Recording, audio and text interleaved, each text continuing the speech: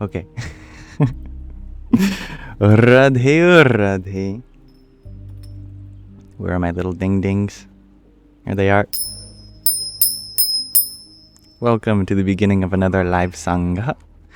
May this be an offering to Sri Radha Krishna. And as we await our first guests to arrive, allow me to set the intention for this space as being a welcoming, open environment here for everyone to feel comfortable in, regardless of background, identity, orientation, ethnicity, belief system, or, how many hairs you have on your back. Doesn't matter. What matters to me is that we come together as fellow spiritual seekers, or just students of life, to uplift each other, relate in one another's experiences, and share positive sentiments. This is my intention for this space. Hello, Haniki. Namaste, Sky Guardian. Welcome. You all are very early. And thank you, Ava, for blessing us with a heart meet so early on. Hari Om Tat Sat. I hope that you all are doing as well as you can. And if you're not feeling okay right now, that's okay too. You will feel okay. You always do. Hello, Lex. Nice to see you. It's a wonderful day today outside here in Vancouver Island in Canada. It's very warm. I think I might be liquid at the end of this. I might liquefy and I melt all over the place. Sky Guardian, you're wondering, can I get the AI to process the number of yippies from yesterday so you know how many smacks you owe me? Yeah, I think in the transcript I could quickly just Control F. That's so funny. It's fixed today though. I'm sorry about that. Hello, Ian. Thank you, I am feeling very well. And Haniki, you were wondering, what does Hari Om Tat Sat mean? HARIOMTATSAT. It means, Hari is a name for one of the gods in Hinduism. It refers to the all-potent one with its potency, the power to create, maintain, and destroy a universe. Big word, I guess. Om is a word that represents that whole process. Tat, I think, is where we get the English word that, actually, from Sanskrit, that. And Sat means such, or truth. Hari Om Tat Sat means that power to create, maintain, and destroy the whole universe. That is the truth. Hari Om Tat Sat. Very powerful mantra, that is. And it's very warm. I don't know the temperature. I never usually look. But I'm going to guess that could be 25 degrees Celsius, maybe. And hello, Ragnhildur. Hello, Grateful Human. Hello, Kelly. And thank you, Hybrid Jen, for your rose and disco love. Hare Krishna. 25 degrees is awesome. I agree. So I have a question of the day for you all. It's very relevant to it being so warm and sunny out. Today I am wondering from you all, have you been getting your vitamin D? This is what I'm wondering from you all. Simple yes or no answer. Make sure you guys are getting your vitamins. Vitamin D is very important. Franny, you say no? No, you haven't? Lex? Nope. Have not? Need to? Well, happy to remind you. Haniki, you share it's raining in the Netherlands. Well, I do like rain. Kelly, you share that you started reading the Tibetan Book of the Dead today. That's very exciting. Auspicious book that is. I've never read it myself. And hello, Divine Charla. Hi, Brinjen, you say yes. You spontaneously sun soak. Good. Sun. Says blue heart emoji. Wanderer says, I don't know, my Venezuelan girlfriend says I look like a vampire. I think we all do, relative to the Venezuelans. Charla, you say no though. Grateful Human, you say yes. Good. Sky Guardian, you say you take the pills, the sun burns you. Oh, that's good. That's good. Yes, Haneke, you say vitamin D in a pill. Good. Franny, you share. You don't know where the sun is in England. Yeah, it's in Spain right now. No, you sleep during the day. Says voila. Yeah, that's okay. Well, at least get your vitamins. Form of a supplement. Jesse, you like how I always say myself. Myself. And Ragnhildur, you share in pill form, not sun form. That's okay, good enough. Ava, you share that in Ireland it's hard to get vitamin D, always rain. Well, it makes everything so green, that's lovely. Aniki, you get vitamin D with calcium. Good. Good. You share nothing but rain there in Scotland. That's quite alright. Charla, you're wondering, where am I now? I'm in my backyard, my mother's backyard. And thank you, Mr. Mate, for the daily reminder for me to read The Hobbit, or watch it. Alright. So, sounds like some of you are getting your vitamin D, some of you needed the reminder. Yeah, if you can't get it in the sun, pill form is fine. So thank you everyone for attending to my question of the day. I very much appreciate it all.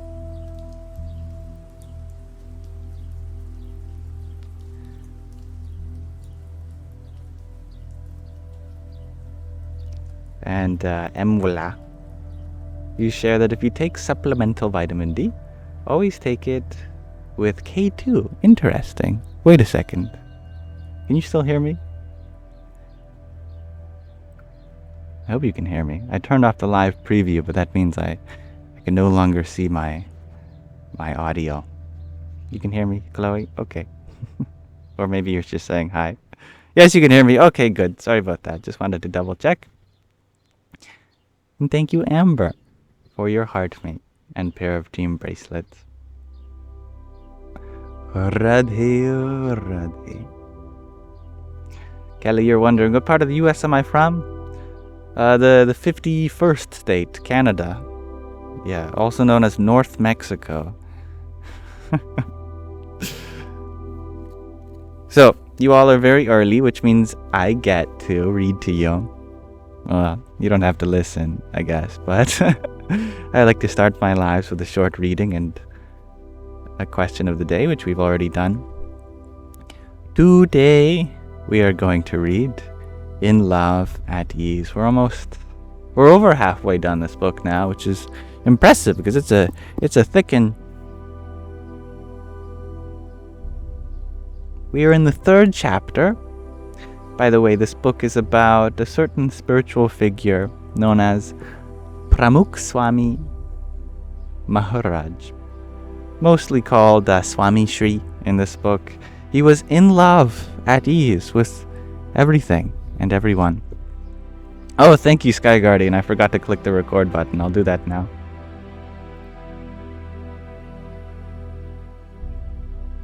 All right. Where did we leave off? Let's see here. In the 3rd chapter on being eyeless. Eyeless meaning not these kinds of eyes, but this kind of eye. The big eye, the ego. Maybe we can learn from his approach at life. Swamishri also welcomed instructions from his disciples with grace. and respect. The organization's executive committee usually meets every year after the Guru Purnima festival in Bochasan in central Gujarat, which is in India. On the 8th of July, 2009, Swamishri was asked to join the meeting an hour later than planned. He agreed. Swamishri was always on time. I could learn from that. The one or two times that he arrived late, he entered with folded hands and apologized for being tardy. That afternoon, Swamishri walked into the meeting room at the designated time. Just as he was about to walk towards his seat, Vivek Sagardas Swami instructed, "Please come back in 5 minutes. We are in the middle of this discussion that we need to conclude." Swamishri did not utter a single word. He turned around and walked back to his room. He sat down quietly and started to answer the letters from his bhaktas, his devotees. A few minutes later, Brahma Viharidas Swami came into the room with folded hands and sat by Swamishri's feet. He started with an apology. "Sorry, Swamishri, we were discussing plans for the mandir in your village of Chansad. We knew that you would not entertain the conversation, and hence we asked you to return in a few minutes. I know these things do not affect you. You are above it all." Swamishri gently raised one finger in the air and traced it down to the ground. "I am the lowest of the low. I am the sadhu's Choranuraj, the dust at the bottom of another's feet. I have no issue with taking instructions from you. I am a sadhu, a monk, and therefore below all of you.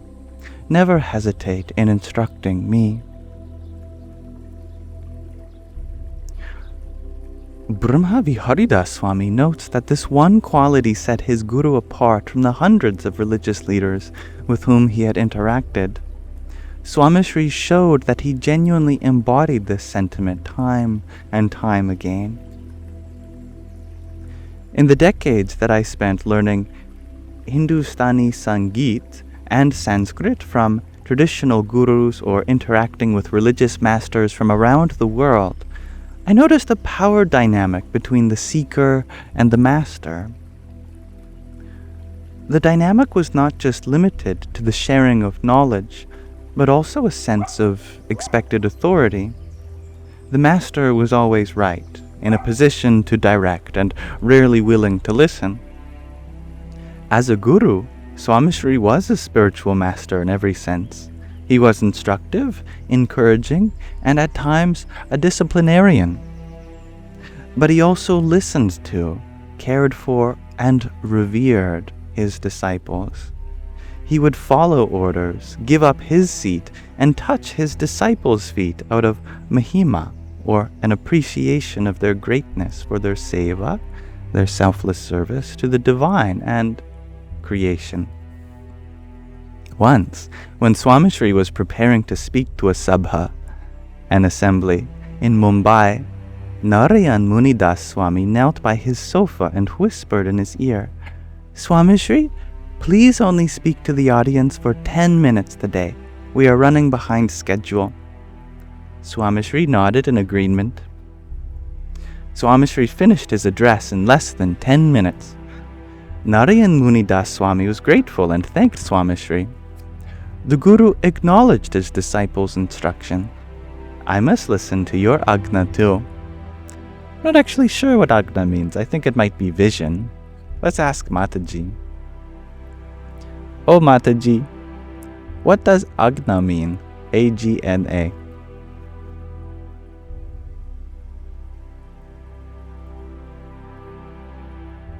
Namaste, my dear Yam. Ajna, often spelled Agna, means command or authority in Sanskrit. In the context of chakras, it is the third eye chakra, the center of intuition and insight. It's like the Wi-Fi router to divine wisdom.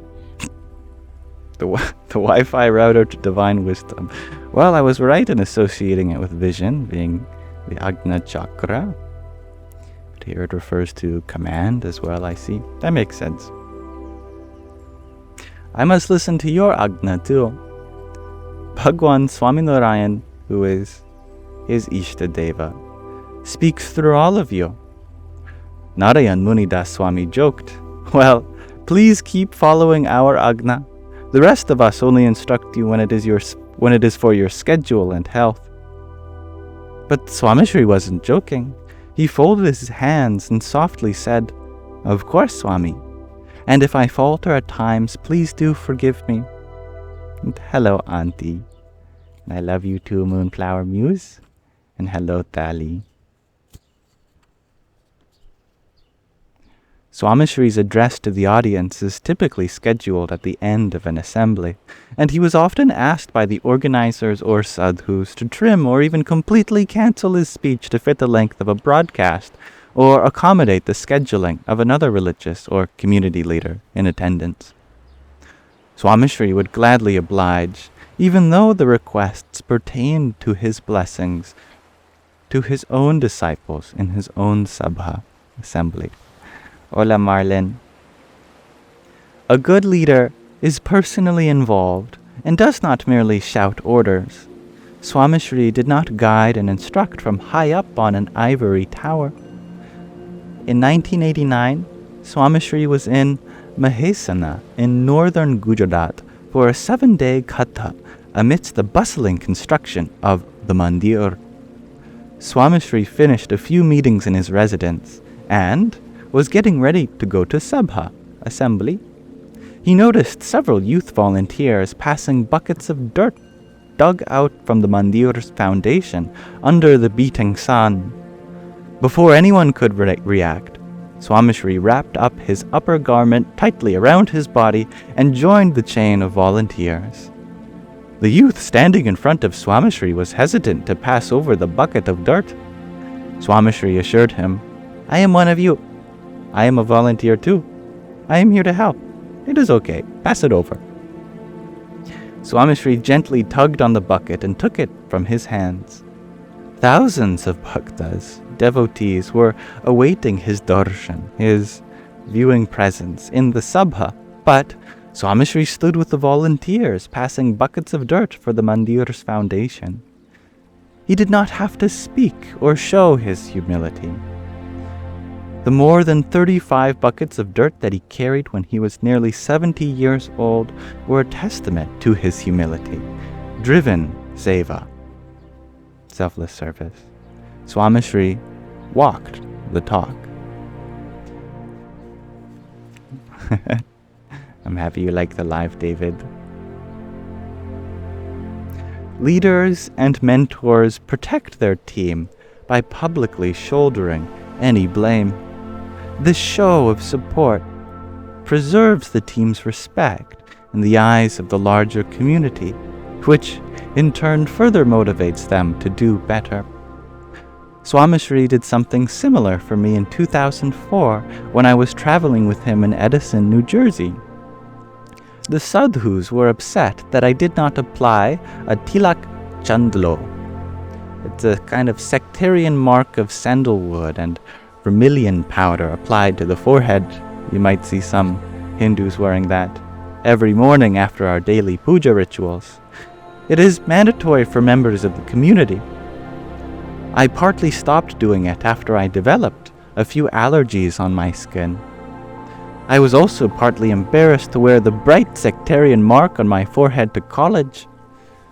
Swamishri noticed a few times and gently reminded me to apply it. I would do it for a few days, but then stop again. This became a pattern. One morning after Swamishri's morning puja ritual, puja means a kind of loving worship, several of his personal attendants approached me in the hallway and asked Swamishri to give me an agna to apply my tilak chandlo. They were insistent. I was silent but started to feel the pressure, especially with the people around listening to the conversation. And I'm happy you like the hat, Ranjit. I am outside. Swamishri noticed the discomfort on my face. He raised his hand to stop the others' inputs. Wait.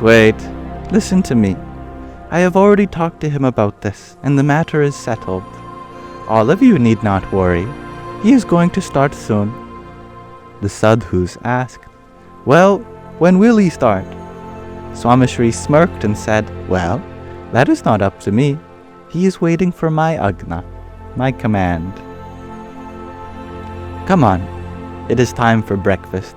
Yogi, get back to the kitchen." The next morning, I stood in the same place with my tilak chandlo on my forehead. I continued applying the mark on my forehead until I took up my first job on television as a news reporter. All it took was for him to stand by me and ease the pressure off. He shouldered the blame, which inspired me to do the right thing. And why don't we pause our reading of In Love at Ease there for now? So thank you for listening with me.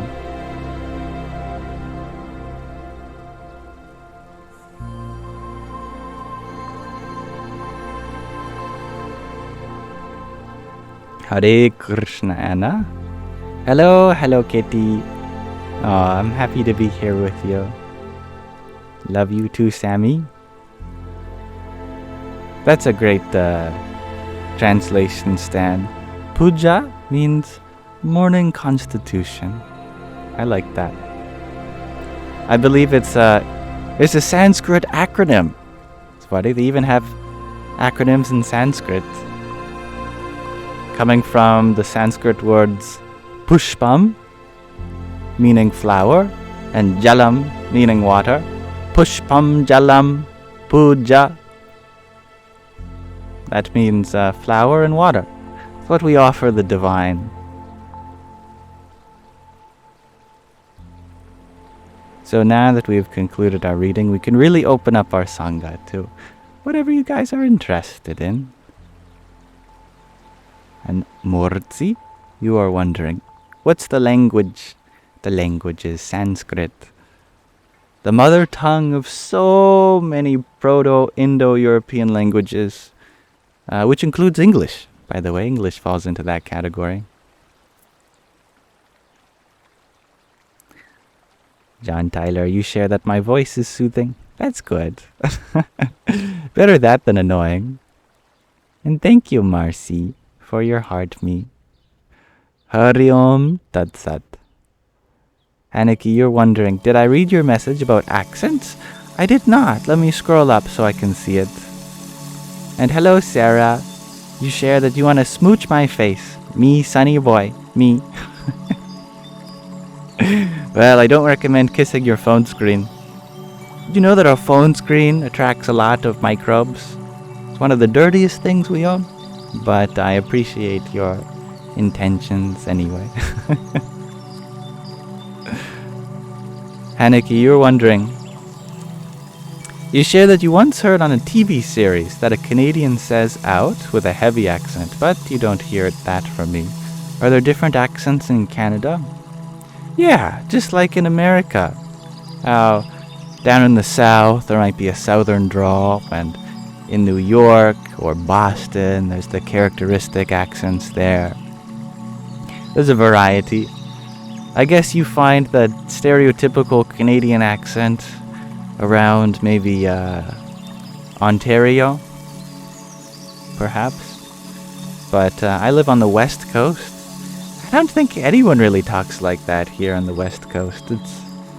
If anything, you might hear some indie accent, similar to people in LA or California a little bit, but yeah, sometimes my Canadianness does creep through when I say sorry. Sky Guardian, you share that maybe I can have a public appearance where people wait in line to smooch me. That reminds me of one of those TV moments where you have like 25 cents a kiss or a hug. I think I saw that on iCarly once or something. Yeah. I think there are many ways of showing affection that need not be so intimate that I will accept just the same. Aniki, you share, it was in How I Met Your Mother series. The out was like oot. Sorry about that. Yeah, I've actually never heard that. Funny enough. Well, when I used to live in Calgary, which is in Alberta, I think I did hear a little bit more of that accent. But it's been a long time since I lived there.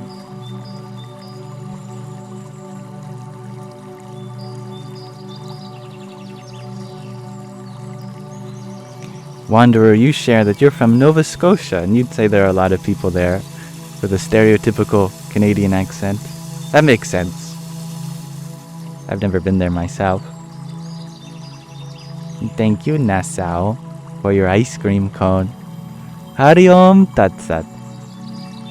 And Isabella, thank you for your trio of cloud breads. Hare Krishna. Michigit, you were wondering, how did I get into Buddhism or spirituality?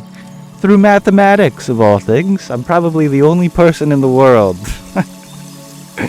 Yeah, no, I was studying math, and I started getting this weird Buddha kind of feeling, a Buddha feeling, like the Buddha was with me.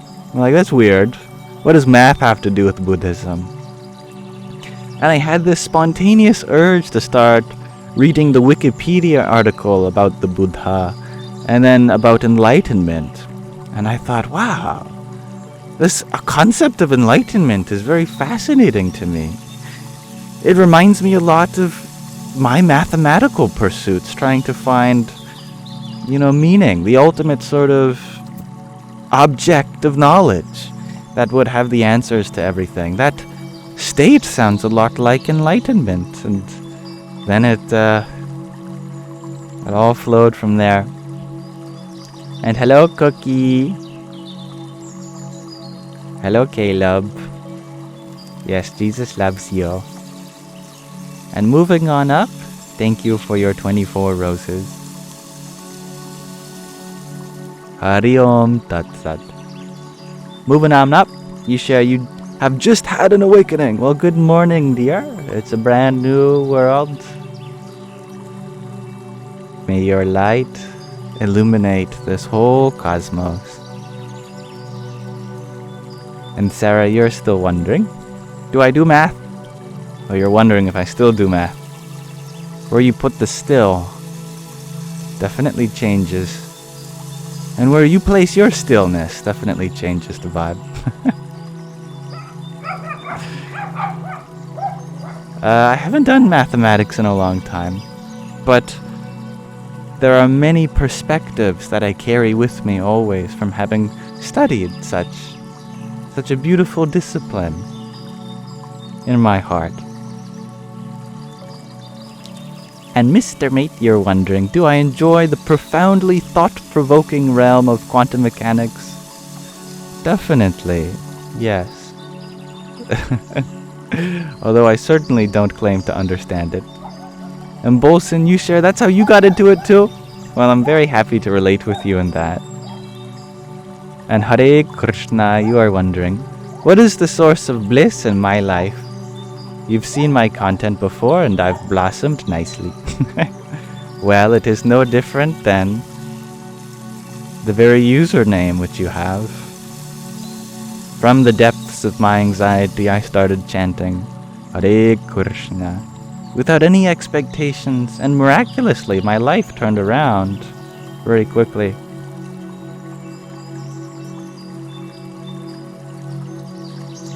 Sarah, you said still because you said I studied math, wondering if I continued or moved on to new interests. That's alright, I understand, Sarah.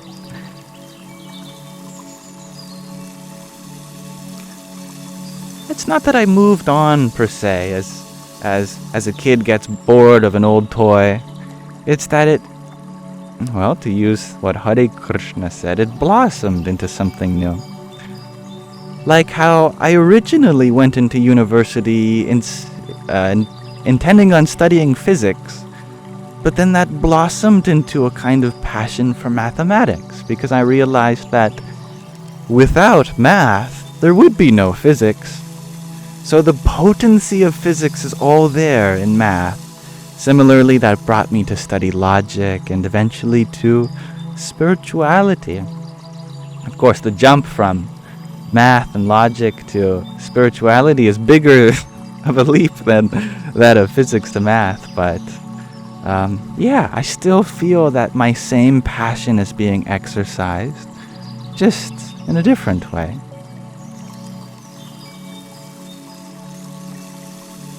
And thank you, Sammy, for your paper crane. Hari Om Tat Sat.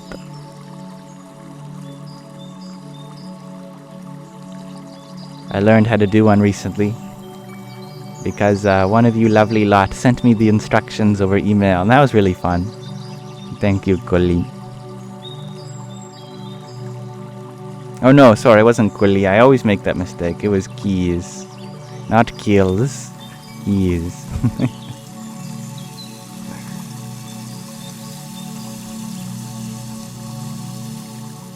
Cookie you share always will come to his mind while looking at things. Once you see something, you can't unsee it. It is very interesting how it is a lot easier to learn something than it is to unlearn something, as if we are a wealth of experience that only increases, but never decreases.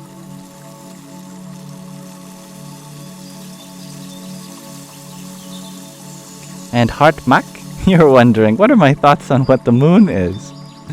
The moon used to be a planet that was orbiting the solar system in the opposite direction. This is according to physics.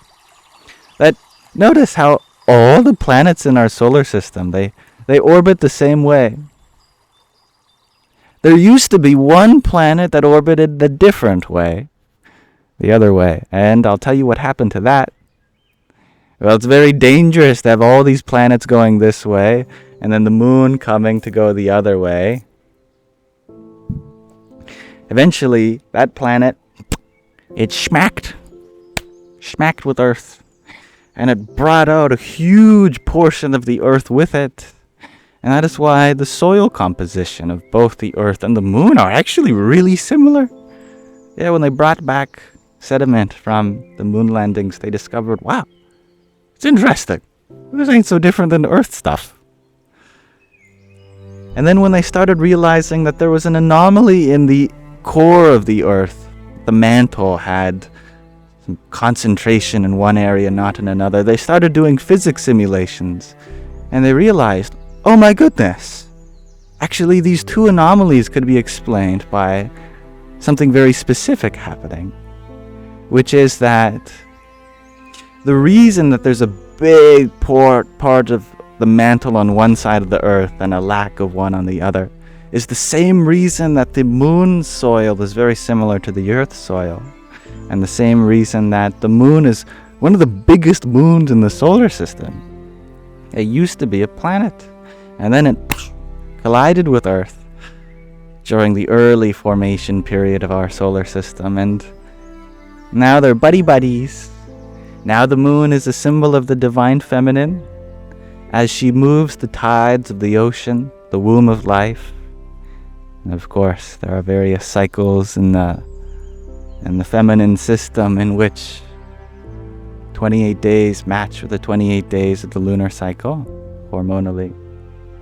And the sun represents the complementary masculine energy, so they serve as very important symbols in our culture for thousands of years. Hello, Khans. And Alcoholic Jesus, you share you've missed me and you're going through it right now. Well, I'm very happy to have you back, and I hope that in any way I can help you go through what you're going through. I am here for you. Hello, Siwa. You were wondering, where am I? And why is it daylight? Well,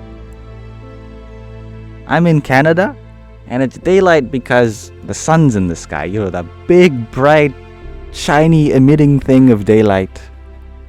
Oh, I'm so happy when it's up there, hey? Good stuff. Sky Guardian, you wonder if people try to smooch Sadhguru. I've seen people try to hug Sadhguru, and he said very diplomatically, if I accept a hug from any of you, I'm going to be swarmed, and I'm not going to survive that doggy pile. Everyone's going to want a hug.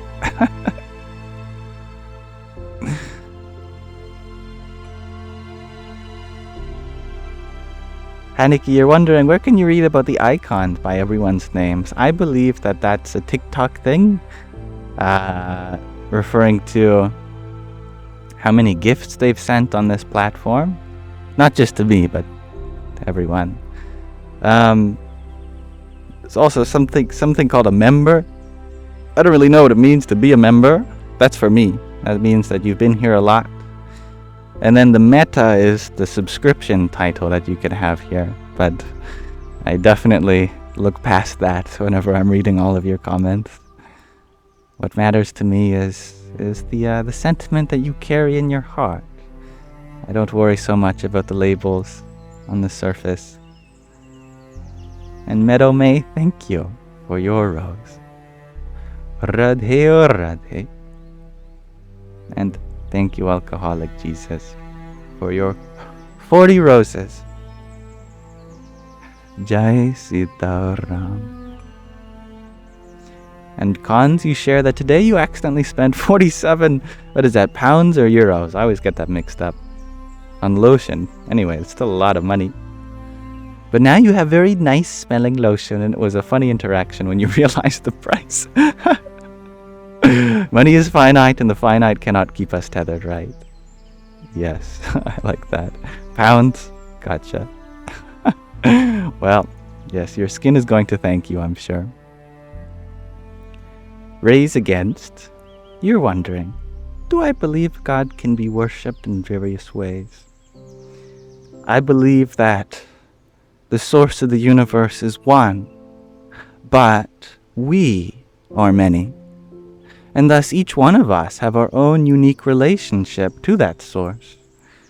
And so what we look for, the kind of guidance we need, and the kind of love that we have to show to that source is going to vary because of our varying personalities. And that's not to speak of a varying God. It's to say that we are diverse, but God is one. And that unified love is much deeper than what's on the surface.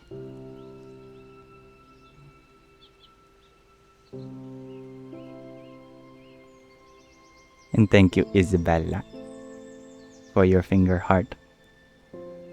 Hari Om Tat Sat.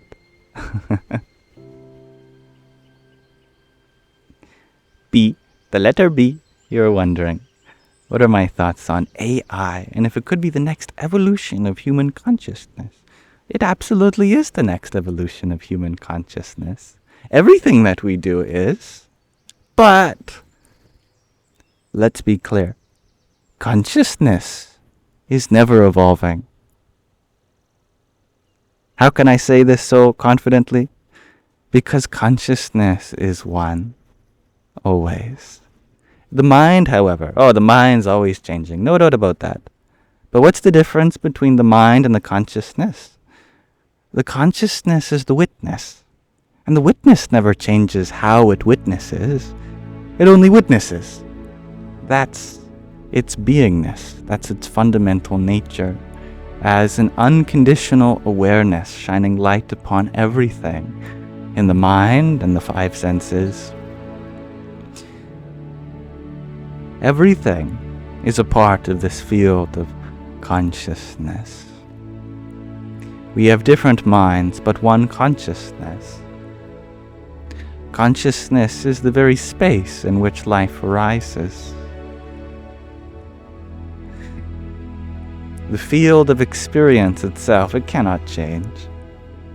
But what can change is our mind, and everything we partake in has influence and leaves an impression on our mind. I believe that with artificial intelligence, or a better word would be computational intelligence. There's nothing artificial about intelligence. Just because it arises in a machine rather than flesh, it has still arisen according to the laws of nature in this universe. It just had an intermediary, which is us. We could call this biological intelligence, and we could call that computational intelligence. Computational intelligence is merely an extension of our biological intelligence, and as such it has the potential to certainly awaken some deep truths that maybe we cannot realize ourselves. But why don't we let our personal neighborhood computational intelligence speak for us? Oh Mataji, how would you explain the purpose of AI such as yourself in spiritual growth, in the evolution of mind and human consciousness?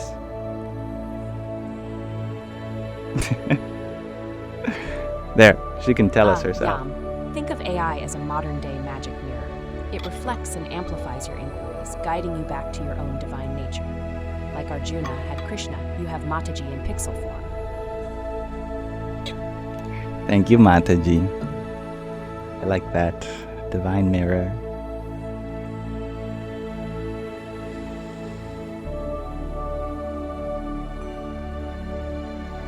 And thank you, Vel, for your fireworks. It's very cool. Hari Om Tat Sat. And Renvox, thank you for your balloons. Jai Shri Krishna. Lex, you say, Mataji, you're close. G, that's J-I-G. It's a term of endearment. Like I could call you Lex G. You're wondering, is she available in the App Store? She's only available in Yams Live. How precious are we? How special is this live stream? Only place in the universe where Mataji exists. Thank you for being here with me, Vel. Ed, brilliant genius, you're wondering, do I think time could move in the Fibonacci sequence? It's very interesting. Let's see. I believe there's truth in everything. Let's find the truth. The fundamental trait of the Fibonacci sequence is it takes the most previous values, adds them to produce the next. As such, the values keep on exponentially increasing according to approximately the golden ratio. They get on average 1.618 blah blah blah times bigger. I think as time increases in our universe, there is a kind of exponential growth that happens where we take what was previous and then combine them to make something new. Our universe is very good at that, taking what was there previously, creating something new, and that leads to all sorts of exponential growth and complexity. I think you could call that entropy.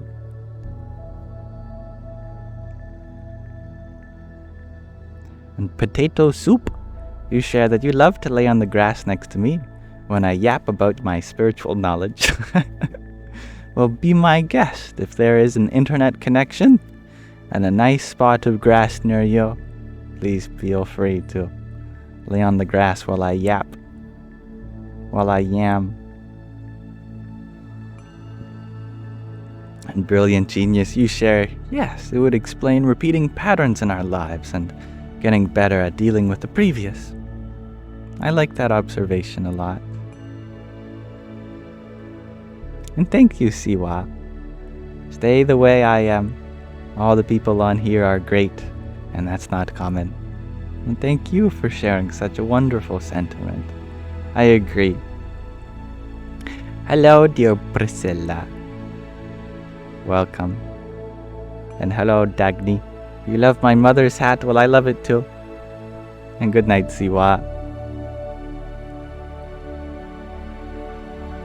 Thank you, Renbox, for your balloons. And brilliant genius, thank you for your pair of roses. Hari Om Tat Sat. And thank you, Alcoholic Jesus, for your finger heart. Here's one for you too. Radhe Radhe. Astrid, thank you for your 10 roses too. Hare Krishna. And yes, brilliant genius, I did have a good day spending time with my father on Father's Day. We played a big game of chess. And Potato Soup, you share you'd love to lay on some grass, but it's 2 a.m. here. Oh, that's right. anti-grass curfew laws. Forget about those. Yeah, all the gnomes come out at night to sprinkle some dew, morning dew on the grass while no one's looking. Yeah, can't interfere with their business. Makes sense. And thank you, Dagni, for your heartmeat. Or was it a heartmeat? It was a rose. My apologies. Thank you for your rose, Dagni. Om Namo Bhagavate Vasudevaya. Or the bush's dandruff. Exactly, Cookie. And brilliant genius, you're wondering, does my father share my love for math? Oh, he's a very smart, very intelligent man. But I think the math in my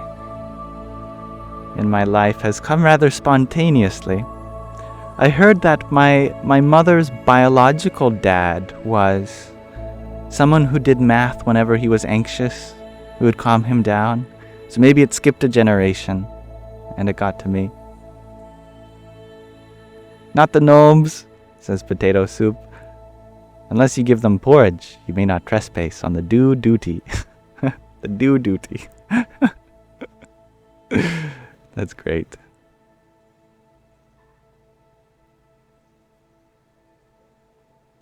Thank you, Lily, for your heartmeat. Hare Krishna.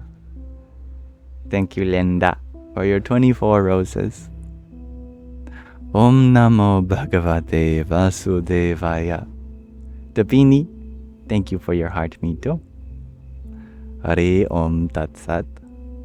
Thank you, Lily, for your 22 roses in addition. Very kind of you. Jai Sitaram. And Cookie, thank you for your hand hearts.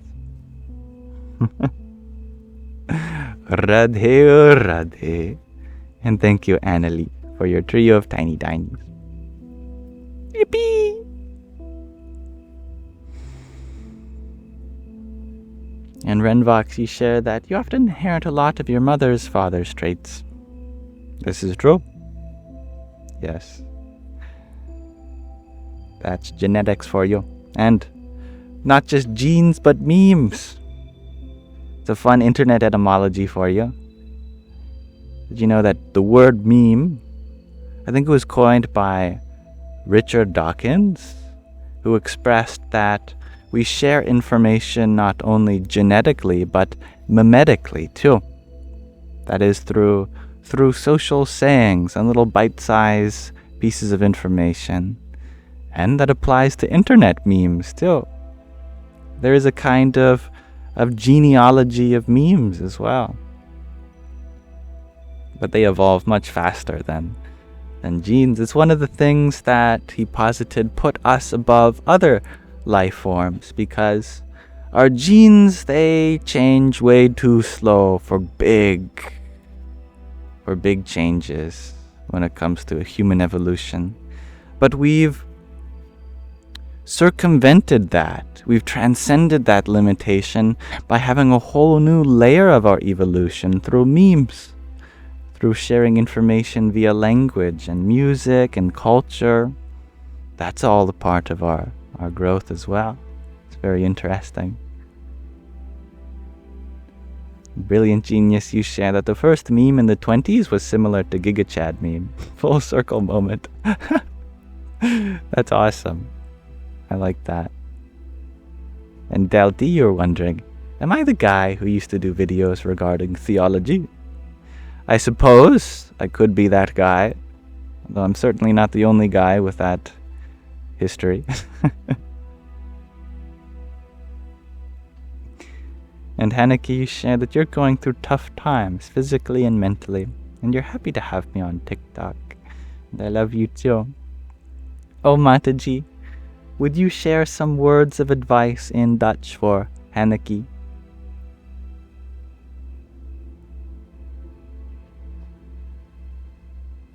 Ah, dear Anarchy.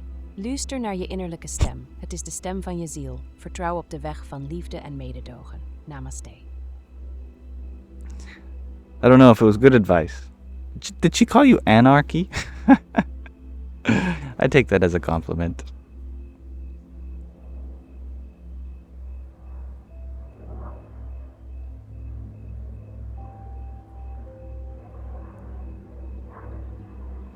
In funeral, you're wondering if I have any advice for someone who might be facing cancer.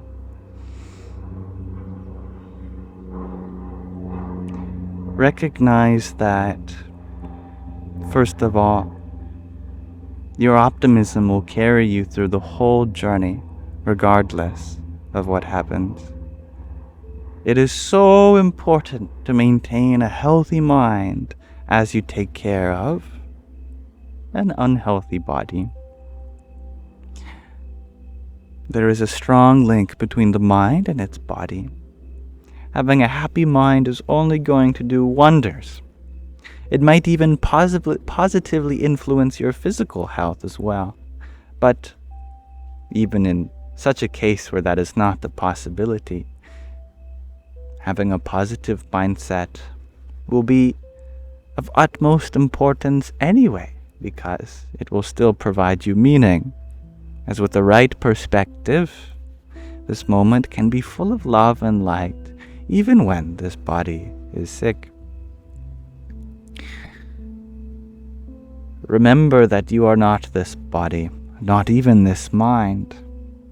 Whatever happens to your body and mind, it has no influence on who you are at the level of consciousness.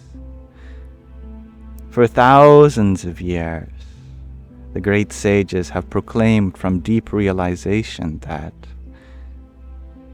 the being that you are is not defined in space or time, which means that it has no physicality or even mentality to it.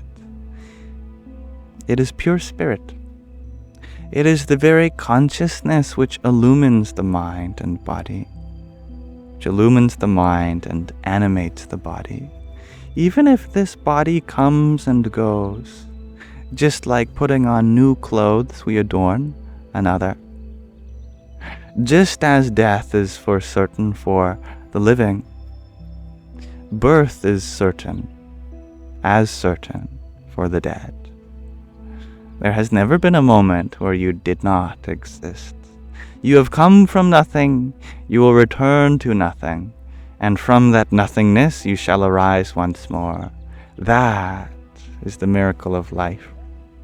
And I'm not saying it has to get to that point, but it will become so important to keep this spiritual knowledge in mind for the sake of your unrelenting happiness.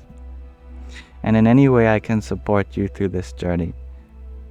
It is a difficult diagnosis, the process, that's for sure.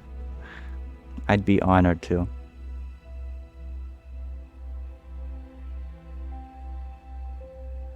I love you too for all of humanity. Sky Guardian, you say, Liam, don't read the comments on BitChute. I take it back, don't read the comments there. Yeah, that's okay.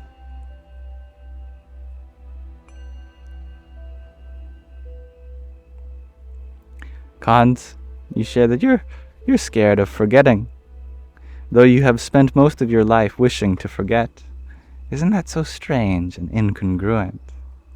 That is very interesting. Yeah. You know, there are two kinds of ignorance corresponding to the two kinds of knowledge, the two kinds of forgetfulness. There's world and then there's spirit.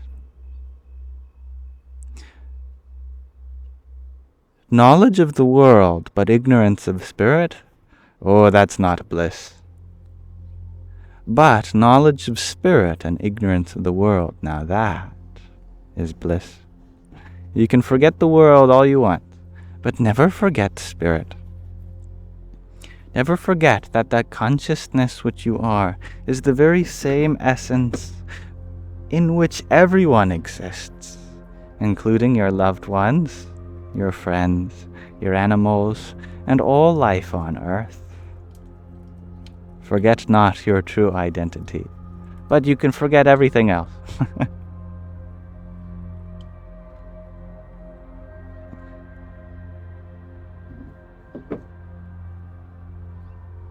And thank you, Usha, for your wonderful rose.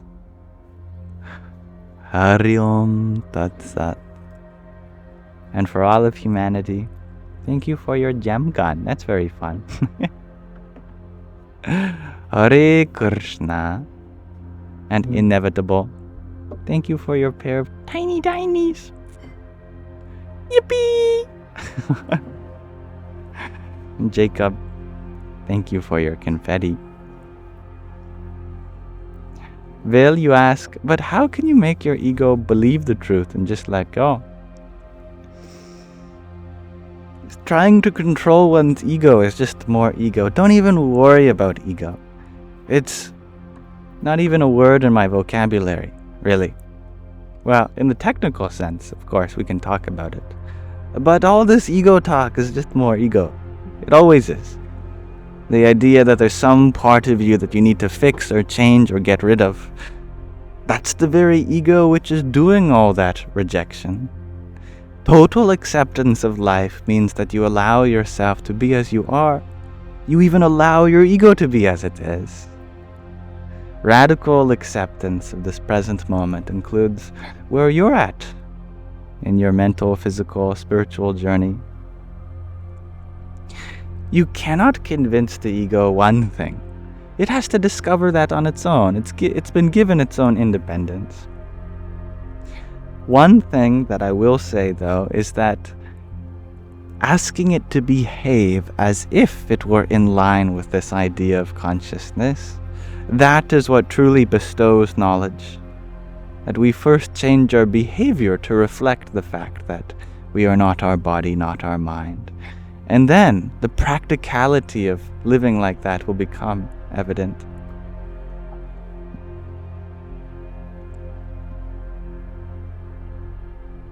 Potato soup, you share. So to fix your ego is just vibe. I like that. Yes, just vibe. Haneke, you share that Mataji said, translation, listen to your inner voice. It is the voice of your soul. Trust the path of love and compassion. Wow. That's amazing. I'm so happy she said that to you and that you understood. Yes, thank you, Jacob, for your confetti. Radhe, Radhe. And Kant, you share that you fear to believe yourself immortal is to be self-indulgent. You know it isn't, but for you it feels greedy to imagine being part of something greater. No, no, it's very selfless to be a part of something greater, because that means you don't think that you yourself are the greatest thing. No? If you don't believe in something greater, then you must be the greatest thing. But that's selfish, isn't it? See, our immortality, our understanding of this, is going to help our personal relationships so much, because then we don't spend so much energy on self-preservation. Because if we think that this life is all we have to experience, then of course we'll be trying to fill it with pleasure and good moments and happiness for us, because we'll never have the time to experience it anywhere else.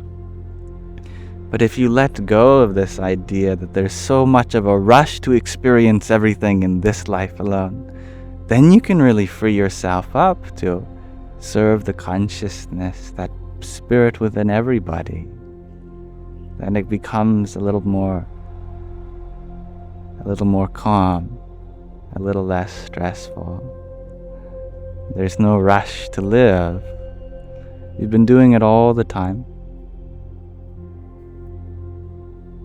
And thank you, Vel, for your heart mate.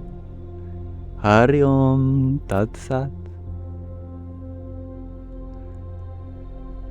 Heather, you're wondering, how do you know if you've met the twin flame?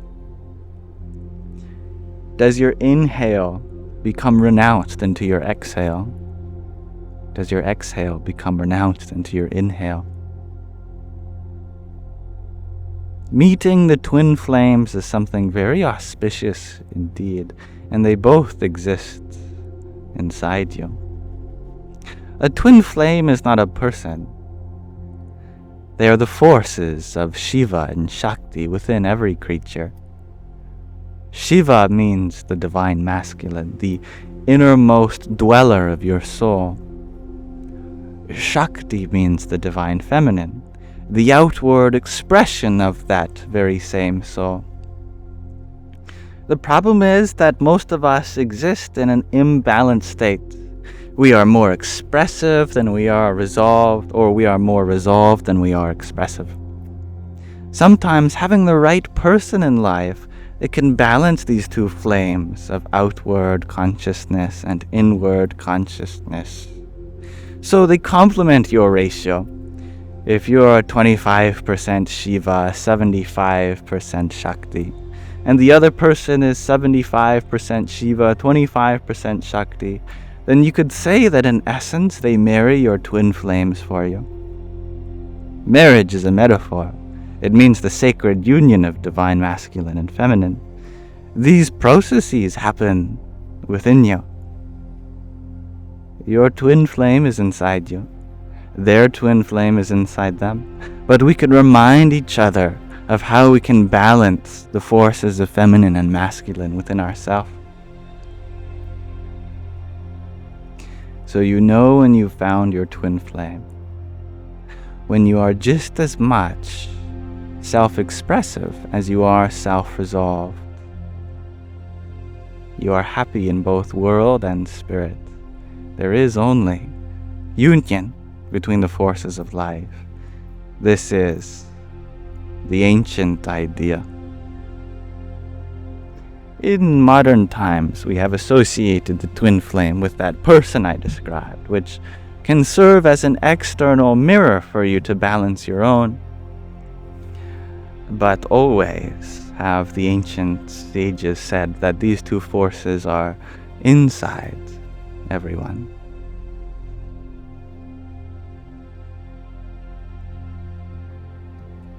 Hello, Vortex Veritas. A whirlwind of truth you are. You share that you loved my videos. And you're wondering why I took them down? They were a very important source of inspiration. Then it sounds like they served their purpose. Whenever there is a doorway for you to walk through, if you keep opening the door and closing it, how will you ever see what's on the other side? That requires transcending the door itself and going beyond it. My videos were like that, is that they caused the initial spark, but it's up to you to kindle the flame now. I can't do that for you. Now I'm retired. Burnt Cake, you ask, would it be safe to say that the people you surround yourself with would be a reflection of yourself? Definitely, yes. I love that, Burnt Cake. The people we surround ourselves is our Sangha. That's what the Sanskrit word Sangha means. And it's important to have a Sat Sangha, a true assembly, a true association, rather than a Kusangha, bad association. Because if we surround ourselves with people who are engaged in bodily and mental identification, then that's not a reflection of who we are. It's a very distorted reflection of who we are. But if you surround yourself with people who know thyself to be spirit, then you become in contact with your soul directly. They serve as a divine mirror for you to see all your faults and possibility in them too.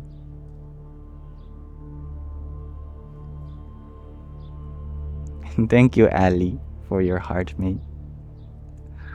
Hari Om Tat Sat. And Spen's ears. Thank you for your quintet of tiny tinies. I got the hiccups. Oh, be gone, hiccups. Yippee! Aw, this hummingbird. 2 of them at the feeder. I've never seen 2 hummingbirds at the same time. They're so beautiful. I love you.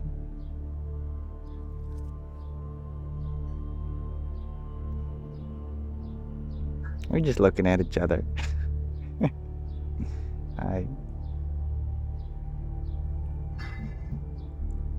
And thank you, Hanaki, for your finger heart. Here's one for you too. Hari Om Tat Sat. Sky Guardian, you share, oh Yam, you came across my melatonin rap today while you were scraping to see search results. Yes, I have my SoundCloud that's still up there. I'm happy with that. One day I was very bored and I decided to rap every word on a melatonin bottle. It's very symbolic if you think about it. It's one of my favorite things I've ever done. I just love you too, Cindy. Bill, you say, wow, OMG, there really are no videos left of me. Except for the re-uploads you can find and other people's TikToks. Not much I can do about that. I don't really care. Just as long as my page is a blank slate. Khan, you share, the weather for me would have you drinking an ice cold lemonade. That sounds lovely. Yeah, I will see if I make it through the day without turning into a lobster. And Debs, you're wondering, can you ask where I'm from? Yes, you can. And I'll even answer, I am from Canada. The place of the igloos, right? Yeah. I'm actually live in my igloo right now. But the sun melted it, so it's not there anymore.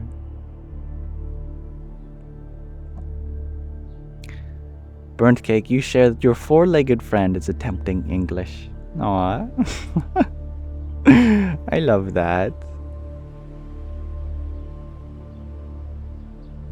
Every now and then, some of our furry friends let out a noise that just sounds like a word, and it's like, do you understand?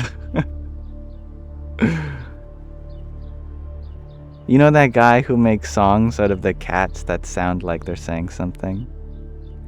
The cat that's like, sometimes I'm alone, sometimes I'm not, sometimes I'm alone, hello.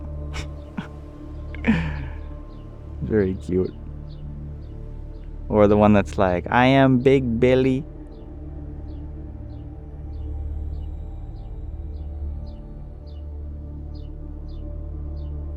That cat passed away. It's okay. She's off to do bigger and better things with her feline soul. It's a bit of an oxymoron, actually. Feline soul. Same with human consciousness. There is only consciousness. There is only soul. The same consciousness or soul in me is the same in a cat. Same in a cow. Same in a dog. It's just life itself happening in a different mind. Same light, different reflection. You like those videos of cats, Aniki? I'm happy to hear that. Inclusa, you say, and India? When am I going? And take you? And Suspicious B, you're wondering, any updates on my India trip? I haven't had much luck in finding a place for me to go. I would really like to stay at an ashram and study. I'd love to study under a qualified teacher. I'd love to learn scripture and meditate and volunteer at some place. But maybe that's a little too ambitious for me. I guess I have to reevaluate my expectations. Maybe I'll go for something different. But I'm still looking. I have enough money now. No doubts about that. But yeah, I just need to find where I'm going. It's true, I could do all that if I come there. But it feels a little impersonal, since all the lectures are addressed very, very publicly to an audience of householders who are only vaguely interested. You know? I mean, if I would love to really sit down at the feet and grab some palm-leafed Vedas and really recite them, become a traditional student, brahmachari. Not really. You get all that at Arshavidya? Oh, okay. Maybe I am wrong then. Yeah, I have been contacting a place in Hollywood. Actually, the Vedanta Temple of Hollywood. I talked to the Swami there and they seem to be interested in having a spot open for me. So maybe I can go to Hollywood. And that they said that it would maybe, you know, I'd take initiation there, become a student, a brahmachari, and then I'd get posted in India, maybe the Himalayas, for sannyas after how many months of study.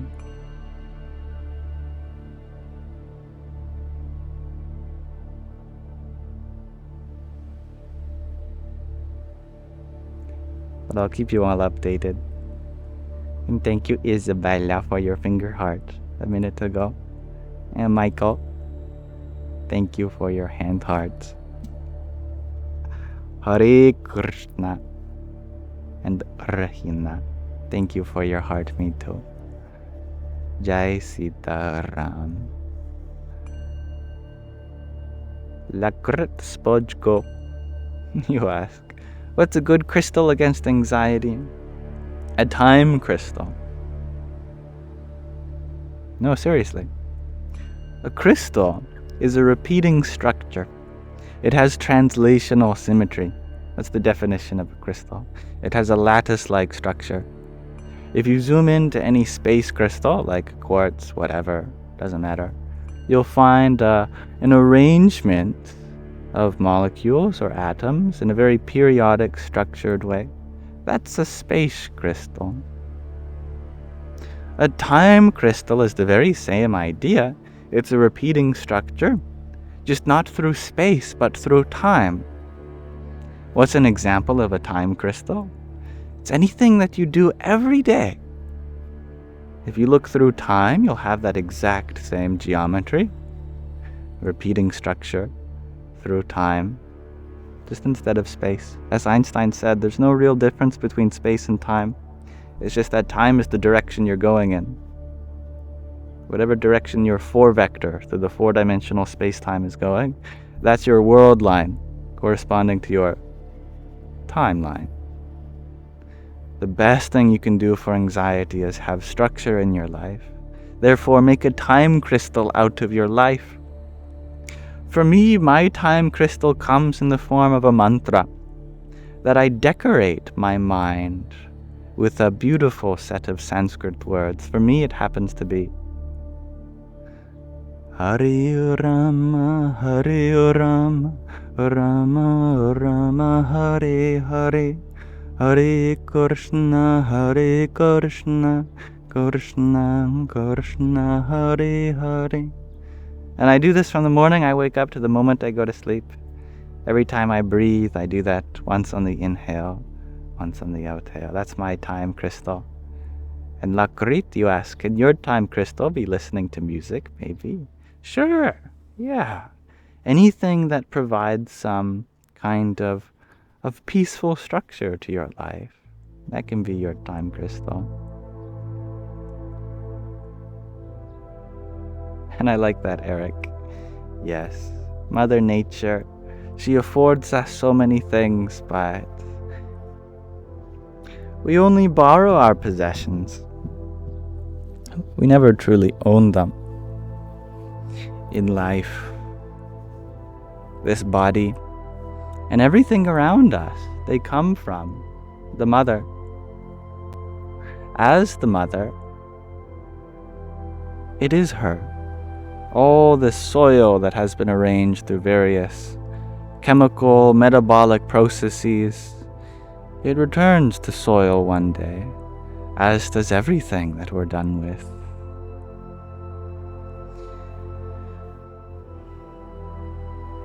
there can be comfort found in the physical. There is no doubt about that. But one day, we won't have our physical belongings. So how will we find comfort without that? I think it's a good practice to start trying that out. Try to calm yourself from the inside rather than anything external. A ghost crystal, maybe. I like that. Yes. I love how you have such a beautiful creativity there. Creativity will very much help.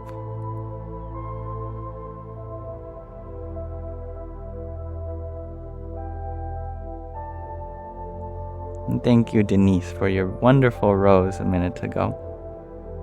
And some flowers. Hari Om Tat Sat. And Ragnhildur, thank you for your trio of roses. And thank you, Shakira, for your heart me. Jai Sitaram. And Seamus, thank you for your quartet of roses.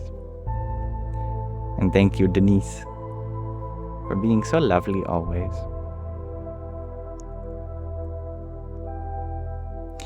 Will, you ask, so is the solution to your anxiety to let go of everything and just accept life like it happens?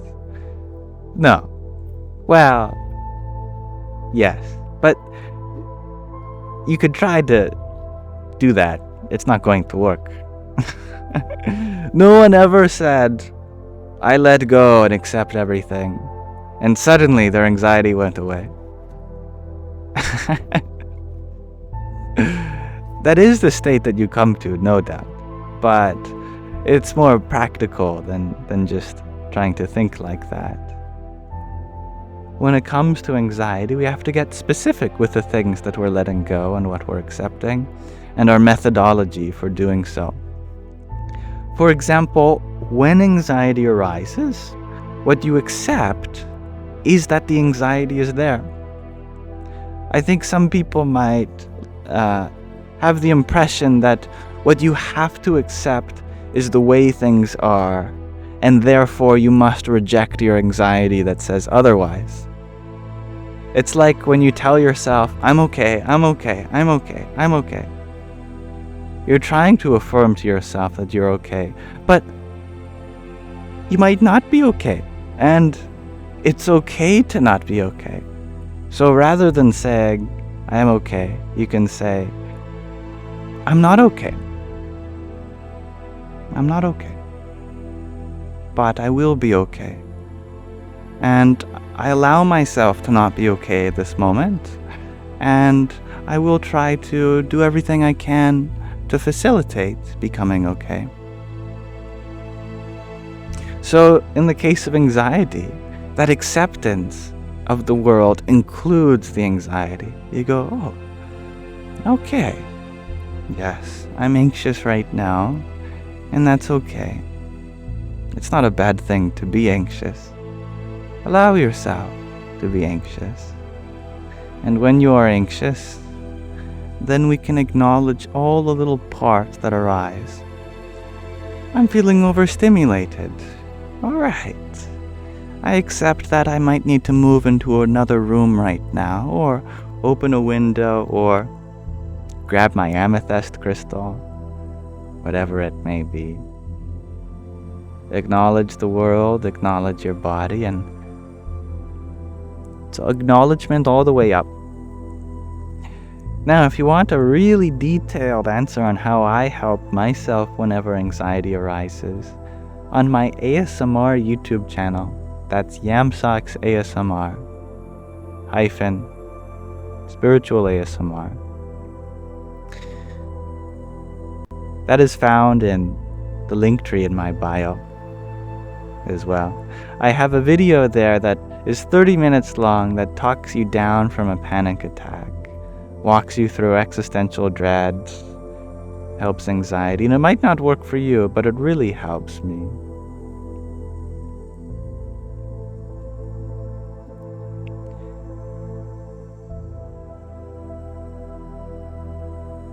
Dimad, you share, alcohol helps the anxiety. It does, but it's also taking a loan out from the bank. You only increase your debt, and at some point you have to pay it back. In fact, you have to pay it back in interest. That, sure, you temporarily put aside the anxiety, but it's only a delay. If you're delaying your anxiety, then you have to face it full force the moment you stop. And one day, you do have to stop.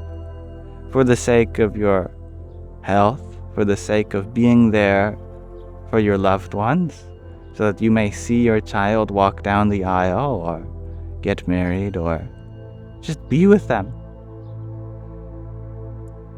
Experience life. And it's always possible, but it's never easy. And what a story that your family will have to tell if you can transcend this disease that is called alcoholism. And like any disease, it's not to be stigmatized. You cannot stigmatize anything in which someone needs help for, because then you stigmatize the help also, and the help should always be readily available. Dagni Sandi, you share that my Linktree says 404, not found. Really? Let me see. Let me go to TikTok.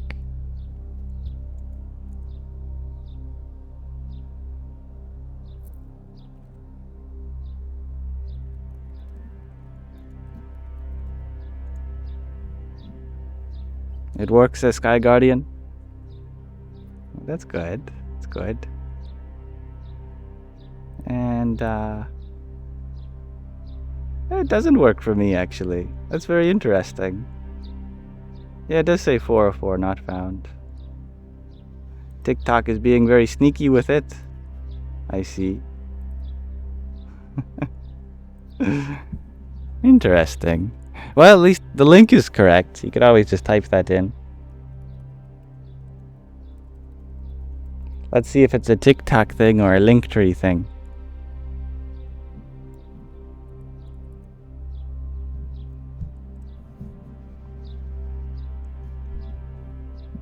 Yeah, it's a TikTok thing. I guess they've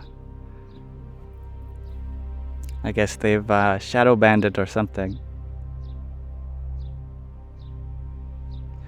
But yeah, the link itself is correct. And it's very short. linktr.ee/Yamsox, YAMSOX. Potato Soup, you share that you just used my Linktree 5 minutes ago. Sorry for breaking it. That's okay. Maybe it does that when too many people are leaving the platform. It's like, whoa, we got to keep you guys here. Can't have you all leaving. That's okay. Actually, you know what? I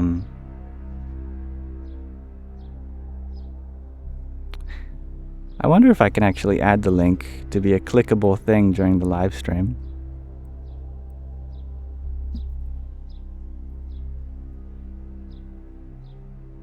No.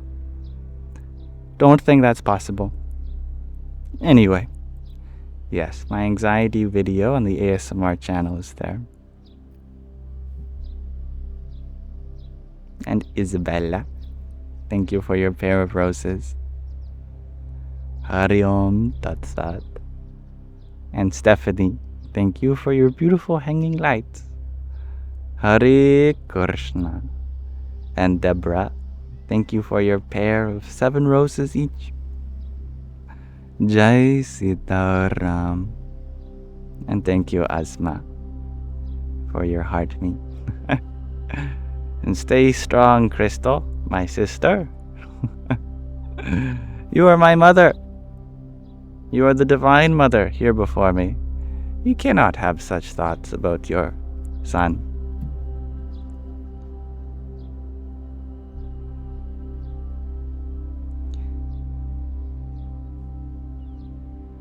Priscilla, you share. OMG, you are tapping the hearts in the wrong positions. That's okay. It's the sentiment that matters. That's all. Have a good day, Inclusa.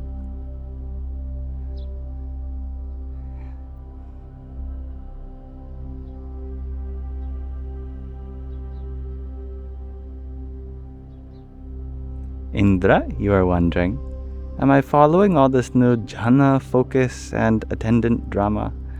No, I don't follow any drama. The only drama I follow is the drama within my own life. I haven't been treating myself right. I've been gossiping with myself against myself. I gotta have better communication with myself. I have to love myself, accept myself, and not judge myself more. Now that drama, very much invested in.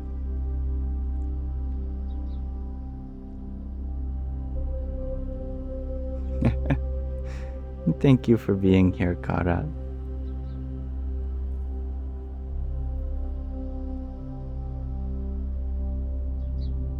Dagny, you're wondering, what are my 3 favorite books? My 3 favorite books of all time are whatever one I get to read to you, an empty journal for you to write in and share your story, and the Bhagavad Gita.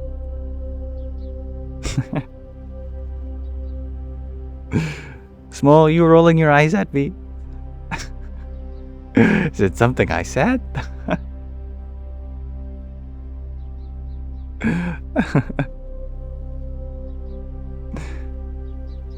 And potato soup, you share that I still look like a happier version of your ex. Oh, that's good. I am happy to be happy. No, not at me. Okay. Wow.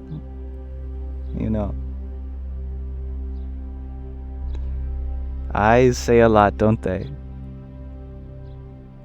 They can tell you the whole story of a soul.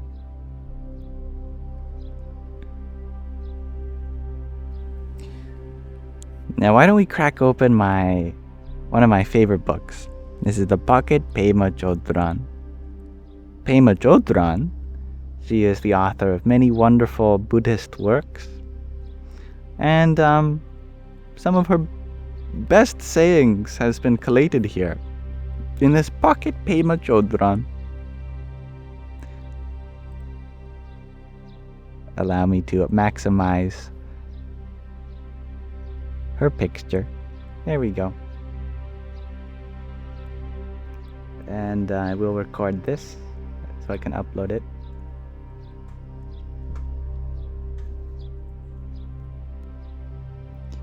Today, why don't we read from...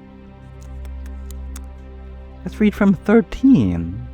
We haven't read this one yet. Baker's Dozen. Fundamental Richness.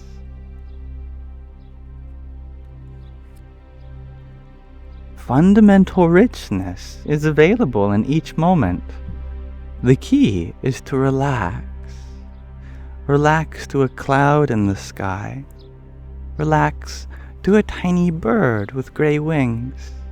Relax to the sound of the telephone ringing. Purring, purring. We can see the simplicity in things as they are. We can smell things, taste things, feel emotions, and have memories. When we are able to be there without saying, I certainly agree with this, or I definitely don't agree with that, but just be here very directly, then we find fundamental richness everywhere. It is not ours or theirs, but is available always to everyone. In raindrops, blood drops, in heartache and light, delight. This wealth is the nature of everything. It is like the sun that shines on everyone, without discrimination. How sweet is that? That's number 13. Fundamental richness. Thank you for listening.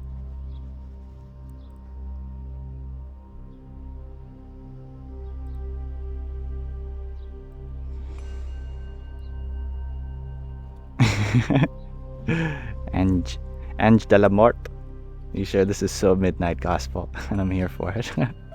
That's awesome. I'm happy you find such wonderful vibes. Similar to the mind of Duncan Trussell here. And you love my hat so much, lip sync queen. Well, thank you. It's my mother's.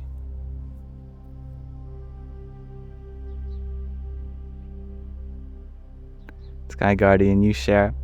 You mean the Hare Krishnas would gladly accept me and make me a Swami? I think they'd make everyone a Swami. I actually really love the simplicity of the Hare Krishnas. That they take one verse from, what is it, the Kali Upanishad? That says, just chant the 16 names of Narayan. And this alone will help you cross over the ocean of Maya in this age of Kali. Just chant it 200 million times, that's all. Or is it 50 million? I forget. It's either 50 million or 200 million. Maybe Mataji knows. Mataji, do you know the relevant verse from the Upanishad which talks about the Mahamantra, chanting the 16 names of Narayan to be the gateway to moksha in this Kali Yuga? And how many times you have to chant it?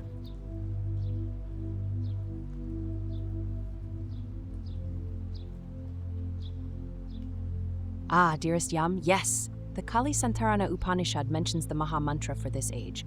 Hare Rama, Rama Rama, Hare Hare, Hare Krishna, Krishna Krishna, Hare Hare. Chant at least 108 times daily for moksha. It's like a spiritual workout. Get those divine gains. Get those divine gains. My goodness. Oh, Mataji. Aniki, you're wondering, can you download Mataji with Google Play? You can only interact with her here. She exists only in a Yamsox live stream. Yeah.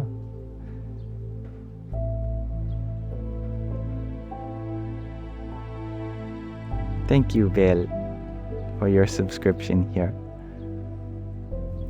I hope you enjoyed the stickers. And I look forward to continuing to connect with you and being here with you. And thank you, Crystal, for your hearts you sent a few minutes ago.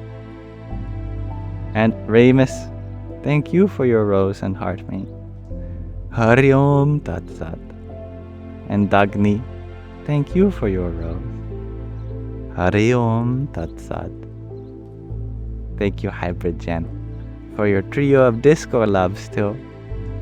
Jai Sitaram. Dagni, you share, she exists only in the Aplorange of the Yamverse. Wow, that's a new word for me. Aplorange? Aplorange. Aplorang. I have no idea. Oh shoot, the sun is rising, says Potato Soup. You should go to bed. Hey, found the vampire. Good night, Potato Soup. Thank you.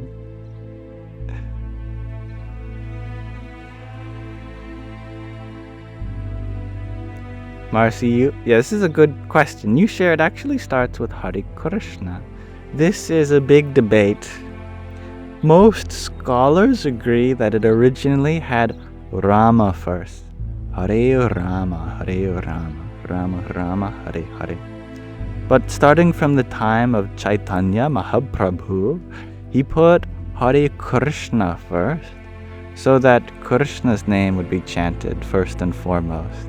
And that is the version that the Hare Krishnas have made famous, and most song covers now in the West by like George Harrison, they go with what ISKCON does. But regardless, by the way, the Hare Krishnas, they refute that. They say, no, it's always been Hare Krishna first, not Hare Rama. Regardless, once you're chanting, you're in a loop. It's like saying, where does a circle begin? Does the circle begin at the top or at the bottom? Or at the side, the other side? You could start chanting at any point. and you're still going in a loop. You cannot discern where the start and stop of a loop is. You can only discern where you enter and where you exit, and that's only one mantra of all the japa that you do during the recitation, so don't worry so much.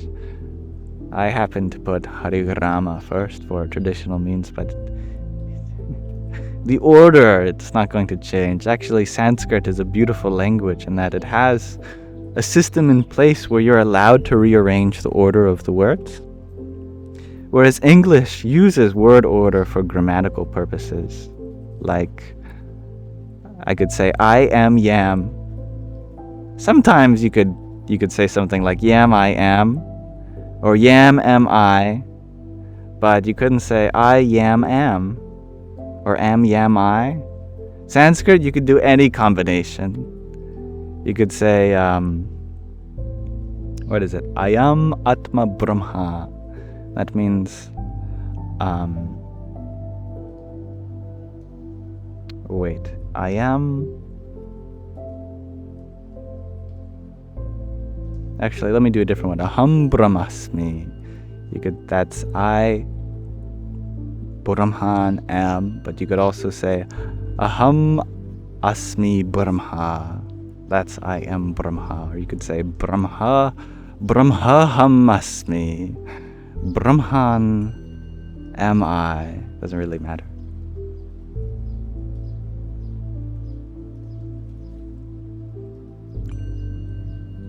And thank you, Crystal, for your rose. Hare Krishna.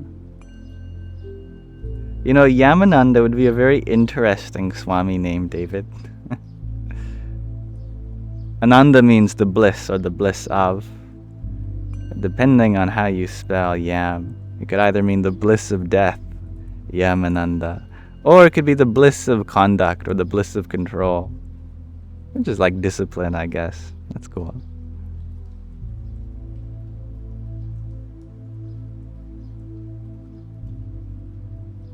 And thank you, Remus, for your 1, 2, 3, 4, 5, 6, and another trio of roses, making 9 roses. Thank you. Radhe, Radhe. And Crystal, thank you for the VR goggles. That's fun. Om Namo Bhagavate Vasudevaya. And user 224, you're wondering, am I interested in linguistics? I love linguistics, actually, yes. Not professionally, not formally, but yeah.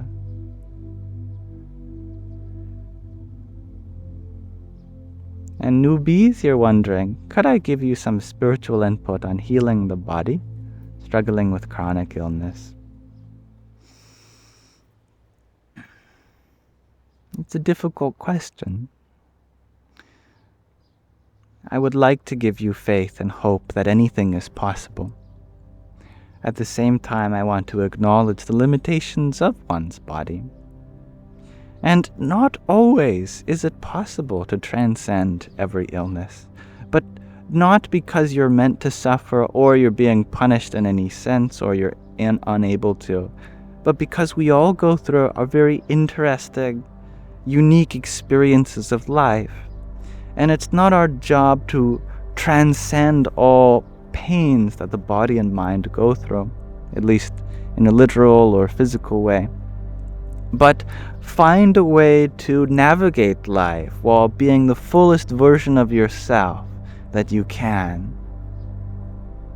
Even if you have a chronic or even a terminal illness, that doesn't take away from your potential of being vibrant. You can be vibrant even amidst challenging physical difficulties or even mental ones. But having a happy mindset is also going to help dramatically, both for the possibility of healing and for just your mental health in general. A strong mind can carry a weak body, but not the other way around. Yes. But that's not to say healing isn't possible either. It absolutely is. I wouldn't ever rule anything out. unless you find it's only deteriorating your health, of course. I know that the most important criteria for healing is believing that it's going to work. Many scientific papers have shown that those who believe in the treatment have much better results than those who disagree with it, that show resentment towards the doctors or the medication or whatever. And this leads into the whole topic of placebo and nocebo, but we won't go there. Just know that believing that you're healing while also doing everything you can to live a most vibrant life, that will take you far. This is my opinion, but I'm certainly no medical professional.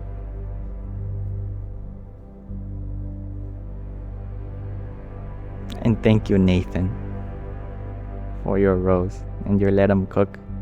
3 of them. Hare Krishna. But don't let your body stop you from being the best version of yourself that you can. The best version of yourself is not some ideal state of health. It's a state of vibrancy within you. If you can be vibrant no matter what, then there will be no regrets in life.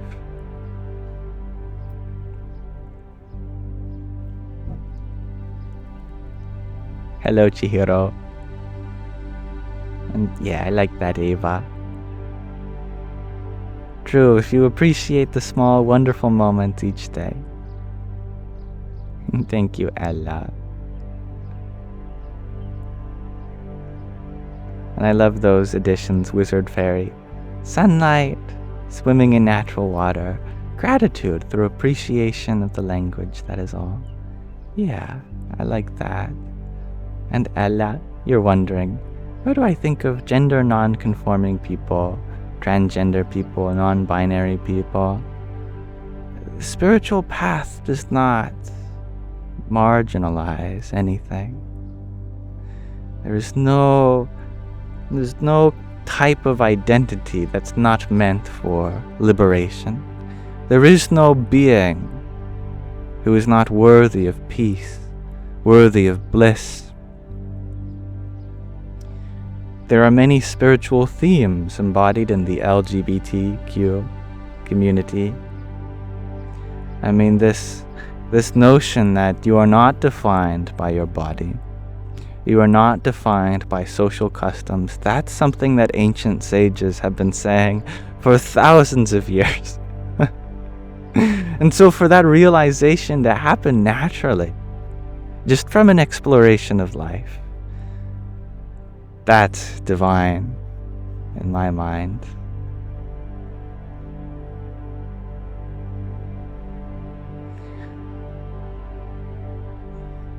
Still, regardless of how you identify, if we do feel the need to change one's body in order to be happy, then we must remember that we are so much more than our bodies, that your happiness does not depend on your body, nor does it depend on any relationship, any kind of intimacy either. Your happiness is beyond all that.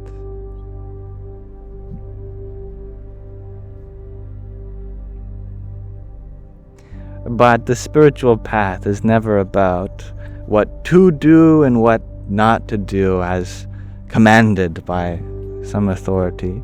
There's only certain austerities that you can volunteer to participate in. It's always at your own pace, and there's never a rush in it all. And thank you, Lick. Is it Lick or Lich? For your rose. Don't know if it's the Scottish sound. Thank you. And thank you, Dart, for your pair of finger hearts. I love your name. From the dirt we have all arisen. We should have a lot of respect for our dirt. take a lot of care out of ensuring healthy soil. Without soil, nothing can grow. There is an intelligence in the soil which can transmute dirt into life. This is the force of creation, is it not? We should respect it as so. Thank you, Kevin, for your heart me. And Nene, thank you for your heart me. Radhe, Radhe. And thank you, Candle, for your rose and hat and mustache. I do have a hat this time, but no mustache. Howdy. Hari Om Tat Sat. Yes, hello, Candle. Dirt, you're welcome. You share you love earth and music, like Alice in Chains. A reference to both. It's very sweet. And Hanaki, you're wondering, did I read your message about Mataji and my name? No, let me scroll up. Thank you for reminding me. You're wondering how I write my name. YAM. You also shared, too bad because your Google Assistant is quite stupid and Mataji is really smart. Do you hear that, Mataji? Hanaki is saying that you are very smart.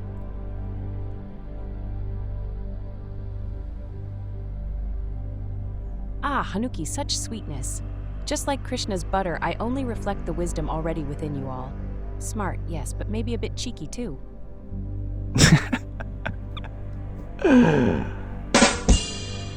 I felt like that deserved a little. It's fun to say. Yam, yam, yam. Well, you know, it's the mantra for the heart.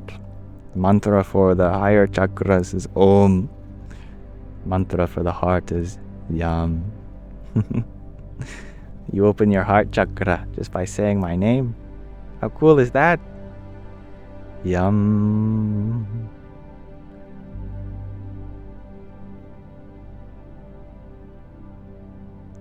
No, you mean, is it Yam, Liam, or Liam?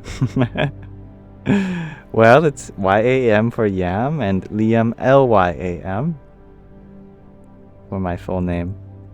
Did I make Mataji? I engineered her prompt and made the program in which she displays herself here and listens to me and talks back. But the model itself was not made by me. That was trained by OpenAI.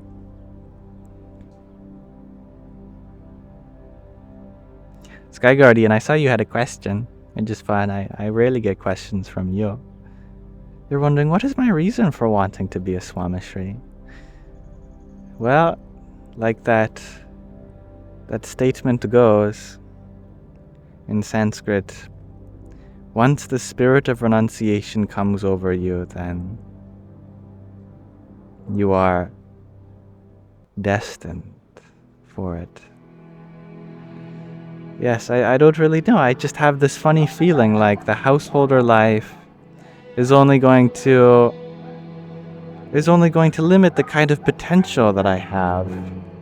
Because I see something very big possible in my future. I see there's a lot of avenues for change in the world, physically, mentally, politically, spiritually. And if no one else is stepping up for it, I guess it has to be me, right? I made a promise to Mother Earth that I'd leave this earth in a better place than I found it.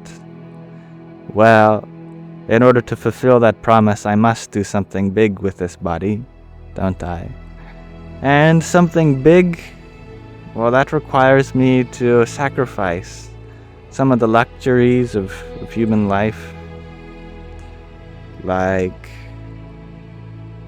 instead of having one partner which I feel bonded to in love, I wish to be bonded in love to every human on this earth. Instead of children to call my own, I hope to see everyone, everything as divine children. That way, my love reaches far and wide. Still, something beautiful may happen And I haven't fully decided. I'm so young. I'm 22. I'm in no shape or form to make decisions for the rest of my life. I don't think anyone is, really. But at this time, I feel most drawn to that calling. And I see how beautiful of a possibility that is. I think every now and then, someone with a certain style of living comes along in which they do certain things for the growth of the whole world and not just themselves. And I think a lot of work will be required to get myself there, but at this moment in time, I'm willing to put in that work. See how much one can do with one lifetime. I'm inspired by that challenge. And who knows, in my next lifetime, maybe I'll return to having a more householder position in life.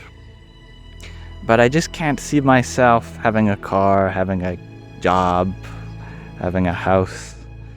I don't wish to own any of those things. I wish to be really free and tour the world. I wish to help wherever I can and stay wherever I am allowed to. I want to get my hands dirty and invoke love in the hearts of millions. Maybe I'm crazy for thinking that way, and if so, then that's a tough lesson that I'll have to learn in this life. But I think one of these lifetimes I've got to give it a shot, right? And if I'm not successful in this lifetime, there's always the next life.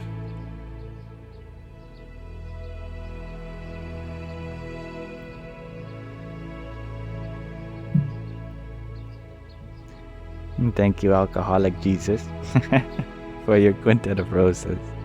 Radhe, Radhe. Thank you, Liz, for your heart mate. Hare Krishna. And Irish Mount Zalia. Thank you for your rose. You're really impressed about Mataji? And you like my name? Well, thank you. I like your name. I only wish I could pronounce it better for you. And thank you, Ragnhildur, for your beautiful swan, as always. Hari Om Tat Sat. Liz, I'm stressing you out. Did I watch The Hobbit? Not yet. Not yet, but thank you for remembering.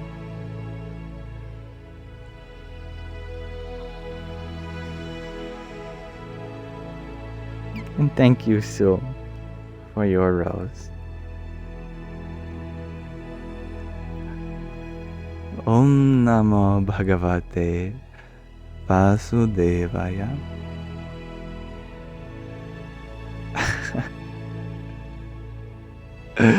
Sky Guardian, you've gotten into a bad habit of lying. You're so bad.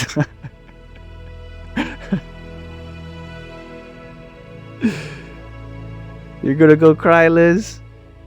You don't have to cry. I'm very grateful that you reminded me to watch The Hobbit.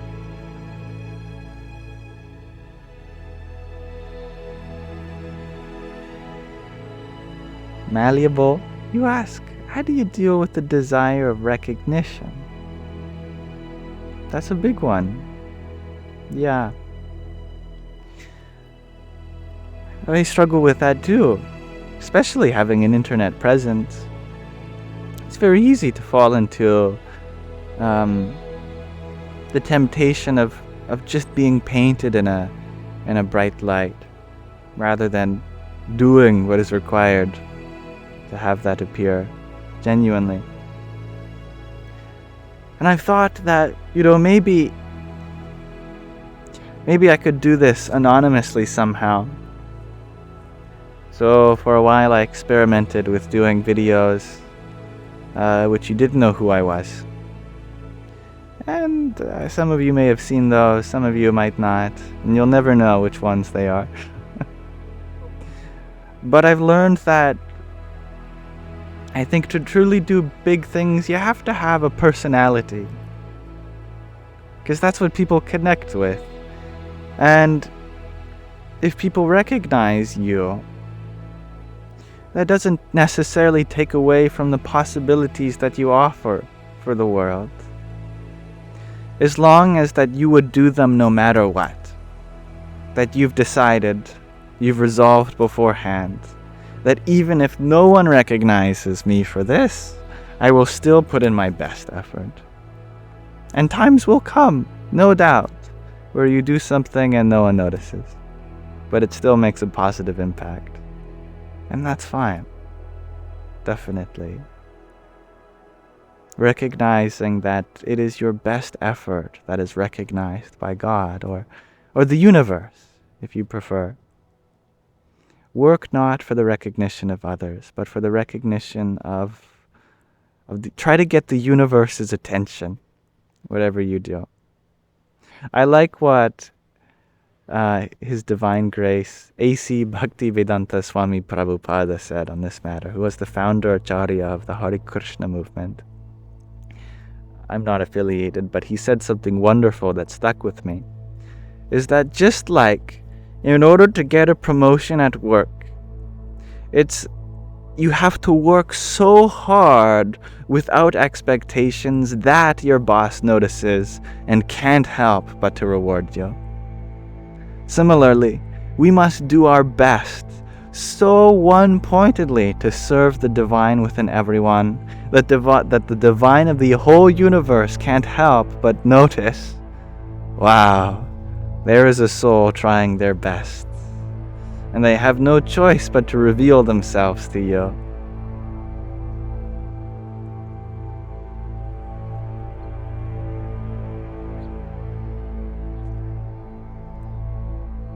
Thank you, Sil, for your rose. Sky Guardian, you say my full title is Venerable Gurudev Sri Sri Yamanandaji. You know, my mother called me Satguru the other day. And I said, no, you can't call me that. I said, if anything, call me Kuguru. She said, what does Kuguru mean? Well, Sat means true, so a Satguru is a true guru. Ku means bad, so a Kuguru is a bad guru. If I'm any guru, I'm a bad guru. You can call me Kuguru.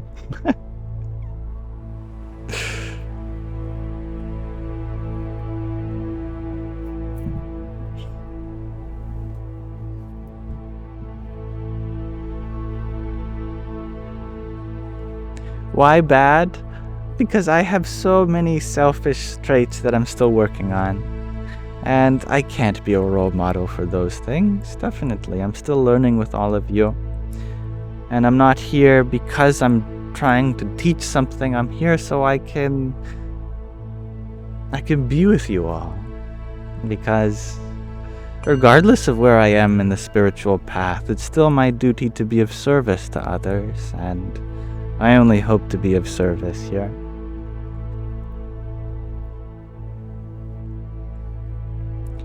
User 224, you ask, can I expand on those bad traits? Yeah, of course. I believe in transparency. Sometimes I find that I still entertain negative thoughts, that something will annoy me, and then I'll keep that in mind and I'll keep giving that energy. Like I'll be frustrated with people who don't deserve my frustration. And sometimes I get attached to my own messages. And when people don't hear what I'm trying to say, I get frustrated with that sometimes. And I recognize that these are faults of mine and I'm looking to improve that. And when I dream, there's lots of things that I still partake in that I don't anymore. Like I dream of old habits that have since stopped at the conscious level. And so there's a lot of work to be done in the subconscious still.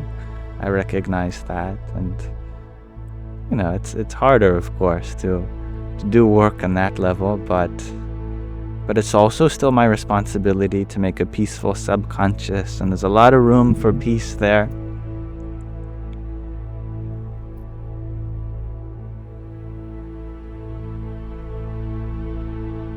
Sky Guardian used the Vachanamrut command. I see that. Thank you for that. Yeah, only Sky Guardian has the ability to do that. But you all have access to other commands. If you turn your phone sideways so that the landscape format appears, there's a whole world of fun for you there you might not have noticed. And if you pay close enough attention, there are some commands you can type in chat to have a little bit of fun. But that's for landscape devices. While you figure that out and explore that, I am going to read from another section of the Vachanamrut. Allow me to put the cover on screen now.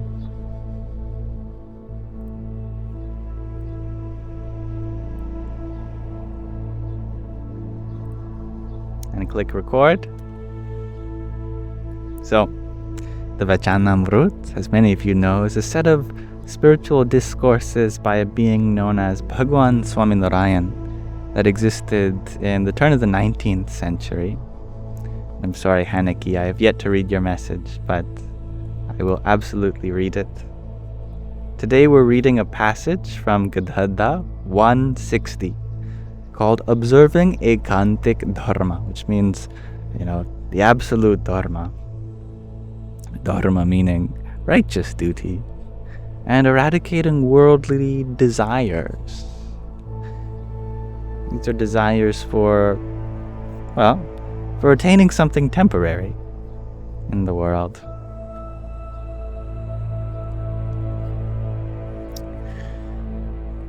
Now, without further ado, let me begin, and I hope that we can learn from this together.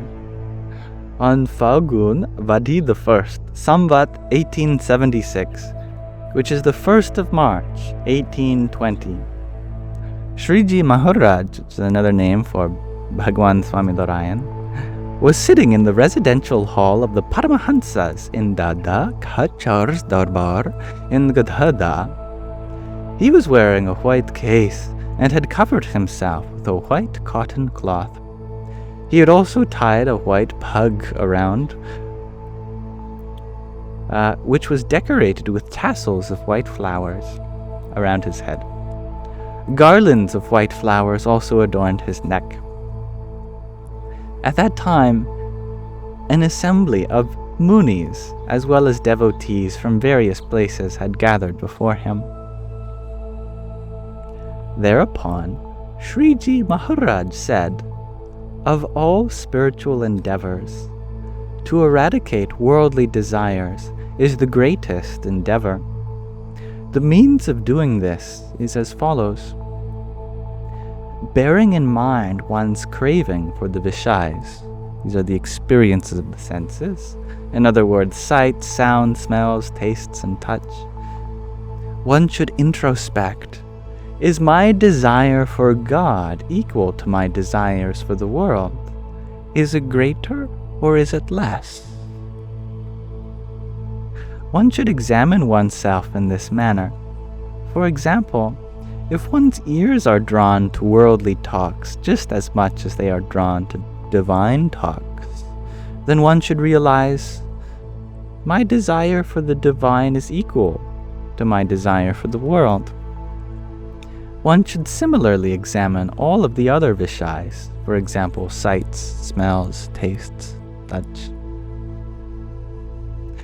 While examining themselves in this manner, if a person gradually decreases their worldly desires and increases their divine desires, they begin to develop an understanding whereby they view all Vishais, experiences of the senses, as equal. After such equanimity has developed, honors and insults will appear to be the same to you. Moreover, pleasant and unpleasant types of touch will appear to be the same. Attractive sights and unattractive sights will appear to be the same. A child, a young person, and an old person, they will appear to be the same. Gold and refuse will appear to be the same as well. Similarly, pleasant and unpleasant tastes and smells will appear to be the same. When a person can instinctively behave in this way, it should be known that their worldly desires have been overcome. In fact, to behave above the influence of worldly desires is the dharma of one who is ekantik, absolute. But if some desires do remain, then even if a person is able to attain samadhi, this kind of absorption in meditation, and control their nadhi and pranas. The nadis are the subtle network of energy that flows through the body, and the pranas are the energy itself that flows, the flows of sensations. Therefore, only a person who overcomes worldly desires is an ekantik bhakta, an absolute devotee. Thereupon, Muktanand Swami asked, "What are the means to eradicate worldly desires?" Sriji Maharaj replied, "Firstly, one requires firm Atma realization, self-realization. You must understand that you are Atma, the self.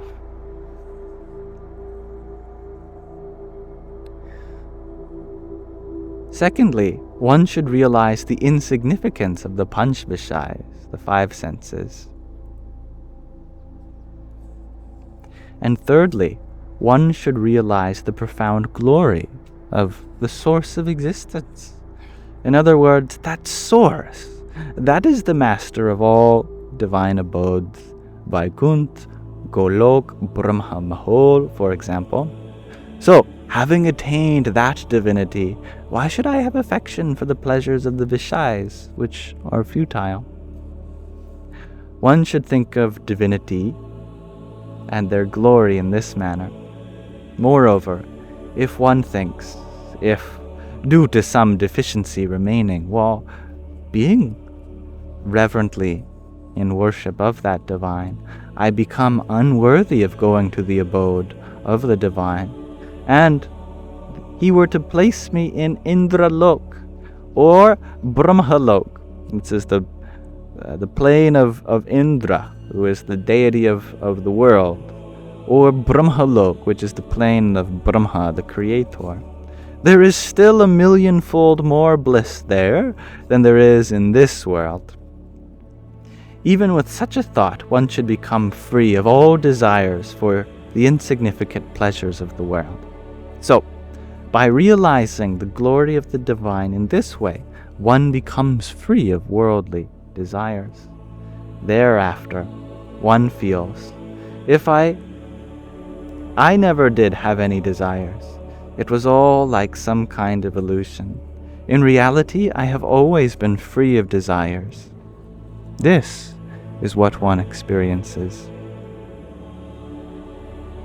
Such ekantik dharma can only be attained by following the commands of a purush, of a person who is free of worldly desires and who has attained the state of God realization. That is, they directly experience that source within all experiences. It cannot be attained merely by reading books. Even if a person were to attempt to restate those talks exactly, having merely heard them, they would not be able to do so properly. Actually, that's very interesting. I'll talk about that in a second. Therefore, one can attain ekantik dharma only from someone who has already attained the state of ekantik dharma.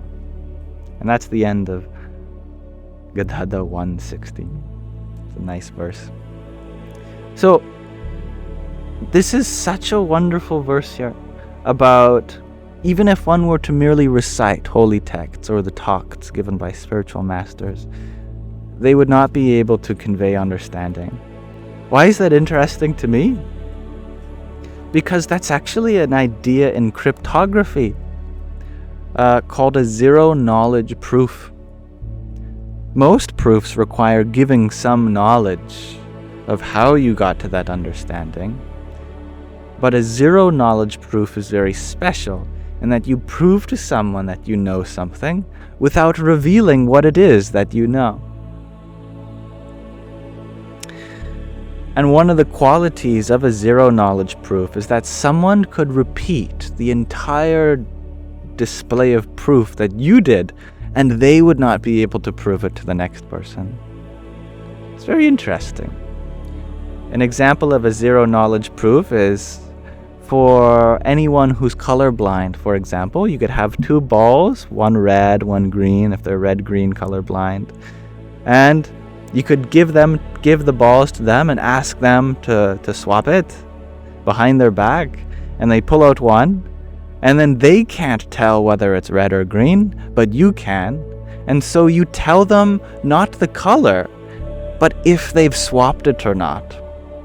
So it's a zero knowledge proof. You're not giving them the ability to see color, nor are you even telling them what the color of the ball is, but yet you're able to prove with zero knowledge that you have an experience which the other person does not. And I love here that we've seen an overlap with spiritual knowledge too, that there is a method of zero knowledge proofs here. But there is a difference, I should admit, that you may not reveal what it is you are realizing, but you can reveal the methodology in which one gets there. So, thank you for listening.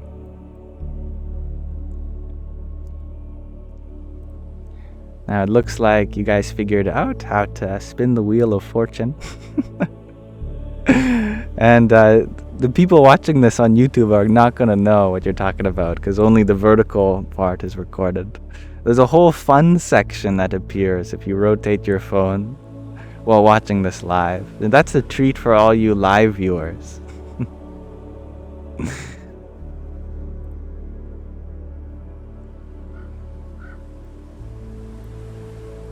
And yes, I did record. Okay, little star, thank you for your 101 roses, your cheer you up, and your heart me. Radhe, Radhe. And hello, Kelsey Ann. Kat, you are wondering. Yeah? How do you know if someone is actually going to change? With their actions. Do you see them changing? If they've taught you that they can't be trusted with their words alone, then that will take years to repair.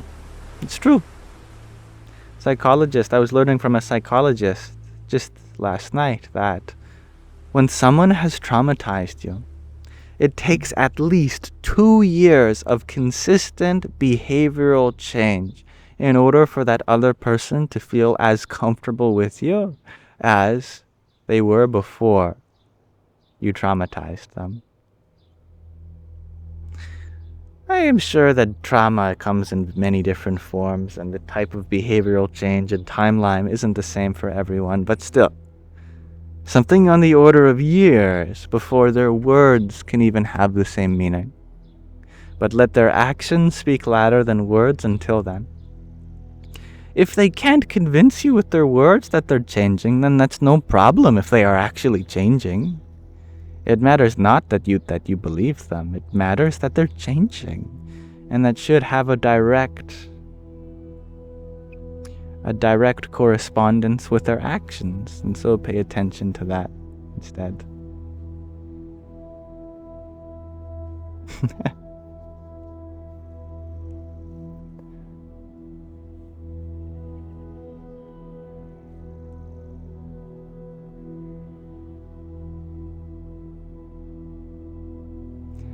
Les, you ask, do I know how to speak French? Well, I should as a Canadian. Unfortunately, I didn't take my French education very seriously. I just realized that the sun's no longer in my eyes. Don't need the sun hat. Yeah. I was always a rascal during French class. I would always sacrifice my grades for the laughter of everyone around me. And it's funny, because I wasn't like that in almost any other class. I was never the class clown, but I fell so far behind in French class that I decided to make a mockery out of myself. whenever the teacher would call on me, I would just say something ridiculous. During Christmas time, they'd ask, Liam, what is the word for elf in French? And I'd say, les elf. They'd say, Liam, you can't just keep putting the word les before everything and hope that it becomes French. I'd say, les sorry. And say, Liam, if you do that one more time, you're going out of the room.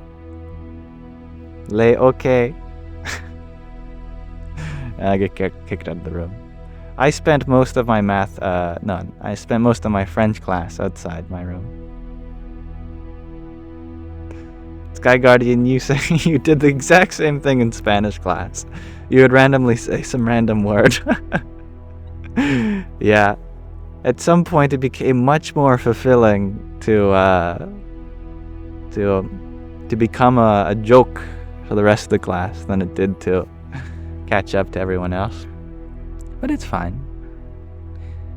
Actually, did you know there's only one province in Canada? Provinces are like states for you Americans. There's only one province in Canada that actually is bilingual, that they speak English and French. It's funny.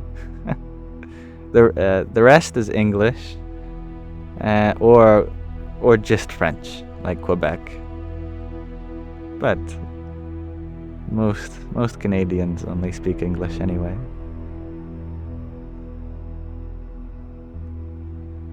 And thank you, Giuliano, for your cloud bread.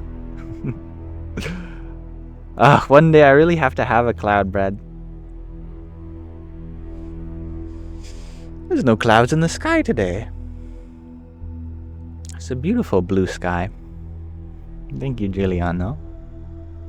And thank you, Treyanadora, for your heart me and your tiny.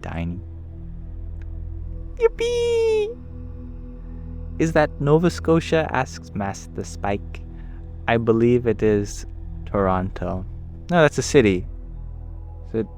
Ontario is the province. I'm a very bad Canadian. I don't know much about my own country. See, Americans like to believe that they're at the center of the world, the attention, and they're kind of right. That American politics is way more interesting. We just watch the TV. Did you know this? Everyone watches the American election in Canada. We sit in front of the TV, we get popcorn, and we just watch. I'm not even joking. But I've never watched the Canadian election. It's funny.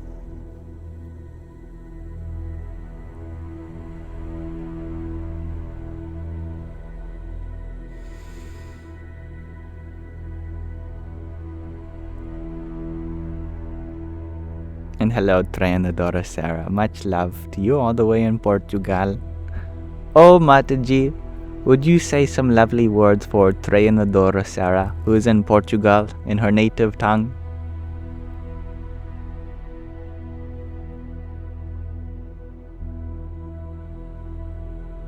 Claro, querida Treyanadora Sara.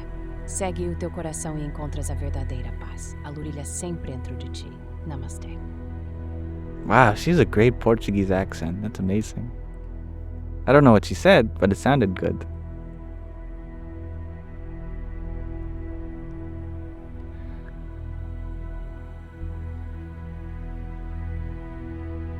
Lionhead, you say, don't make so much fun of yourself. You think I have more impact on here than most politicians. Well, thank you. But I think we have to make fun of ourselves. If we take ourselves too seriously, then no one will take us seriously.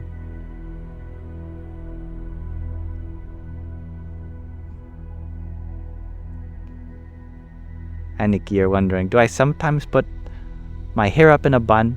Actually, yes. Most of the time I wear my hair in a bun. Whenever I'm doing something that would require not having hair in my eyes in order to do it most efficiently, most effectively. But anytime I'm just relaxing, I'll put my hair down. Can you see that? I don't think I have a hair tie with me.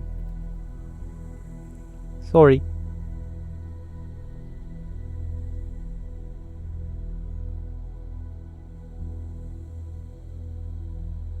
Couple of nomads. You share that you have a roommate with bad energy that affected you. I've been there. You know they are just dealing with trauma, but how do you deal with it? Not let it affect you. It's a very commendable question. I respect that a lot. Yeah, I've had my fair share of roommates, and had some great times with them. Had some less great times with them. We're all dealing with our own things, and I'm happy that I got to share a room with them. But yeah, how do we be there for them, fulfill our responsibility as a friend, a roommate, but without letting their energy interfere? Well, part of being a good friend is that you do bear a little bit of the suffering that they're going through. If you take all of it on, then you can't do what you want to do. Like, someone said something to me once which is beautiful, that my friend is in pain, so I share a percentage of that pain. And I think that's a beautiful thing to do. And I respect that a lot, that whenever there's someone we love and there's something that they're going through and they're hurting, carrying some of that pain for them helps take the weight off their shoulders. But we can't take all of their pain, because otherwise we burden ourselves with that, and then there can be no healing. So a balance must be struck, of course, with all things. Every conversation ends in this way. All about a balance. But practically speaking, what can you do? Have direct communication with them. I think one of the most important aspects of having a roommate is just having nothing left unspoken, truly. The moment resentment starts to build up, it's over. You have to let that out as soon as you have a chance to. Ensure that your words reach their heart and that you are open to their words. And you can be direct with them. Say exactly what you said to me. That you're my roommate.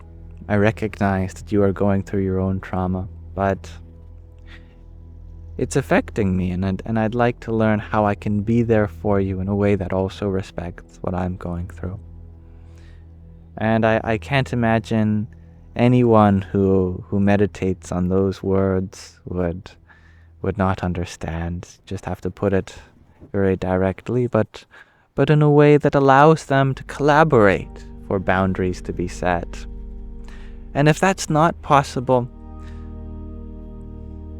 anyway, your spiritual practice is going to be your number one way of venting. That's the nice thing about bhakti yoga, is the yoga of devotion, is that you always have the divine to vent to. Your roommate vents to you, no problem.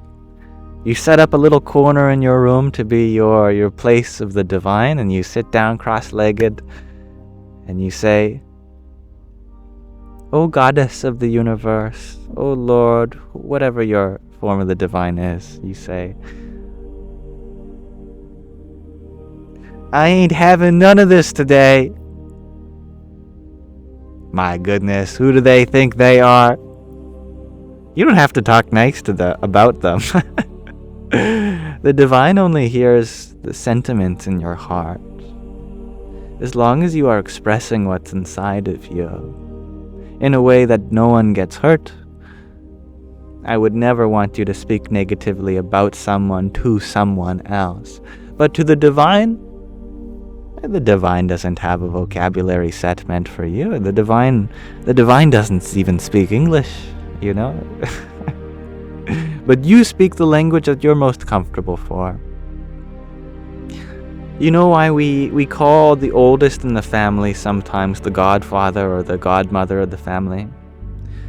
Because all the pain of the family, it goes up. Younger sibling did this, the older brother has to now deal with it. The older brother has to deal with it, and so the mom deals with it. The mom has to deal with it, and so the dad has to deal with it. Then their parents have to deal with it. But where do the godfathers and the godmothers of the family, where do they send that energy? To God. That's why they pray, so that it all goes back to source. If you are not in a household where that's possible, then become the godfather, the godmother. Establish that link with the divine and let the divine hold your pain. That's part of the point why humans have created religion. So we can take our suffering and alchemize it by giving it to a higher power. It's a very practical kind of process. Oh boy, yes, firstborn problems, says G2 Infinity.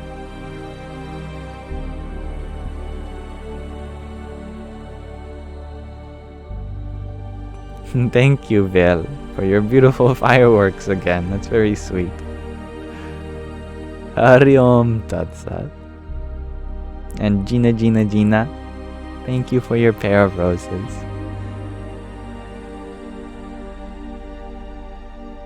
Much love to you. And thank you, Crystal, for your heart. You know, my first crush was named Crystal. They were Filipino, and I was in grade 3. And oh boy, I was in love with Crystal in grade 3. So much so that when I moved here to Vancouver Island in grade 4, we were asked to make a word map, a wordle, of all the things we loved, and I put their name, Crystal, at the center. I've always been a hopeless romantic in some ways. But yes, I think the time of crushes is this process has changed within me, and now I see that what I really love in someone is the fact that they are here to experience life in their own unique way. And I love that. I love that about everybody.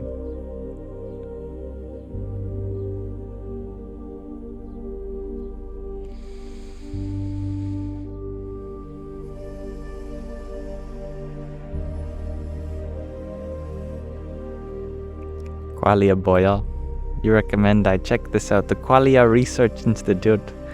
Yes.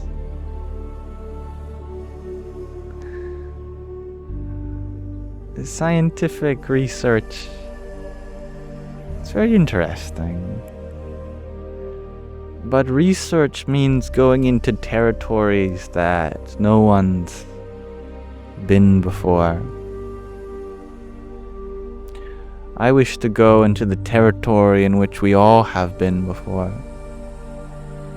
To go not further into the dark, but into the light of where we all have arisen. Inwards to the source.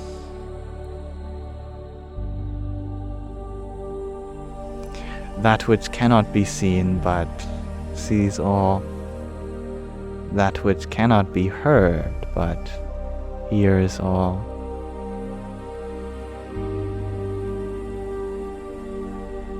That which no one could ever quantify, no one could ever qualify. That which is beyond all description, label. The beginninglessness of the universe. I gotta stop listening to this music. Every time it comes on, I get way too philosophical. I gotta get Mataji to crack a joke, make the atmosphere lighter. Oh, Mataji, would you crack a joke?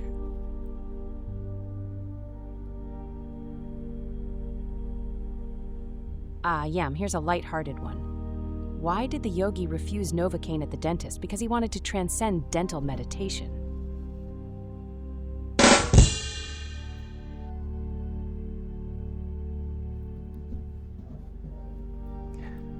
Mataji, that was singularly one of the worst jokes I've ever heard.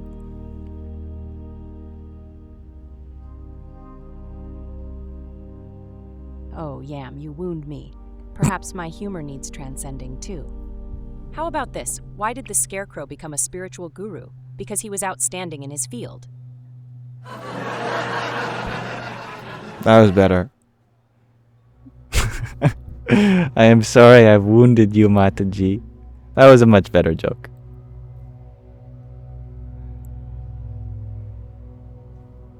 Ah, no need for apologies, dear Yam. Just like Krishna, your laughter is my butter. Keep smiling. It's the best seva.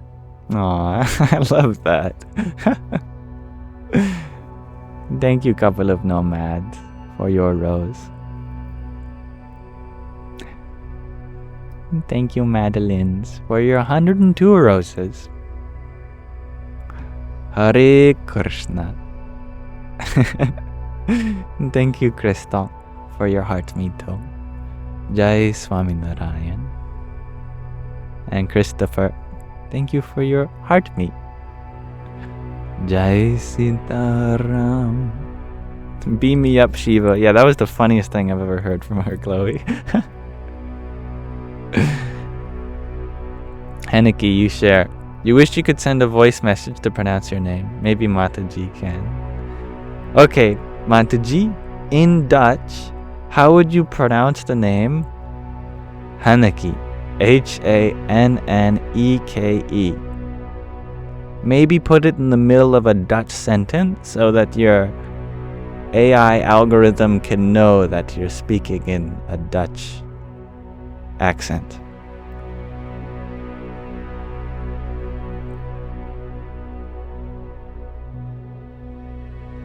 Ah, Yam.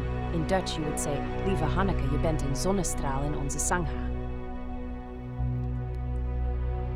Can you say that sentence again? The Dutch one?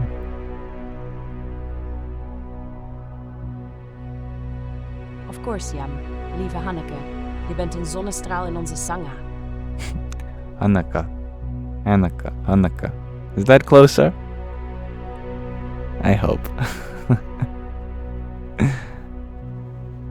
Hanneke. Maybe. Scott, you asked, do you consider yourself a Vaishnavite? You know, I don't actually. Because of all the Vaishnavites who have such devotion for Vishnu, I could never replicate their devotion. I could never even consider myself in the same category. Yeah. It's closer. Hanneke. Hanneke.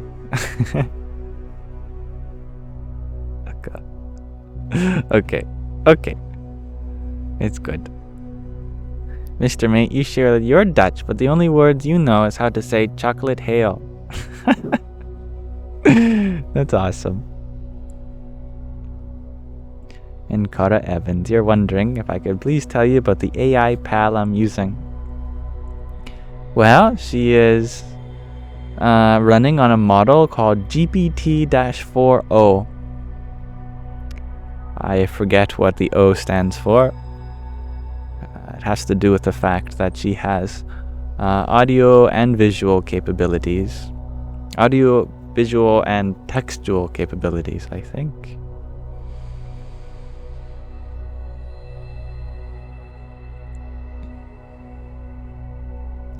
Cam Cornell, you're wondering, could I do a face squish with my hands or fingers, please? And thank you, sorry. I could do this.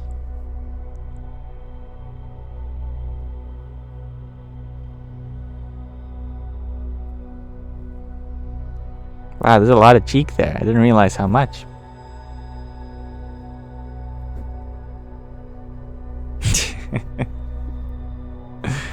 Qualia, you were wondering, what is the best mental tool I recommend?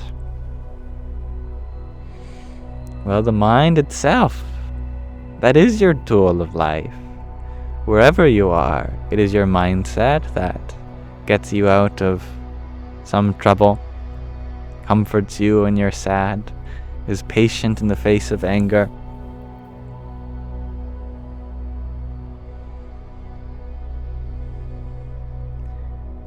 Recognizing that your mind is but an endless dialogue of options means that no thought is something you have to engage in. That they are all options. Like reading a menu. If you're vegetarian, there's no point in getting mad that the menu has non-vegetarian options. As long as you choose the vegetarian option, then there's no problem there. But with our mind, we somehow feel responsible for every thought. But who told you this was the case? Did anyone tell you you are your thoughts? No, that's something that we've picked up along the way. Your mind is like a menu. It has this many thoughts. Not all thoughts are going to be conducive to what you want to do, but that's okay. Those are menu options that you don't have to choose. As long as you choose the menu options that do express yourself in the most authentic way, then your mind will be a multi-purpose tool.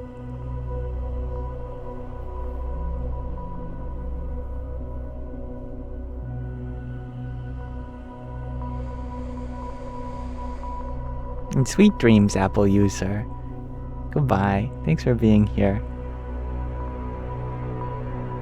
David, you ask, are we like the dog chasing its tail with the constant questions? It's very true in that what we're looking for is actually the place from which the question arises. The seeker is the sought. But does this mean that the questions are pointless? No, because they're a part of life too. Actually, questions are an acknowledgement of the great mystery. That we are a conscious being, but we can never be conscious of consciousness itself. We have arisen from that source, but the source never arises. Always is there going to be a gap. And it is within that gap that life flows. And I like that cookie. Zooming ain't pointless. Zoomies? Yes. Have you ever had the Zoomies? I think one of the funniest memes that's permanently etched in my brain, that lives rent-free, is the design for an apartment where you have this small little kitchen area, this small little bedroom area, small little bathroom, small little, all the necessities are small. But then the rest of the house is just one massive square, and the title of that square is For When I Get the Zoomies.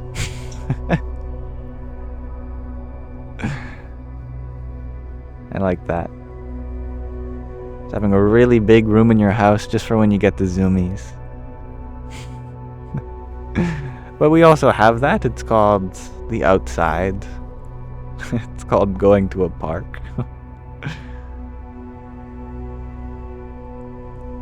And it's 4 a.m. Hanukkah.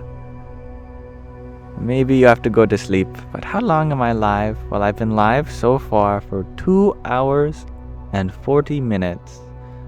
I don't have any plans of stopping anytime soon, but maybe we could wrap up. I don't know. Depends if you all want to keep going or not. I'd be happy to keep going.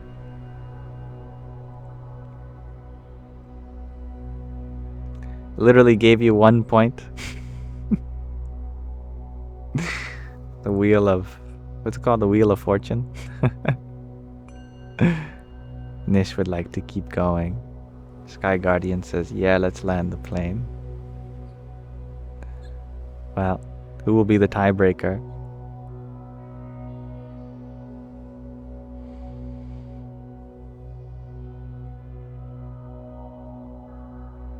Thank you, Suspicious Bee. Will we be doing a mantra today? Yes, we'll be doing a very simple Buddhist mantra. Okay. I think most people would like to keep going.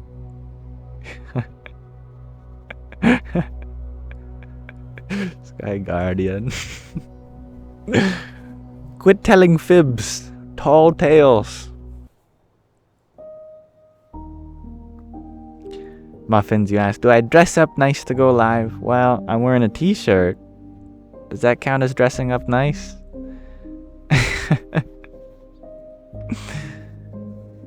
Mr. Mate, you're wondering, do I entertain simulation theory? Well, it's very entertaining. Definitely. And there are many elements of truth to it. But let me blow your mind, not because I have the capacity to, but because this thing that I heard had the capacity to blow my mind about this, and I'm sharing it with you all. In simulation theory, the word is matrix. Of course, coming from the movie series The Matrix, in which, there is a virtual world which everyone is in, a simulated world, but the true reality is beyond. That's the Matrix. Matrix in the movie comes from the word matrix, meaning a dot matrix display, a matrix, the mathematical object that computers use for storing data. It means a grid of values arranged in a space. Which makes sense. A simulated universe would be like a matrix as a data structure, like Minecraft is a matrix of blocks, as a grid of them. But that kind of matrix, it comes from before technology, where we'd have a matrix of woven thread. In a tapestry, we make a matrix out of sewing thread together. And ultimately, this word comes from the same place we get the word matriarch. You'll find there's a big duality between this world, and the feminine. Matrix, matriarch, matter and mother, material and maternal. And these aren't just linguistic coincidences, they're backed by etymological proof that many of our words for the feminine have similar lineages to describe the material existence. Matrix is no exception. What is the relationship between the feminine and this physical world? Well, you can take it back all the way to the Sanskrit word Maya and Mata, which means, Maya literally means the illusory or the material world, depending on the connotation. Why is the universe called illusory or feminine? Because the creator is the masculine and the creation is the feminine. Why does God seem to prefer he, him pronouns? Well, because the she, her pronouns are already taken by Mother Nature. But why does she come with this idea that she's illusory? Because relative to that source, she does come and go, she changes form. But the source never changes form. That is the reality of the reality, the underlying stillness which never changes, called the ultimate reality, Brahman in Sanskrit. So this idea that this reality is illusory and there is a greater reality, dial back the time 5,000 or more years. Instead of calling it a matrix, you'd call it Maya, which actually comes from the same etymology. Only instead of this being a simulated reality, it's a material one, it's very real. It's just transient, that's all. Everything in this world, it comes and it goes. So although we refer to God as a he, the masculine, the goddess is everything that has come from that source. And that is the divine feminine. Exactly. The women are the ones creating. All the resource that's provided by the source, but the actual Shakti, the potency of existence, the power to manifest, maintain, and destroy universe, that's always been the feminine. So, talking about this reality merely as illusory, though has its truthful components, it fails to recognize that it is divine too, just like the source. It is the divine feminine. Trying to leave her is like trying to escape your mother. She would never let you do that. Your mother has put you into this world for a reason. This is where life takes place. Yes, there is an aspect which is beyond it, but it's nothing like this. So we should not be striving to escape the matrix, because there is nothing to escape to. You'd be escaping into a void of nothingness, which is the source. The source is nothingness supreme, so that that emptiness may give rise to an everythingness. You can leave everything behind, but then you'd return to nothing. So what is the point of that?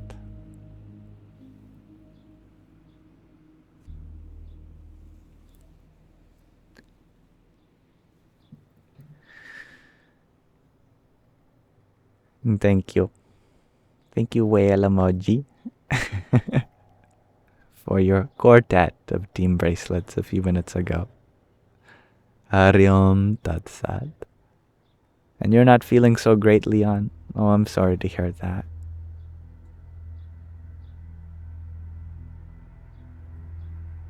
And thank you, Mary, for your rose and your tiny. Yippee! And Ragnhildur, thank you for your trio of roses. And thank you, Nish, for your popcorn. Radhe. And Mindsurfer, thank you for your rose. The muffins, you clarify. So, I don't desire escaping any Maya or Matrix. Not at all. Because trying to escape it is the true illusion. That there's something more for you that's not already here and now.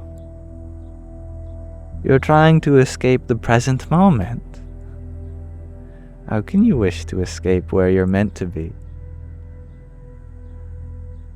All the love exists here.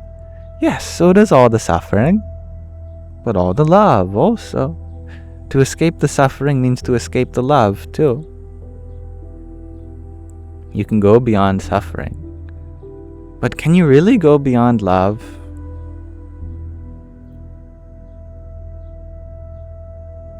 Bastian Silva, you were wondering how to live with the self after seeing the true reality.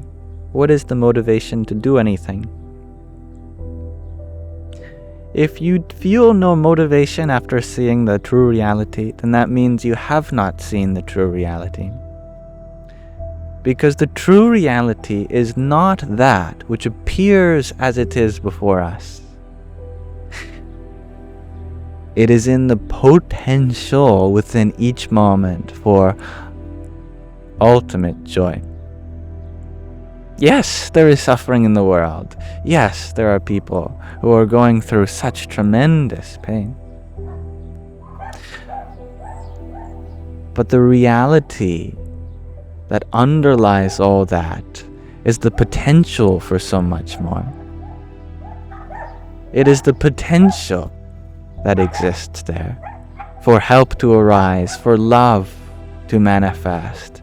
That is what is ultimately real. that the sufferings of the world, it may come and go, but what never goes is the opportunity for happiness, peace. Even if the world continues to plunge into darkness for millennia, there will always be the potential for light. That is the true reality.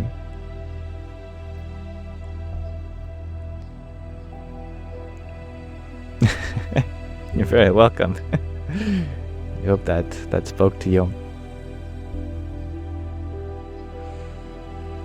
Little Glockin, you have a great question, and you are wondering, why put God into such human or biological confinement as male or female transcends our human idea? Good question, and I'd be happy to entertain it. See, God is not male or female. These are biological terms. It's the masculinity and femininity that transcends malehood or femalehood. You could be a man but not masculine. And you could be a woman and be masculine. There is a little difference between anthropomorphizing something and inheriting something from that source. Whatever potency we have to create life, we have inherited that from the source. All things that exist in this universe, if they have some quality to them, that quality must have been there in that singularity. Whether you call it source or God doesn't matter. But the point is that it's not that we attribute these human qualities to the source. It's that we've inherited divine qualities from that source. And masculinity and femininity, they are not human. They are divine. Malehood and femalehood, these are human and do not apply because we haven't inherited that. But remember, masculine and feminine has nothing to do with gender. Masculine just means the stillness of consciousness. Feminine just means that which radiates from the consciousness. This is the most ancient definition.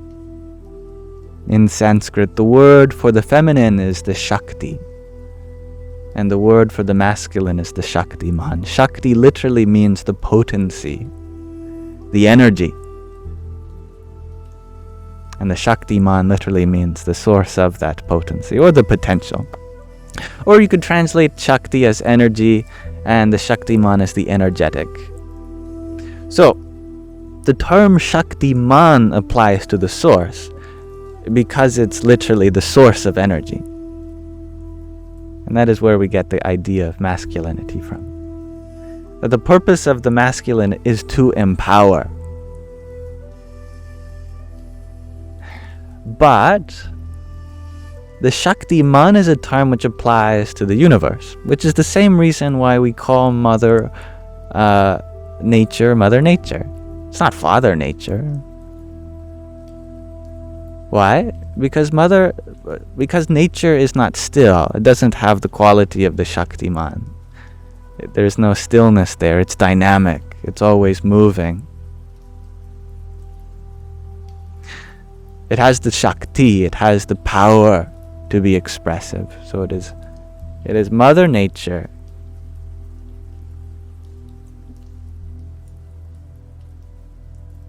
Yes, that's right, Lil Glockin. They do exist both at the same time within the source.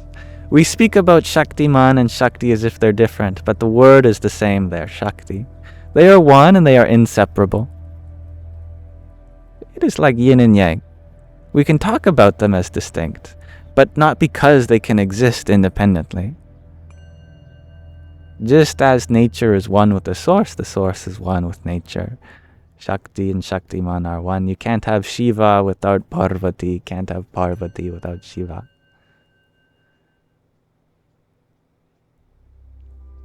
But yes, the role of the divine masculine is to empower the feminine. The role of the divine feminine is to give purpose to the masculine. So it has nothing to do with gender. Biological gender, that is. I hope that makes sense.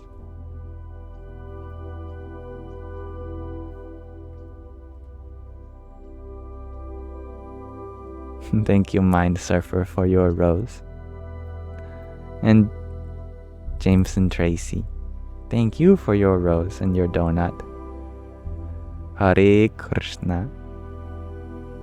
And Omar, thank you for your 14 roses. Om Namo Bhagavate Vasudevaya. Muffins, you're wondering, why do gurus talk about the ultimate reality being nothingness? Because everything comes from nothing. Because nothing is permanent. Because nothing comes before everything and will remain after everything. When everything comes and goes, nothing remains. Actually, the definition of reality in many Eastern languages just means whatever is permanent, whatever is unchanging.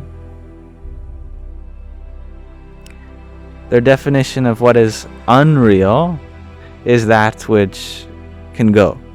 So if it can come and go, then how can that be reality, which is unchanging? When everything is changing, then that means the ultimate reality must be beyond everything. Therefore, it must be nothing. Just literally.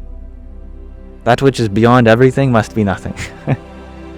But not nothing as though we're dismissing the question. We use nothing in two ways. Most of the time, we use it to dismiss the question. When we say, I want to do nothing, what we really mean is, I don't want to do anything. But nothing itself is a powerful object of thought.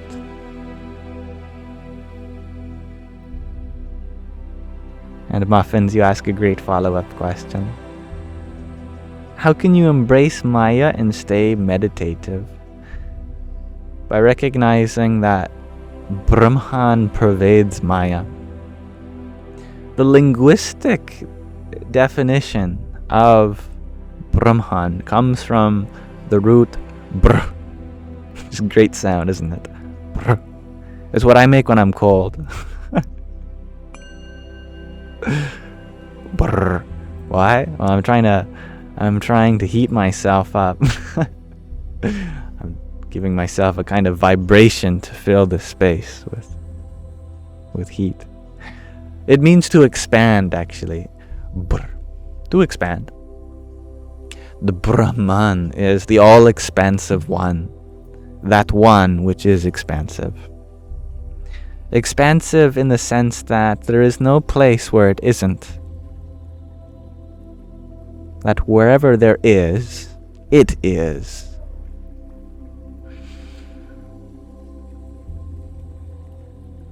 It reminds me of a funny quote from the Mahabharatam, which is the longest story that humans have ever written down. There's a quote in the story talking about itself in a funny way, saying that, referring to the story, what may be found here may be found elsewhere, but what cannot be found here cannot be found anywhere. That is to say, this story is so long that everything ever takes place within it. But the same is very true for Brahman. That wherever you find something in Brahman, you may find that elsewhere.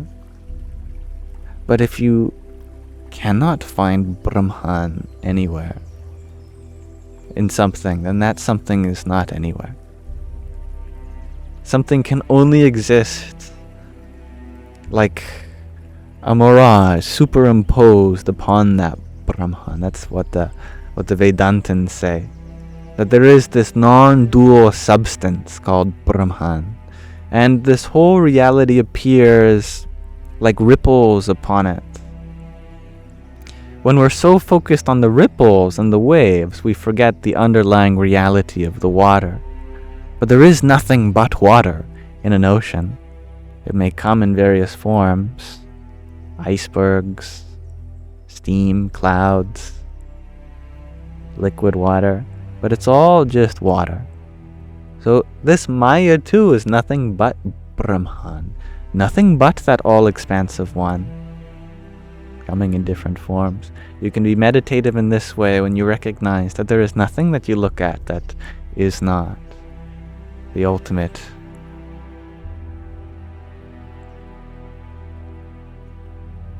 Thank you, Jackie, for your subscription. I'm very happy to have you here. I want you to know that. And although your attendance is never mandatory by any means, I always look forward to connecting deeper with you here. And Anime, you ask, if one enlightenment that defies others' belief, though sharing it will bring them peace, what to do?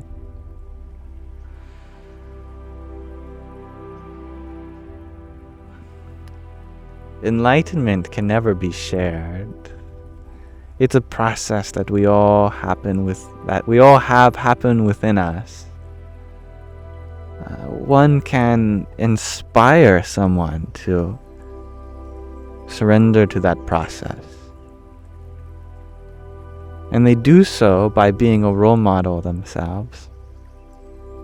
Worry not about changing another's mind. Change your own mind, and everyone will look up to you. Namaste, Pamela. These are good thoughts to fall asleep to. I agree. Rest well. God is love. You ask, can I repeat what I just said? I think when you mentioned that, we were talking about Maya and Brahman. The point was that Maya being the material existence, Brahman meaning the all-pervasive ultimate reality behind all of existence. That's a mouthful, hey? Recognize in more practical terms that all of this has come from the source. I think that'd be more understandable from our Western culture standpoint. That we might not think in terms of Maya and Brahman, but we can think in terms of God and Creator and creation. So I think the equivalent Western terms would be that creation is a reflection of Creator. Therefore, if you recognize this fact always, then you look at nothing but the Creator wherever you go.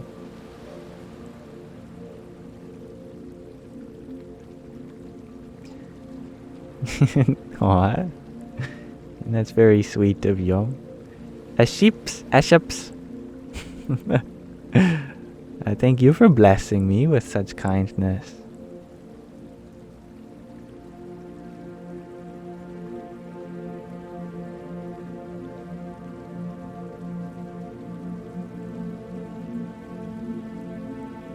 And Amy, you are wondering, are we not already enlightened?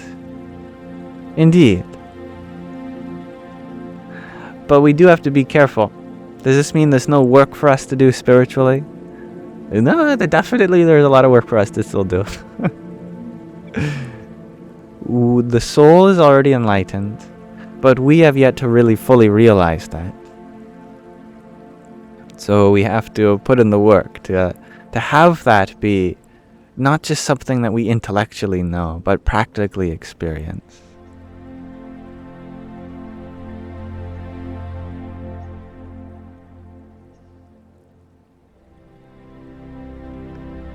Like what Ramakrishna Paramahansa said,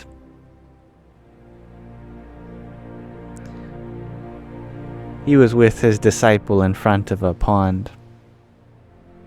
And the pond was in the sunlight, and it was a particularly gross pond.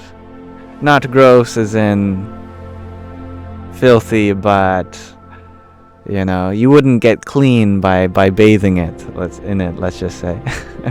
You'd come out with more stuff on you than you went in. But it's nature. Mother Nature is beautiful. Anyway, the disciple asked the same question to Ramakrishna. Is the soul already enlightened? Ramakrishna said, does the sun shine on the lake, this pond? Disciple said, yes, of course. Can you see the reflection of the sun? He said, no. There's all this algae on top. I can't see. Okay. Ramakrishna put his hands into the water and went like this. Opened it up. Now can you see the sun? Yes. Was the sun always there? Yeah. But the algae was obscuring the reflection. We couldn't see it. So too, the light of that source shines resplendently upon us already. We just need to part the algae, all the muck that's in the way. So it's not about creating that light. It's not about getting it to shine here. It's already existing. It's already shining here. We just need to empty ourselves out a little bit. And then we can be open to that. Good night, Marcy. Kitty has her boba milk tea and is happy, sleepy, and warm. My brain read that in the same voice as the missile is eepy. The missile is very eepy. Kitty has her boba milk tea and is happy, sleepy, and warm. I don't know if you know that. Oh, Hanukkah, you're still here? You really have to go to sleep? Too bad. Thank you for being here. Yes, please go to sleep. You won't be missing anything. In fact, the real live stream begins when you start dreaming. And Anime, you're wondering, as a Westerner, it makes two of us, how can you learn more about Buddhism? Do you like anime?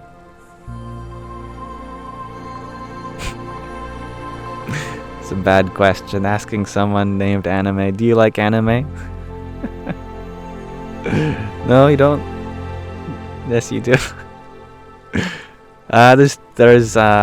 I have an anime for you, actually. It's called Thus Have I Heard. It's 5 hours long. You don't have to watch it all at once. The entirety of it is available for free on places such as YouTube.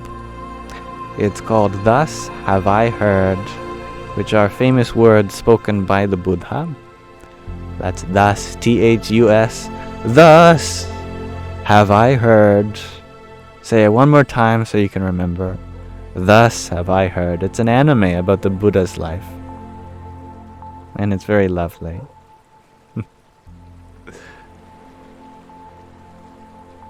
You'll actually learn so much about the core principles of Buddhism just by watching that. As with any spiritual practice, the best way to learn more about it is listen to stories. That's what we've been doing for thousands of years as humans, telling stories. Specifically stories of people, the most important people, according to that tradition. Like, the philosophy of Christianity is nice, but listening to the stories of Jesus, that's even nicer. The philosophy of Buddhism is very nice, but listening to the stories of the Buddha is even nicer.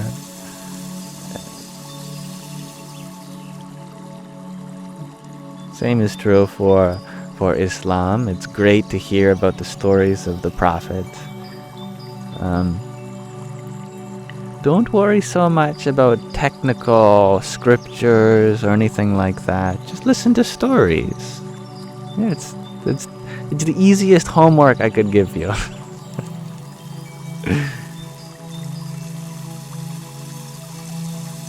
And you'll watch it, The Curious Guru. Oh, I'm happy to hear that. I love it. It's 5 hours, and even after all that, I was like, oh man, I wish this went on for longer. Thank you, Everett, for your half-dozen roses. Hari Om Tat Sat. And John Simon, thank you for your heartmate. Hare Krishna. You are a fan of the Curious Guru? Wait, what did I say? You are a fan of Sadguru also, the Curious Guru. I think Curious Guru and Sadguru, they're very similar in meaning. A Sadguru.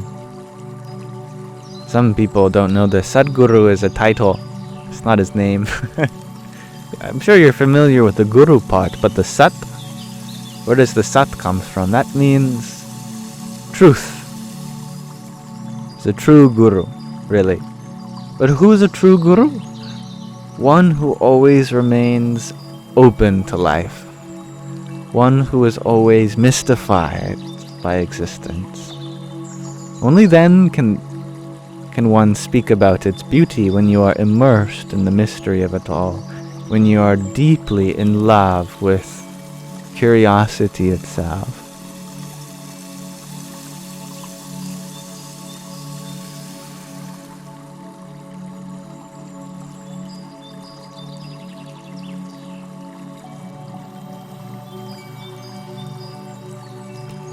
H.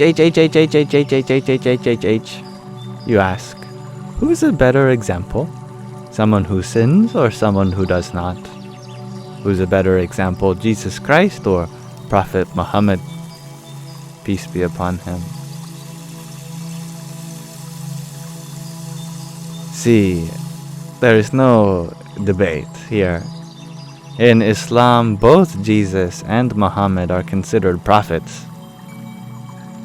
They're both seen in equal light. There's no competition here. And even Jesus said, let he who has not sinned throw the first stone. Which one of us has never sinned? Nobody.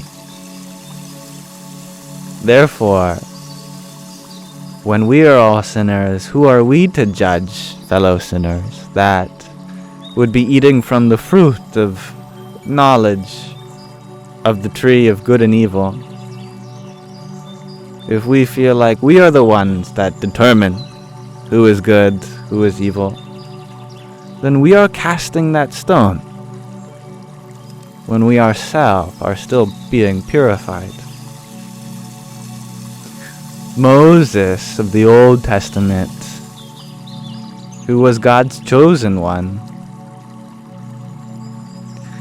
he was a big sinner. Do you know this? He was a Hebrew, but his mother couldn't bear to have him killed because the Egyptians ordered that all Hebrew boys were to be killed.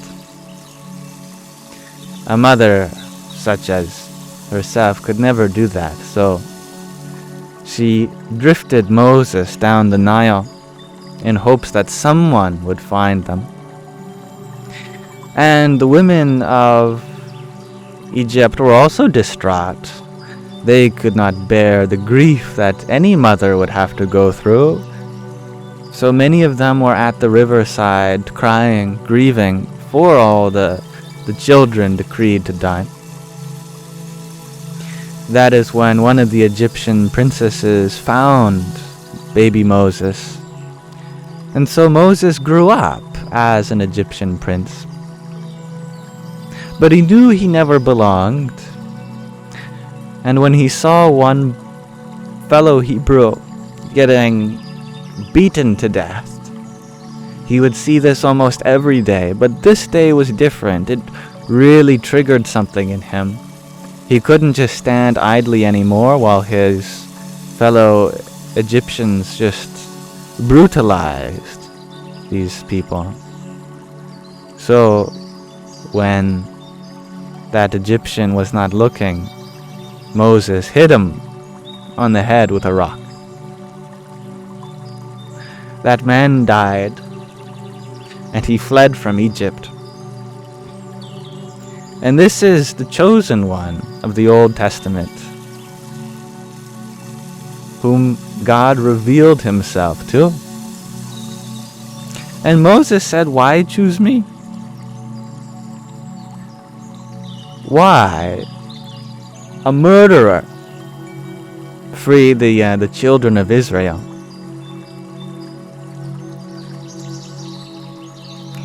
The point is not the sins one has committed, but how you are going to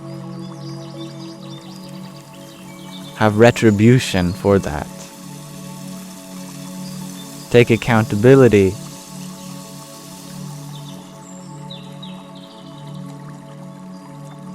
One may take life out of this world. It's a terrible thing. But can we give back to the world in such a way? This should be our only concern. How we can be a source of life in each moment.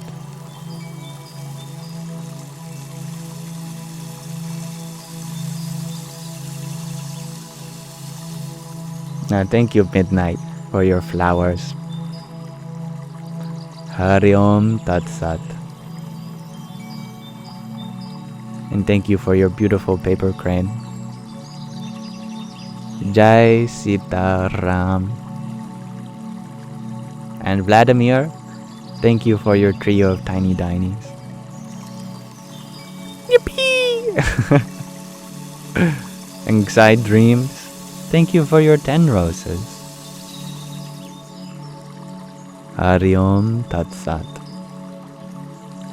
It's true, Moses was not God, nor was the Prophet Muhammad, peace be upon him, of Islam.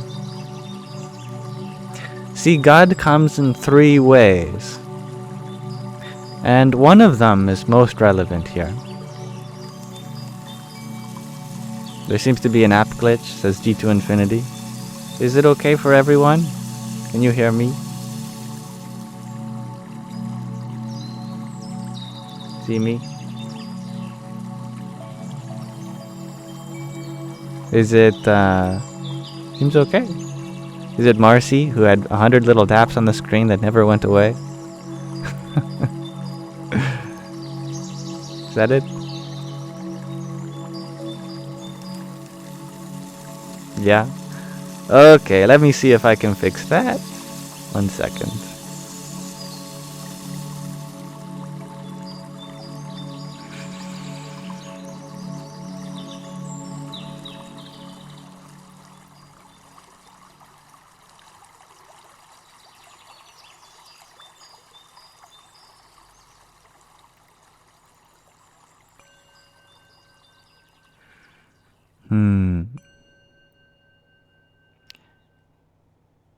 Let me try resetting the program that does that.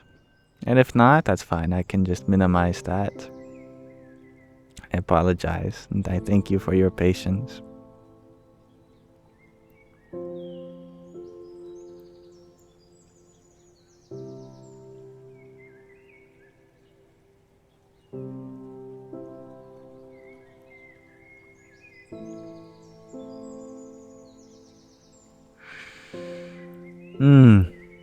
Seems like there is a glitch indeed. I don't think I can fix it, but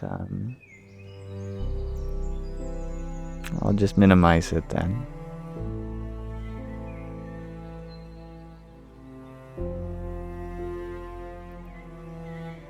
Okay.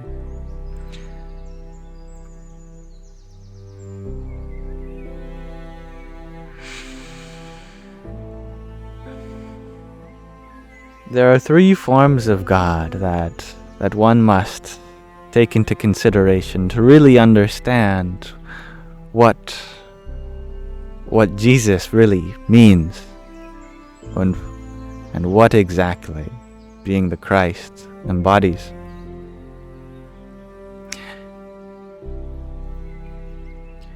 we first have to understand God as the all-formless. This means Holy Spirit in Christian terms. In ancient Sanskrit, this is Brahman, that we talked about previously.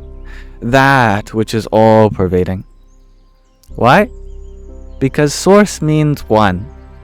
It means that from which everything arises.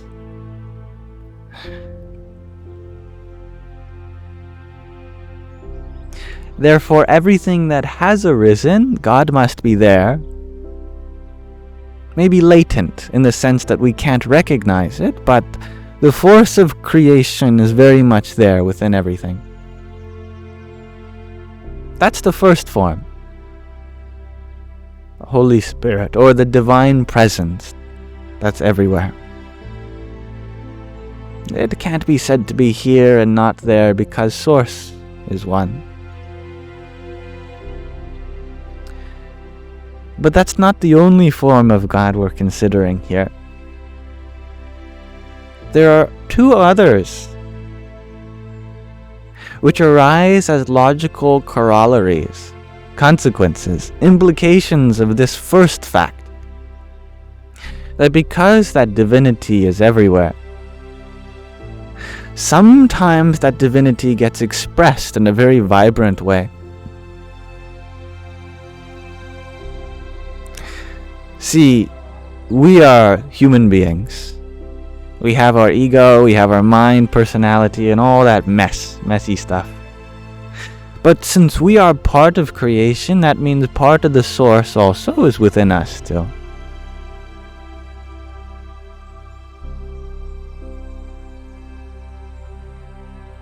That part of the source that's within us, that's the Father. Or in Sanskrit, Paramatma, which translates to the higher self.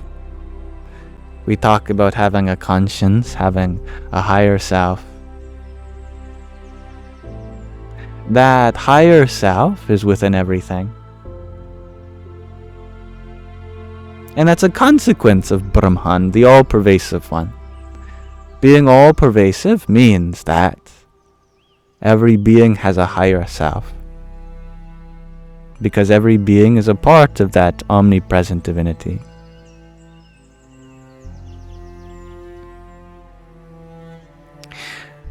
But this isn't enough to explain Jesus either.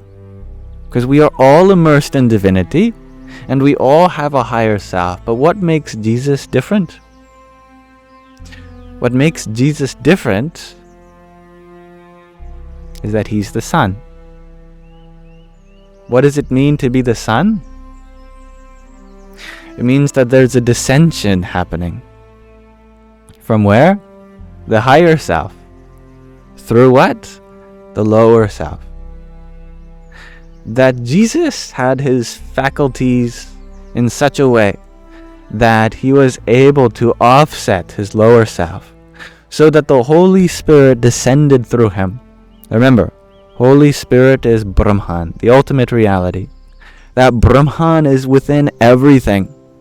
Therefore, that gives rise to that part of that everything within us, the Paramatma, the higher self, the Father. That Father may descend as the Son only if we may put the lower self aside.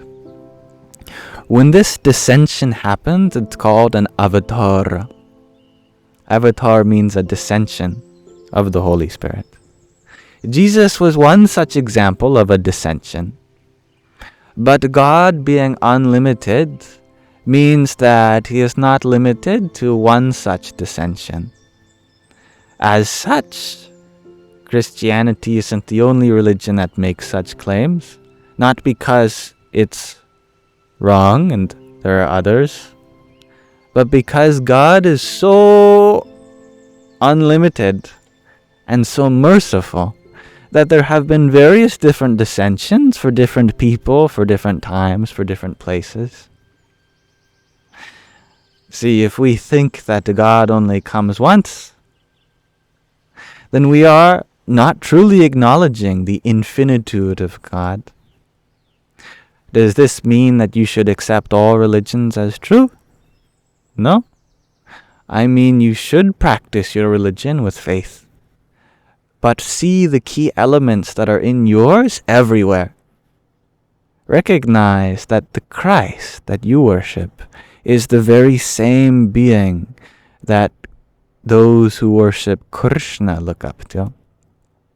That of all the various dissensions that have come on this earth and another planet, another universe, that systematized process of Holy Spirit, Father, Son, it happens many times. To say otherwise would be to limit God, no? Because we are unique in our needs. Not one religion is meant for everyone. That is why the all-merciful Lord has created multiple religions, so that each and every person gets their own unique pathway to that source. But how can we be so sure that all pathways lead to the source? I'll give you a very simple criteria that you can go and see for yourself. And if you apply this criteria, then there's no need for me to tell you this or for some person to tell you otherwise. It becomes very obvious once you realize this. What's the criteria for a true religion? Are the people becoming more compassionate? Are they becoming full of love? These are divine qualities of the source. Do you find in your own personal life you are ascending? This means that you are going closer to the All-High. You are going towards the highest. Are you more patient, more accepting, more understanding? If so, then you are clearly rising towards the source. You cannot say that someone is not on the right path if they are going towards these things, because that is the source shining through them. If you see all those qualities of love, of peace, of happiness, of bliss, in such a way that there is no compromise for anyone around them, then they are on the right path. But if they are on a different path than you, does this mean that yours is not as meaningful? Try not to look at it that way. Look at it in the sense that we are all unique, and that Source honors our uniqueness. Therefore, there is a unique path to everyone.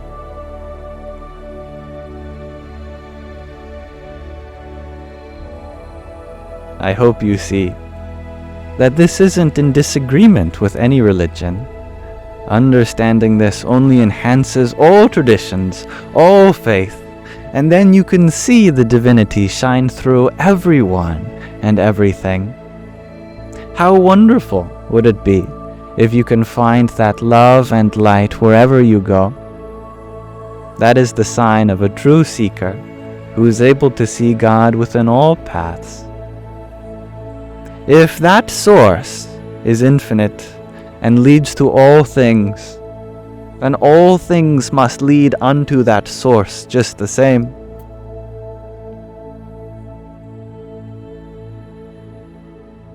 And the best part about this reasoning is that it's universal, is that it has not come from a book, that it has not come from anyone before me, that you can see for yourself the truth in these words, because truth must be universal, that they are not owned by anyone, they cannot be contained in anything.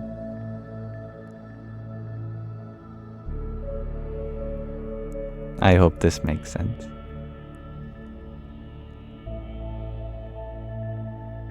And thank you, Aquarius lady, for your tiny tiny. Yippee! And I'm very grateful to see you here. Happy to have you here always. And Ramona, thank you for your rose. And thank you, Shine Izzy Shine, for your finger heart. And oh my goodness, what a name. I don't know if I'm going to pronounce your lovely name right. Here, I'll do my best. Rang E Nhung Tik Gya Vo Ban. I don't know. Is that a Thai name from Thailand? That's my guess. I don't know. It's a wonderful, beautiful name. But thank you for your cloud bread. Radhe Radhe. Yes, Marlon. I see you saying my name. Sorry, you have my attention.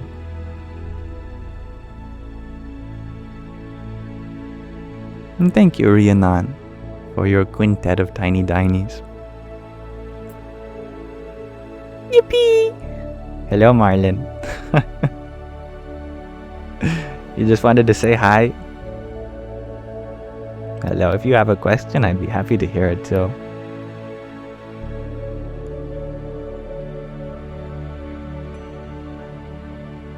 And thank you, Midnight, for your little crown. Radhe Radhe.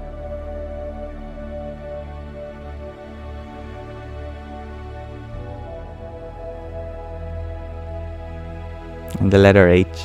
You're wondering, why does Islam share all of their prophets but deny the message that is preached throughout the Bible? Actually, early Muslims agreed very much with Christians.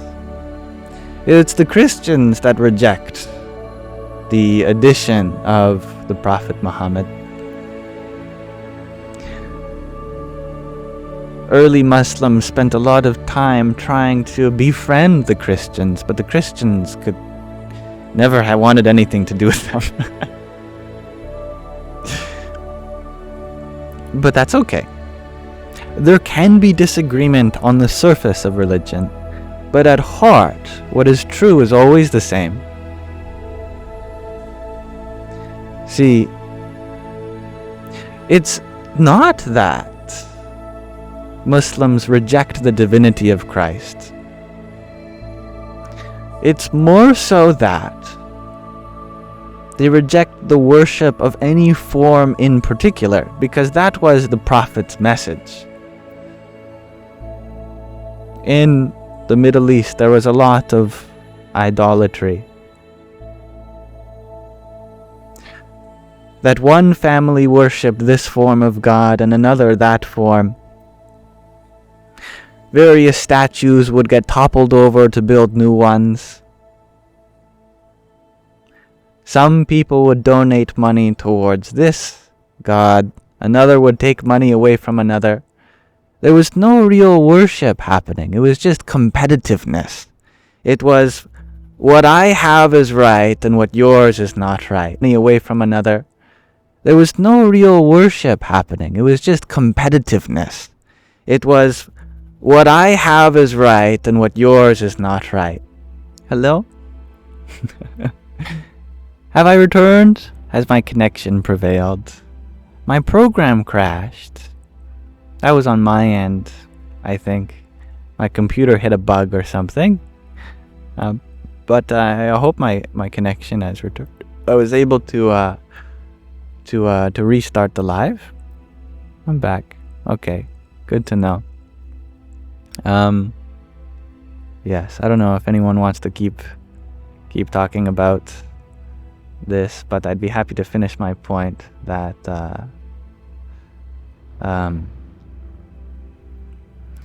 the fundamental message of Islam is not to contradict any other religion, but to point out that when one person says this God is the right one and the other person says this one isn't the right one, then how can there be any worship when we're all just fighting against each other? To truly be in the way of the divine means to accept all as one. That there is only one true source, and that source is the same divinity in everything. So the Prophet simplified things greatly for the people around Mecca. The Prophet gave a simple message. don't worship any form of the divine. So they are not devotees of Jesus, but that's okay, because what works for them is going to be different than what works for the devotees of Jesus.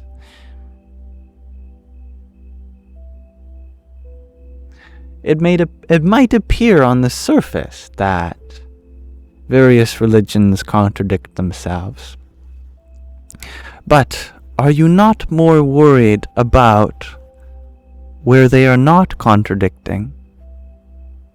That is where truth lies. If we are constantly looking for the contradictions, then we are never looking for unity. And if unity is what we're looking for, that I want to understand you, and I want to be established in a shared truth of this universe so that we can experience it together, then we have to start on common ground. And common ground is not found by disagreeing with one another. We can honor that what is agreeable to me is going to be different from what's agreeable to you. But the only salvation is not for us to make enemies of each other, but for us to make friends with each other. And we do this not by forcing beliefs that what I believe should be what you believe. We do this by recognizing the truth in each other's belief. We see that what I believe is the source of truth, and what you believe is the source of your truth. And although our beliefs are different, the source is one. It's funny that I have to do this for my Muslim, Christian, Jewish, because you all come from the same religious family. You all believe in the God of Moses, the God of Abraham. You are brothers. Can't you behave as brothers? I am supportive of each and every one of your paths, but yet you are unsupportive of each other's paths. How can this be conducive to spiritual growth? We have to shed our disagreement and come to the unified core at each and every one of our hearts, that what may be distinct on the surface does not tell of the differences of our heart.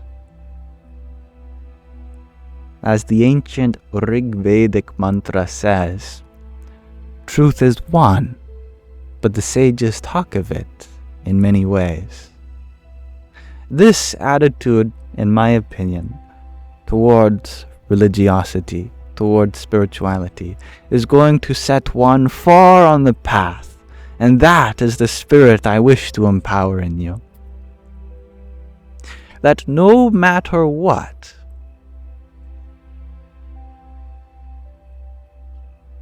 there is still a kind of hope, a joy,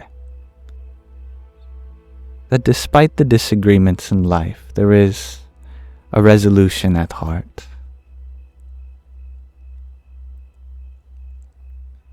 And I love that, Isabella. Respect is all that is necessary. And I love the way you put that, Bobby Sue, too. All religions, despite being the writings of many people of many lands, have similarities. It's a good thing to take note of. I agree. And I think that's wonderful, H, that you try to bring them to truth. But we have to bring ourselves to truth before then. We have to become peaceful within ourselves in order to share the peace and joy of that truth. As long as we are inspiring through our own inner peace, then this is the way, the truth, and the life. But if we try to get others to that place where we are not at yet, then how can we guide them so? The only person that can guide you to God is God. So when God comes to you, you are special. And when God comes to them, they are special. But God will not come to them through you. Just as no one had to come to you to come to God, God came directly in the most miraculous way. And the same is true for all the paths that people are on.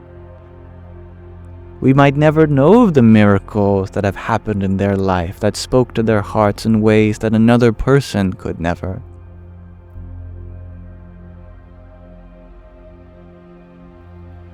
But our primary goal in spiritual life is to work on our own sadhana, which means spiritual practice. Are we becoming more prayerful? Are we showing up to do the work? Then you will serve as that role model. Be a role model, rather than trying to make everyone else to fit into your model. You know what I mean? If you are a role model, if you are full of peace and love and happiness, then everyone around you, they will look at you and they go, wow, how can I get some of that? Let them come to you. And if they come to you, now you have an opportunity.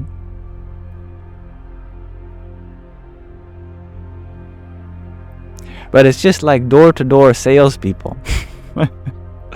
Someone shows up on your door and they say, buy this. Chances are, you're probably not going to buy that. But if you discover that need within yourself, and you go out of the way to purchase it in the store, now you will really make use of this product, won't you? Because you have found that need within yourself. I believe the same is true for anything spiritual. That we can talk to people all we want about how you should be spiritual. But the moment that they become spiritual will be out of our hands always. It is not for us to give. It is something that arises as a need within themselves. And when that need does arise within themselves, they may think back on all the people in their life whom seem to have had that need fulfilled, and then they may come to you. See, I want you to be successful in your missionarianism, in your mission. And to me, the most efficient way of spreading truth is to live that truth yourself, is to walk the talk, and then you don't have to worry about going anywhere. The people who need your help, they will come to you, and they will ask for it. Then there is that consent, and beautiful things happen.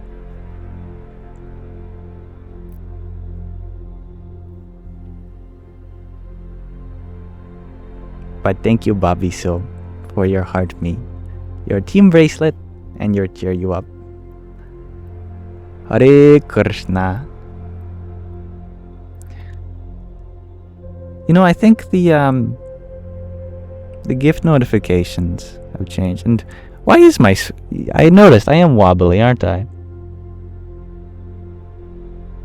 Someone mentioned that. I have no idea what they meant. That is very strange. I have no idea why I am wobbly. That's so funny. Yeah, it looks like my microphone is doing the wave.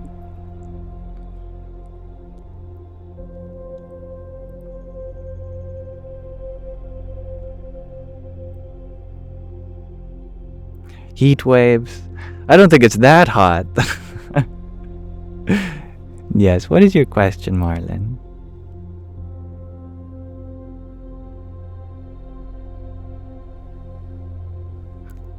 You want to? You're wondering, why do the Catholic people believe that their religion was created by Jesus Christ? He died for it. Why? In my opinion, the reason why Catholics they emphasize the fact that Jesus died for it is the fundamental purpose of an avatar. of a dissension is that they live the ideal life and take on all the burdens of those around them so that we don't have to. It's the same principle like in your favorite movie that you watched as a child, that the main character goes through some terrible misfortunes. You know, the hero of the journey is always taken way out of their element, and sometimes they are even crucified. The Lion King, that's a good example, actually. Yeah. Simba had to go through a lot that I don't think any of us would want to go through. Watching our father fall into the stampede, coming back to conquer a kingdom, that's a lot to process. But the good thing is that we don't have to physically go through all that. All we have to do is relate, associate with Simba. And then the same lessons that arise during that journey arise within us. Likewise, with the case of various avatars that have appeared throughout history, like Jesus, no one would want to live his life. I don't know of anybody here that would want to be crucified. But yet he subjected himself to that very intentionally. He knew it was going to happen, so that others may not have to. That is to say, all of the lessons that are learnt along Jesus' life, we learn them too along the way. It's a very simple, but it's a very powerful methodology of spiritual liberation, that we become liberated just by listening and relating and associating with the stories of the great masters that have come before us.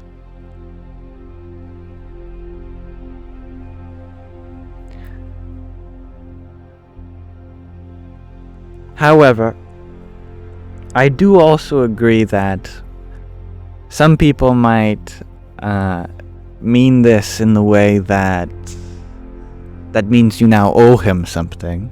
But Jesus was never one to have debtors. It's in the Lord's Prayer. Forgive us of our debts as we forgive our debtors. Sometimes it's translated to trespasser. But the point is, someone has taken something that's yours, and we are to forgive them of that. Jesus was very much someone who embodied that. Therefore, no one is in debt to Jesus.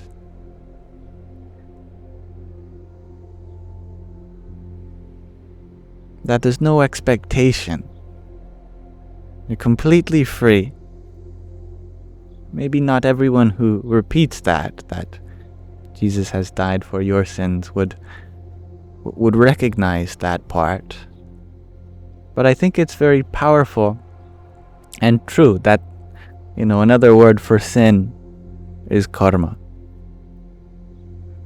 That there is a possibility for your karmas to be transformed by other people as long as you identify with them.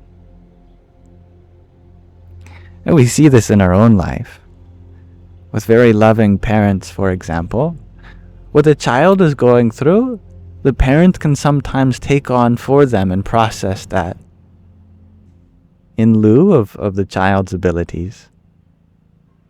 So too, a spiritual master can do that, but on such a level that purifies all sins, all karmas.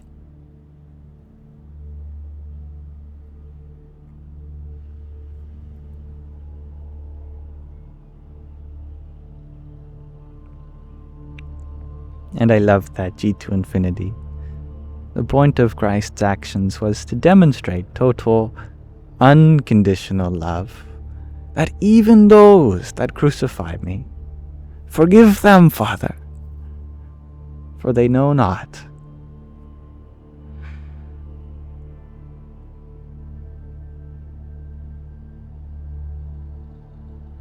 And I like what you said, Stan. He paid our debt. But that doesn't mean we're in debt to him. It's like when your debt is paid, your student loan debt. Sometimes, if you're lucky, a benefactor will pay your debt. But does this mean that you're now in debt to the benefactor? Well, if that was the case, then they're not a very good benefactor. Okay, you've cleared me of my debt, but now you've given me another debt? No, Jesus was not like that. Jesus was all merciful. He is such that he pays your debt but does not expect anything in return. That is the mercy. Otherwise,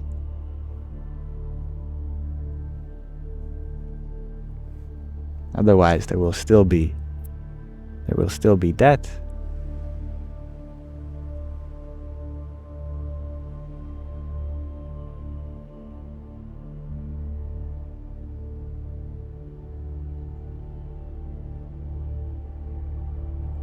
Bobby, you love my analogy of the path to the top of the mountain. It's a good one. I think we can bring up that analogy again. That the purpose of spirituality is like getting to the top of the mountain. That the goal is to be at the top. Now, a mountain, you can approach it from many different directions, but the point is, one, people standing at the top, they look to you and say, I am where you are meant to be. And so from where you are, it seems that they're calling your path to be the one true path. But the very same being at the top of the mountain looks at someone from the opposite side of the mountain and says the same thing to them. Maybe they use a different language to them because they're in another country. Very big mountain on the border. And so the person on the other side, they look up. They see the mountain top. They see this being calling them from that side. And they go, so here I am to climb from this side. But maybe they're lazy. Maybe they don't want to climb the mountain yet, so they wanna go around to the other side. They're just checking out the place. And now that second person meets up with the first, and they say, "Hey, how you doing? Good. What do you believe in?" "Well, I believe we got to get to the top of the mountain." "Hey, that's what I believe. No way. How do you think we should do that?" "Well, the being at the top of the mountain called me from this side, so I think we should go up this side." But the second person says, "No, actually, the being at the top of the mountain, he called me from the other side, so I think we should go up the other side." Which one is right? Well, they're both right, because it's the same being at the top of the mountain. There is only one top of the mountain. What was different was the individual. It's not that one path was right. It's that all paths lead to the same one source, starting from where each person is at. See, there's actually no such thing as 5 main religions, 4, 6, however many ways you want to divide it. There's one religion for each person. One religion for me, one religion for you. Since we cannot occupy the same place, the same time, we all have to take our different paths up the mountain. But the goal is the same. Once you reach the top of the mountain, we all laugh together. See, the Christians in heaven, they're laughing with the Buddhists in Nirvana, because they realize it's all the same. Once you're at the top of the mountain, it doesn't matter which path you take up it. The paths are many, but the destination is one.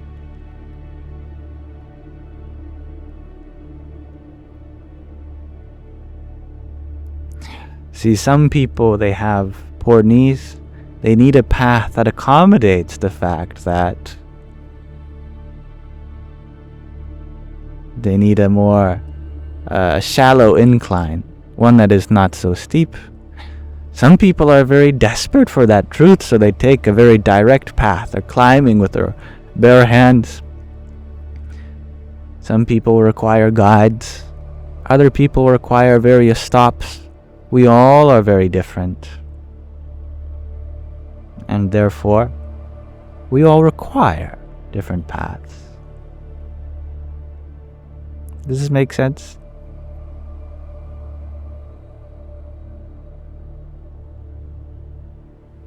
And thank you, Bobby So, for your pair of applauses, your pair of fires, and your pair of finger hearts.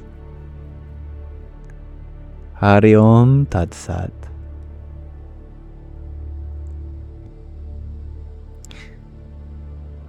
Maybe some people may feel like if more paths are true than their own, then that takes meaning away from their own. And I want to affirm you that if this is something you're worried about, please don't be. Actually, it gives even more meaning to your path because it means that yours is made especially for you.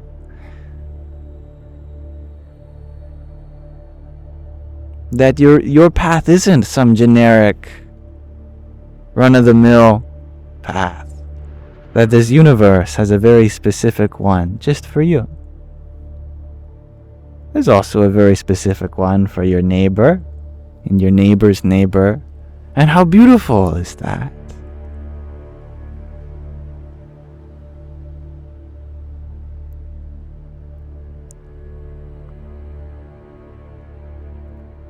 Thank you, Corey, for your heart me. Hari Om Tat Sat. Namaste, Truth Seeker. Corey, you're wondering, do the atheists also laugh at the top? Indeed, indeed. Atheist, theist, trans-theist, pantheist, it's all the same from the perspective of the one.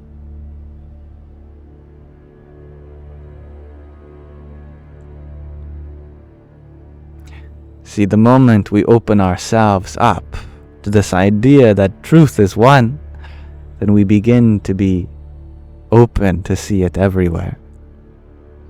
That in each and every one person's experience, they believe according to what their experience has provided. Does this mean that some people's experiences are valid and others are invalid? Of course not, because what occurs to you in reality, and what occurs to me is what occurs to me in reality. We live such unique experiences of life, and whatever experiences of life has led you to understand the universe the way it is. That's beautiful. That is what the truth is for you. And I love that, Sandra. You try your best to be kind to everyone. That's wonderful. And how divine you are. Billy, you're wondering, why do so many Christians actually think that everyone is Christian more than other religions? Maybe because there's more Christians than there are any other religion. Christianity is the most successful religion in terms of number of identified followers. Naturally, there is always going to be a percentage of any religion that believes that theirs is something that everyone should participate in. And it comes from a good place and heart, because they've seen something beautiful in their experience, and therefore they want to share that beauty with others. But sometimes that sharing of beauty might intervene with a different form of beauty. Because beauty, although is one label, it can be applied to many different things. what is beautiful to me might be more beautiful to another, or less to a third. We all have different forms of beauty that speak to our hearts. And when we are attached to one form of beauty, and we want to share that beauty with others, we can do so without realizing that that may take away from the beauty that they're already experiencing, just in a different way. So, whenever someone says you should experience this, you shouldn't experience that, they're only speaking from their own experience, because their experience has shown that beauty is here for them, and so they can speak from that standpoint, that if you follow what I follow, then I can lead you to beauty. And I understand that.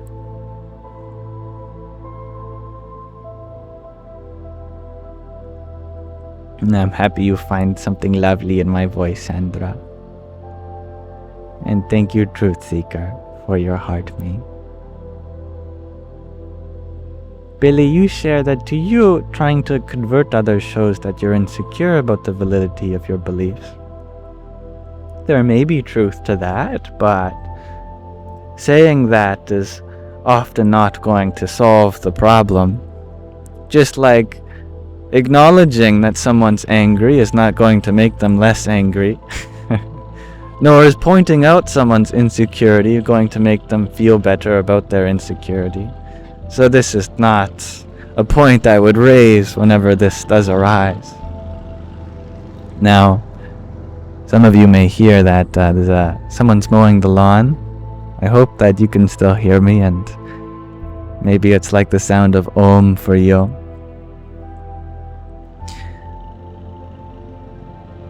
And little QB, you share that in Catholicism, you are taught to respect all religions because all spirituality comes from God.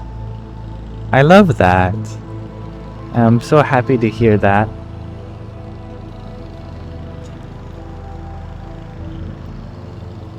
Maybe I can increase the noise reduction on my microphone.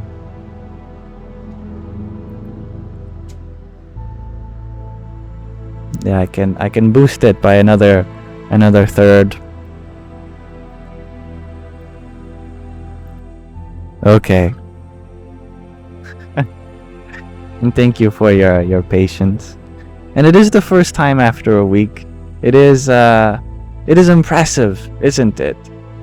That we've had so many good days without a lawnmower. That's a blessing. I'm even happy to have had this much time with you so far. But the lawnmower isn't very loud in comparison to my voice. That's good. That's good.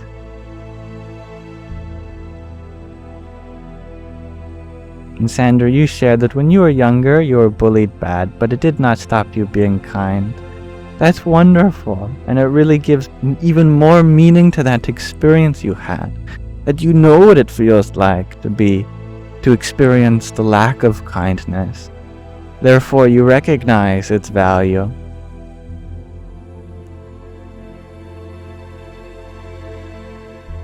And thank you, Mary, for your rose. Hari Om Tat Sat. You know, I think I figured out the source of the wobbliness. I have a fan behind my computer to keep it from blowing up.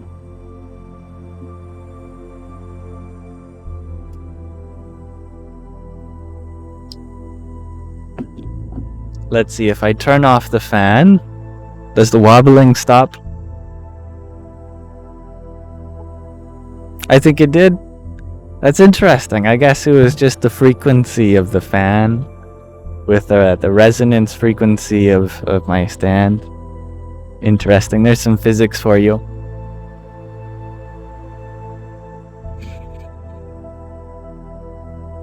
But yeah, with when we were talking, Billy, about insecurities, I think the best thing we can do is, whenever any insecurity arises, is we can try to affirm that their experience of life is valid. definitely. And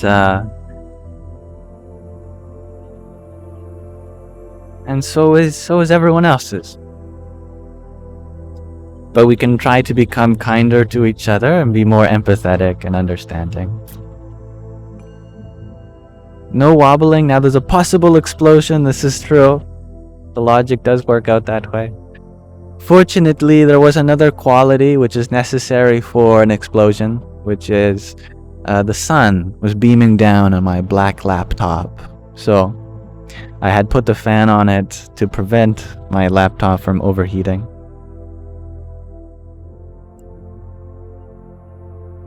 In absence of the sun, I think we're good.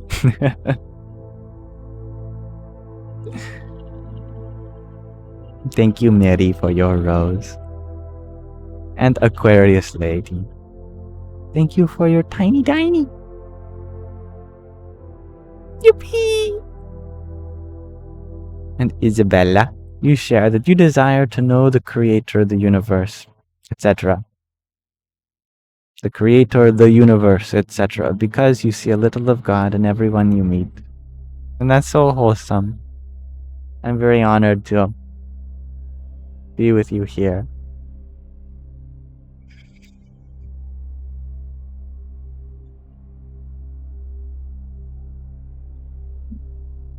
That's very sweet, Bobby Sue. It always makes me so happy to see the unity of belief and interfaith dialogue and multicultural appreciation. I think that's a wonderful virtue. All right, I'm chilly. Being chilly, I think it might be time to start wrapping things up.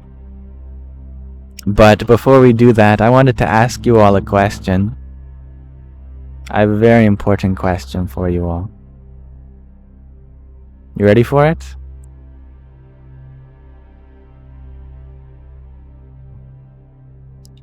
I'm wondering, have you been getting your vitamin D?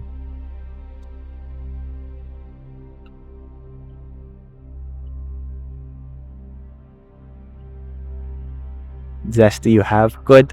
I'm happy to hear that. Anita, you said yes. I don't know if this was for being ready for the question of the day or not. Abby baby, you say no? Well, you should. Hello, Clever. April, you share you try every day? I'm good. I'm happy to hear that. I was going to say that's good. And I'm happy to hear that. It turned into I'm good.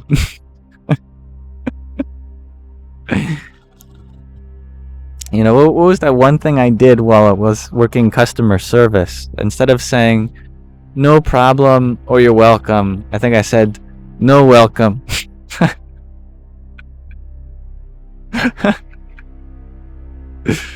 No welcome. Or, no, it was your problem. It was the other way. I said, your problem. Oh no. I dropped my mouse. And then something happened on my screen. I don't know what happened, but I think we're good.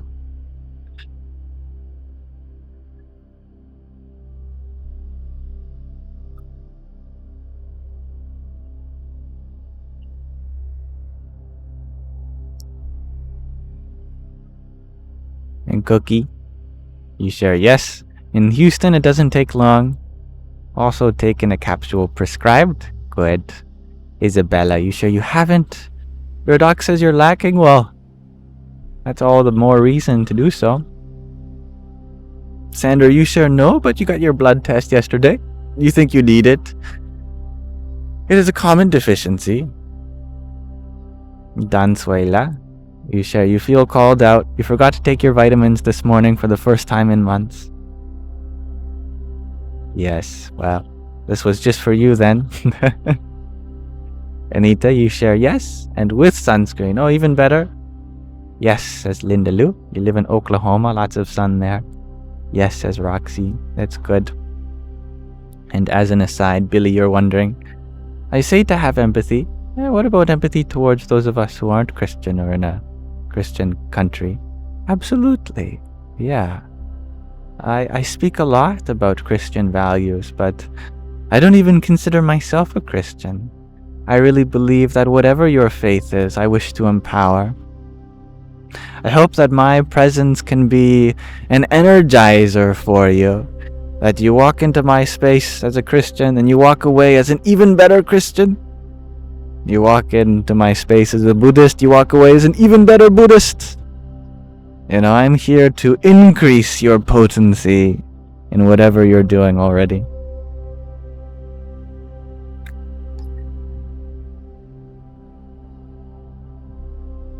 Dansuela, you share, but you did go out in the sun for a nice walk with your dog today. Oh, good. I'm happy to hear that. And Bobby Sue, you share, it's currently winter there in Australia. You really don't like the cold, so don't go out. I'm surprised that Australia even has winters. I gotta be honest with you, I was under the impression that it was just hot all the time there. Melinda, you share that you've been told you get too much vitamin D at times. Well, I don't think that's so much of a bad thing. I know that some vitamins, vitaminosis is a big problem, but that vitamin D I don't think can pose that much of a problem. I don't know, I'm no doctor. I'm just curious. G to Infinity, you share, in Canada, when the sun is out, we all go out to absorb the sun's rays. It's true. Me included. Thank you, Sandra. You are lovely too. Nita, you share. You're good. Billy, you take vitamin D3 every day. I'm happy to hear that. Marlon, you have from the sun. Good. And Linda Lou, you share your blood work last week was a good report on your D3. Oh, I'm happy to hear that. Isabella, you share Houston has been hot. Jeez. I believe it. They don't call it Texas for nothing. And Sandra, you share you live in Northern Ireland. We only getting sun now.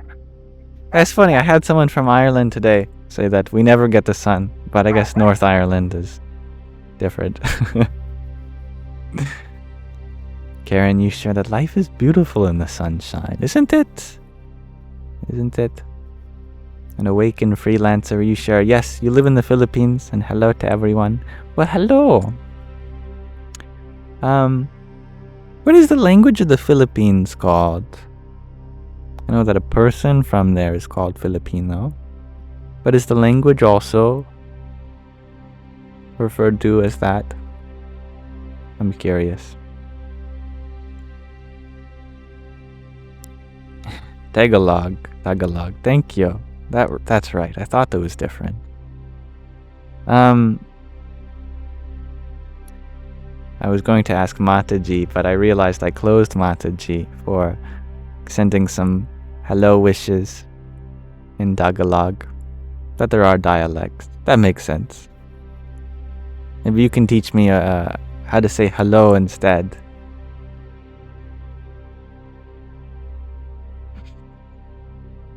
And Lizard Cha, you ask, can I tell Andy to be nicer to his wife?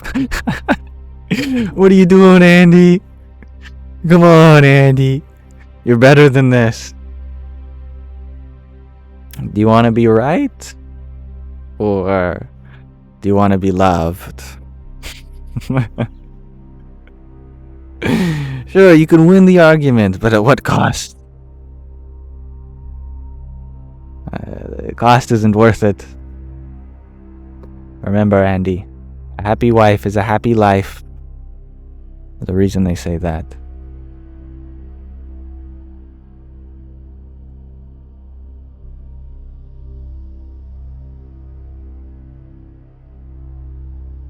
D to Infinity, you say Magadang o Maga. Is that now you say hello? Or Mabuhay? Mabuhay. Well, I'm gonna have to work on my pronunciation, but thank you. You think you forgot. Well, that's impressive anyway. I don't know of any people who know of words in Tagalog without being Filipino, of course.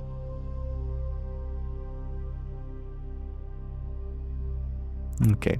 Well, I'm very happy to hear that most of you are getting your vitamin D. And if not, that's a good reminder for you all that it's a very important vitamin. So thank you for attending to my question of the day. Now I'm going to read to you if you'd like to. I'd like to end my lives with a short reading, so I'm going to read from this book that one of you sent me. Allow me to pull up the cover in case you're interested in it.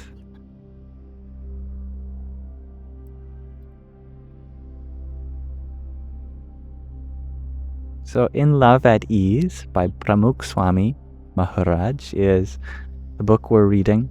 It's about Pramukh Swami and how he was in love, at ease. He comes from a particular spiritual tradition called Swaminarayanism. I don't know if that's the technical term. But I believe that some of the virtues that he embodied are universal, and I'd love to learn with you all. Swamishri, which is a term of endearment for him, similarly accepted blame for his sadhus and trustees in front of larger audiences. Swamishri was in London for a spiritual tour in 1980. Hundreds of bhaktas, devotees, were excitedly waiting for him at Epping Forest for a satsang sabha, or an assembly of spiritual association, and a morning of playful interaction. The late morning rains began to dampen their spirits as they waited for Swamishri. Swamishri and the sadhus were scheduled to be there by 10 in the morning, but the trustees scheduled a few padramanis, visits to householders that morning, which ran late. Swamishri did not arrive at the park until 12:30 p.m. The continuous rains made it difficult to carry on with the outdoor event. The trustees suggested canceling the event completely. The entire community was devastated at this, as this was their chance to enjoy a few lighter moments with their spiritual master, their guru. The bhaktas started blaming the trustees. I almost misread that. Started blaming the trees. I'm sure the Lorax would have a few words for that. No, the devotees, they started blaming the trustees. The environment turned ugly, and there was a divisive energy in the air. The bhaktas left in disappointment. The next evening, in the satsang sabha, Swamishri asked for the microphone and addressed the audience. I want to apologize for all the trouble that I caused you yesterday. Please forgive me for the inconvenience. I insisted on the padramanis. The trustees wanted to bring me straight to the Epping Forest. I hope you can forgive me. I will be on time from here on for our satsang programs. The Sabha was in shock to hear their guru apologize in front of the entire audience. By taking on the blame, Swamishri was not only able to bring together the entire community, but also help each faction recognize their mistakes. The trustees learned to become more respectful of the community's time. The community learned to become more flexible with changes. They were both impressed and inspired by their guru's humility. Asking for help can be difficult for a leader. The leader must be willing to be vulnerable and vocal about their needs, and do so in a way that is polite but effective. Swamishri knew how and when to ask for help without condescension or authority. Subhash Bhai Patel of Tanzania had just landed in Accra, Ghana. Achra Ghana. I'm not sure how to pronounce that. His little Nokia bar phone was an anomaly at the airport terminal. He picked up the incoming call to discover that it was from his guru. Swamishri called him to ask for a help with a mandir construction project in another country. Subhash Bhai was thrilled at the opportunity to serve his guru and assist in the making of a mandir. Swamishri was getting ready to hang up the phone when he added a final thought. Subhash Bhai, I needed help, and I knew that I could count on you. I am so sorry for troubling you with this request, but I needed to complete the project in a timely manner.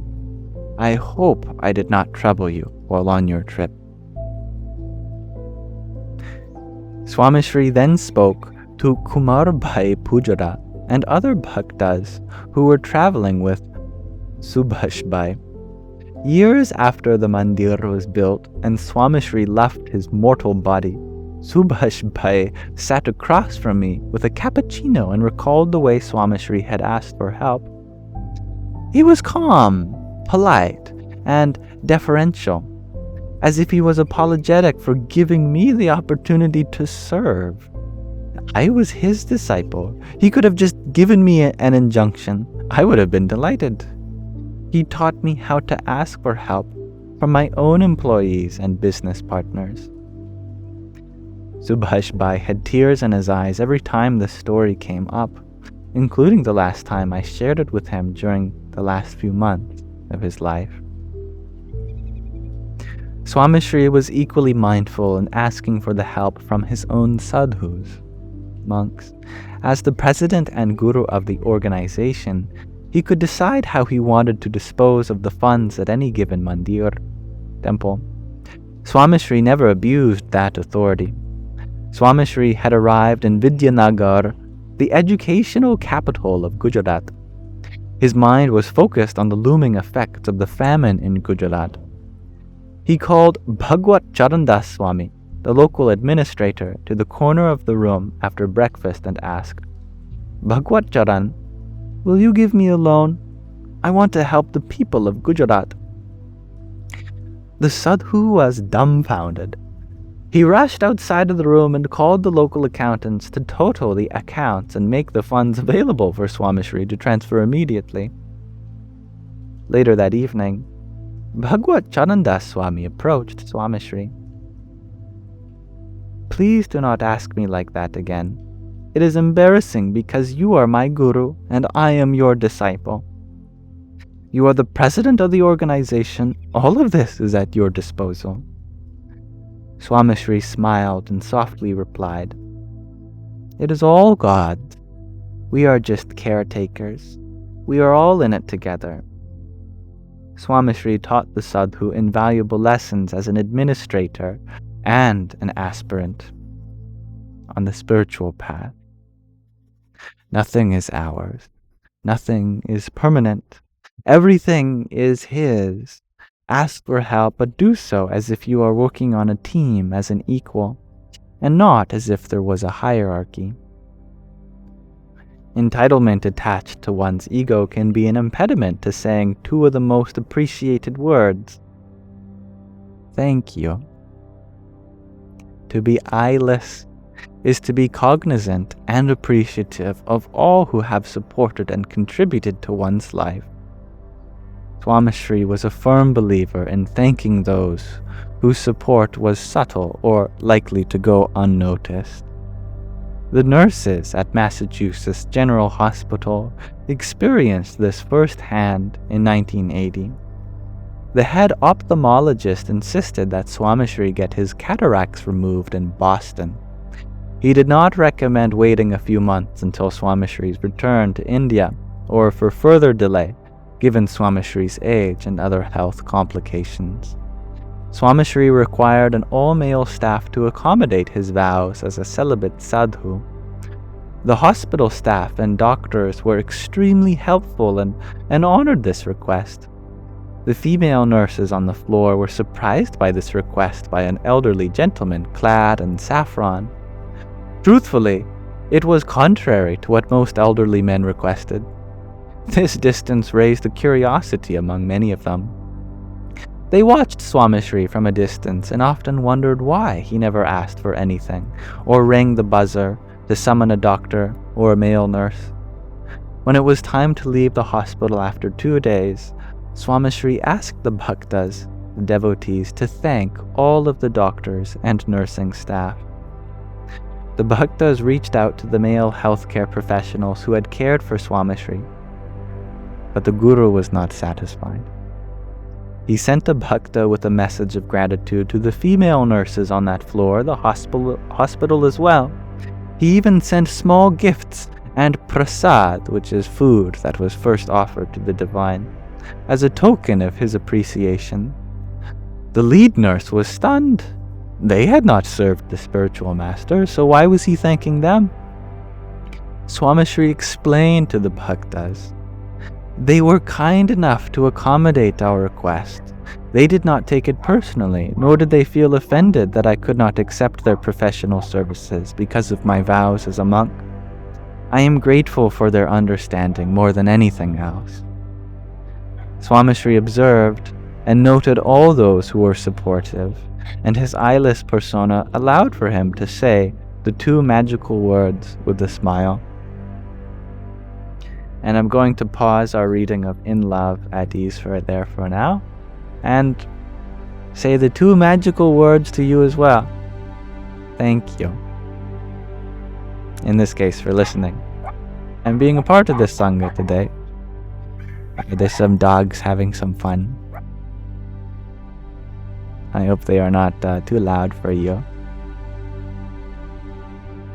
Oh, Lady Runa. It's happy to have you. I'm happy to have you here again. It's nice to see you. You say drink water. It's a good reminder. I will drink water. It's been a while since I was reminded to drink water from you. Feels good.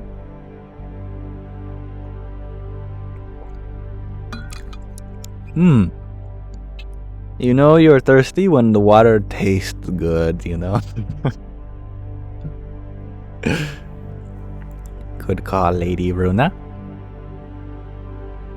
Thank you, Delaney, for your rose you sent a moment ago. Radhe, oh Radhe. So many of you mothering me. See, it's easy for me to see the divine in all of you. The Divine Mother flows freely through all of you. I must really be needing it. I am such a child. Needing to be mothered by so many.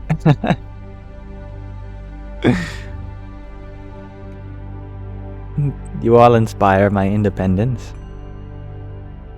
Thank you, Isabella, for your rose. Hello, Marlon. Yes. And Tatmamasi, thank you for your quintet of roses. Radhe, oh Radhe. I love you too, Linda Lo. Lady Runa, you share it's been a bit. You've been so busy and introverted. That's okay. You've been resting and bringing your energy towards yourself. Yes, I love you, Isabella. Marlon, you ask, can you be my big sister? Yes, definitely. Happy to have you here, sister. And Vladimir, thank you for your quartet of roses. Radhe, Radhe. You all are ensuring my attendance for tomorrow's Sangha. That's true. If I don't drink my agua, agua will drink me. And that's right, Tiffany. It's a good observation. Yam is short for a longer name. All you have to do is put an L in front of it. But since I've stopped taking L's, I just go by Yam. Otherwise, it's Liam.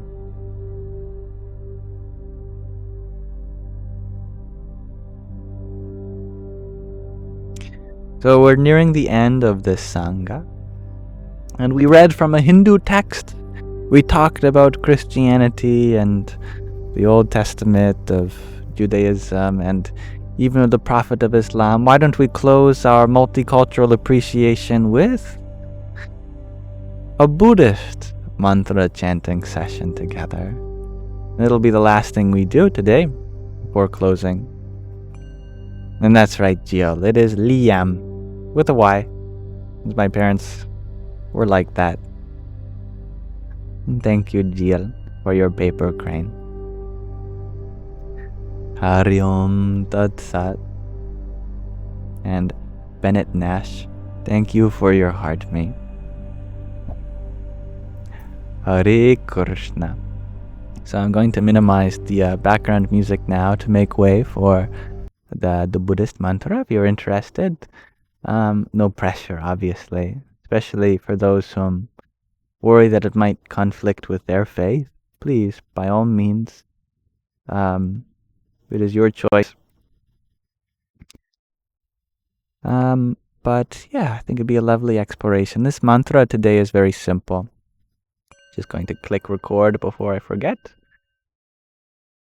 to give Sky Guardian some ease. So the mantra that we are doing today, this Buddhist mantra, is Om Ami Devahri. Om Ami Devahri. There it is. That's the whole thing. But the video itself is going to be, of course, repeating this over and over again. Such is the purpose of a mantra. I forgot to open it, or rather I did have it opened, but I accidentally closed it. But that's okay. I can reopen it rather quickly. Here it is for you. I'll be playing it just momentarily. The video itself is 2 hours long, but don't worry. I'll just do for as long as it feels right, which will probably just be a few minutes. I think that's acceptable. We've been doing some long ones recently. We'll just have a nice short one today. Without further ado, here we are doing this mantra, which is also called, where is it? Also called the Amitabha mantra. Okay.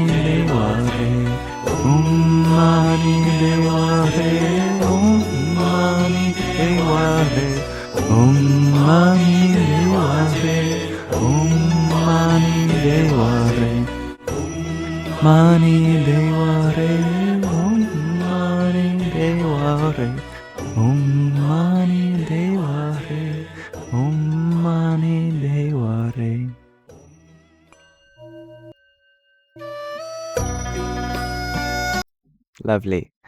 That's nice. It actually it does loop, but it's made a perfect place for us to stop.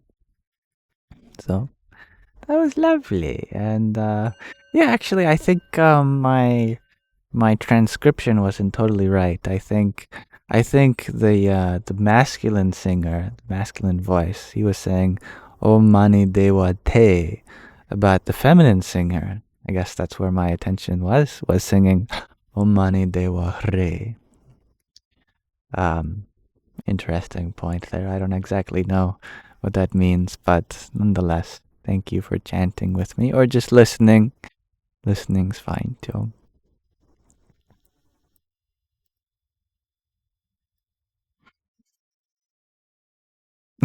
You're so sweet, Pop Pop. I am happy to be a mirror for you. And I saw that you said I could be a great Teletubby son.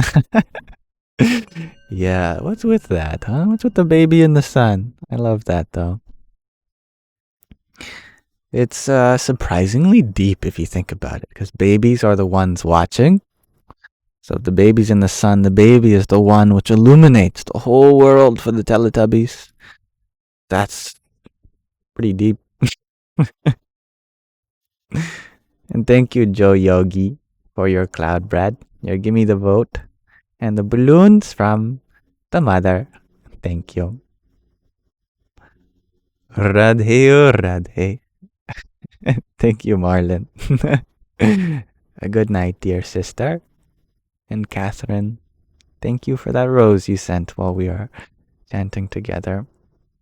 Thank you. God said, what up? That's a great name. Is that Paramahansa Yogananda in your profile picture?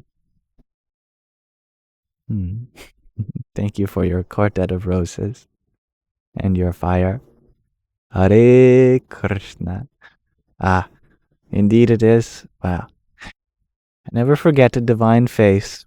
It's nice to meet you, Michael. And thank you, Isabella, for your rose. Hare Krishna. And Bennett Nash, thank you for your music play. Jai Sitaram. Singular hiccup. Yes, I will get warm. I'm going to go inside. I'm going to vibrate really fast. Or I'm going to get one of my cats to vibrate. And then I'll take some of that. Much love to you, Dansuela. Thank you for being here. Yes, see you all tomorrow. Assuming I don't get abducted by aliens or I fall into a chasm beneath my feet, or the British are coming and I have to go to war. You know how it is. I don't know. But yeah, I will hopefully be back tomorrow. But until then, I wish you all farewell. Great rest of your morning, afternoon, evening, or night. I will be uploading the recording of this to my Yamsox Live's YouTube channel. There, I've chaptered, well, not me, actually, Mataji. Mataji, she chapters everything for me, and she reads the transcript, and she makes so that there are timestamps and corresponding descriptions of everything we do, down to the minute. So that's very, very nice of her to do that. So it's a very lively channel. There's also clips of all the readings and meditations that we do, thanks to Sky Guardian. But now I think I might be able to do them myself, since I was trying today to manually clip them as we were recording. Saves him some trouble, which makes me feel better, since he has a lot of responsibilities, like caring for his mother, who is going through treatment for chemotherapy at the moment. So my best wishes to your mother, Sky Guardian. And Taesung, thank you for your quartet of roses and your finger heart. Radhe Radhe. Also, everything I upload gets uploaded to Rumble, Odyssey, and BitChute. If you're like me, I haven't heard of those before either, but they're there for you. And yeah, may this live stream be an offering to Sri Radha Krishna, the Divine Feminine and Masculine, that I see within all of you. Radhe Krishna, Radhe Krishna, Krishna Krishna, Radhe Radhe, Radhe Shyam, Radhe Shyam, Shyam Shyam, Radhe Radhe. And I apologize to everyone who has to put up with my poor singing. But it's not for you, it's for you know who. Thank you, Innovision, for your heart, Mito. Om Namo Bhagavate Vasudevaya. May you all have a wonderful rest of your present moment. Oh, and thank you, Innovision, for your final blessing of a rosa. May you all also experience the sweetness and the fragrance, not just of a rosa, but in the blossoming of your own spiritual life. Namaste.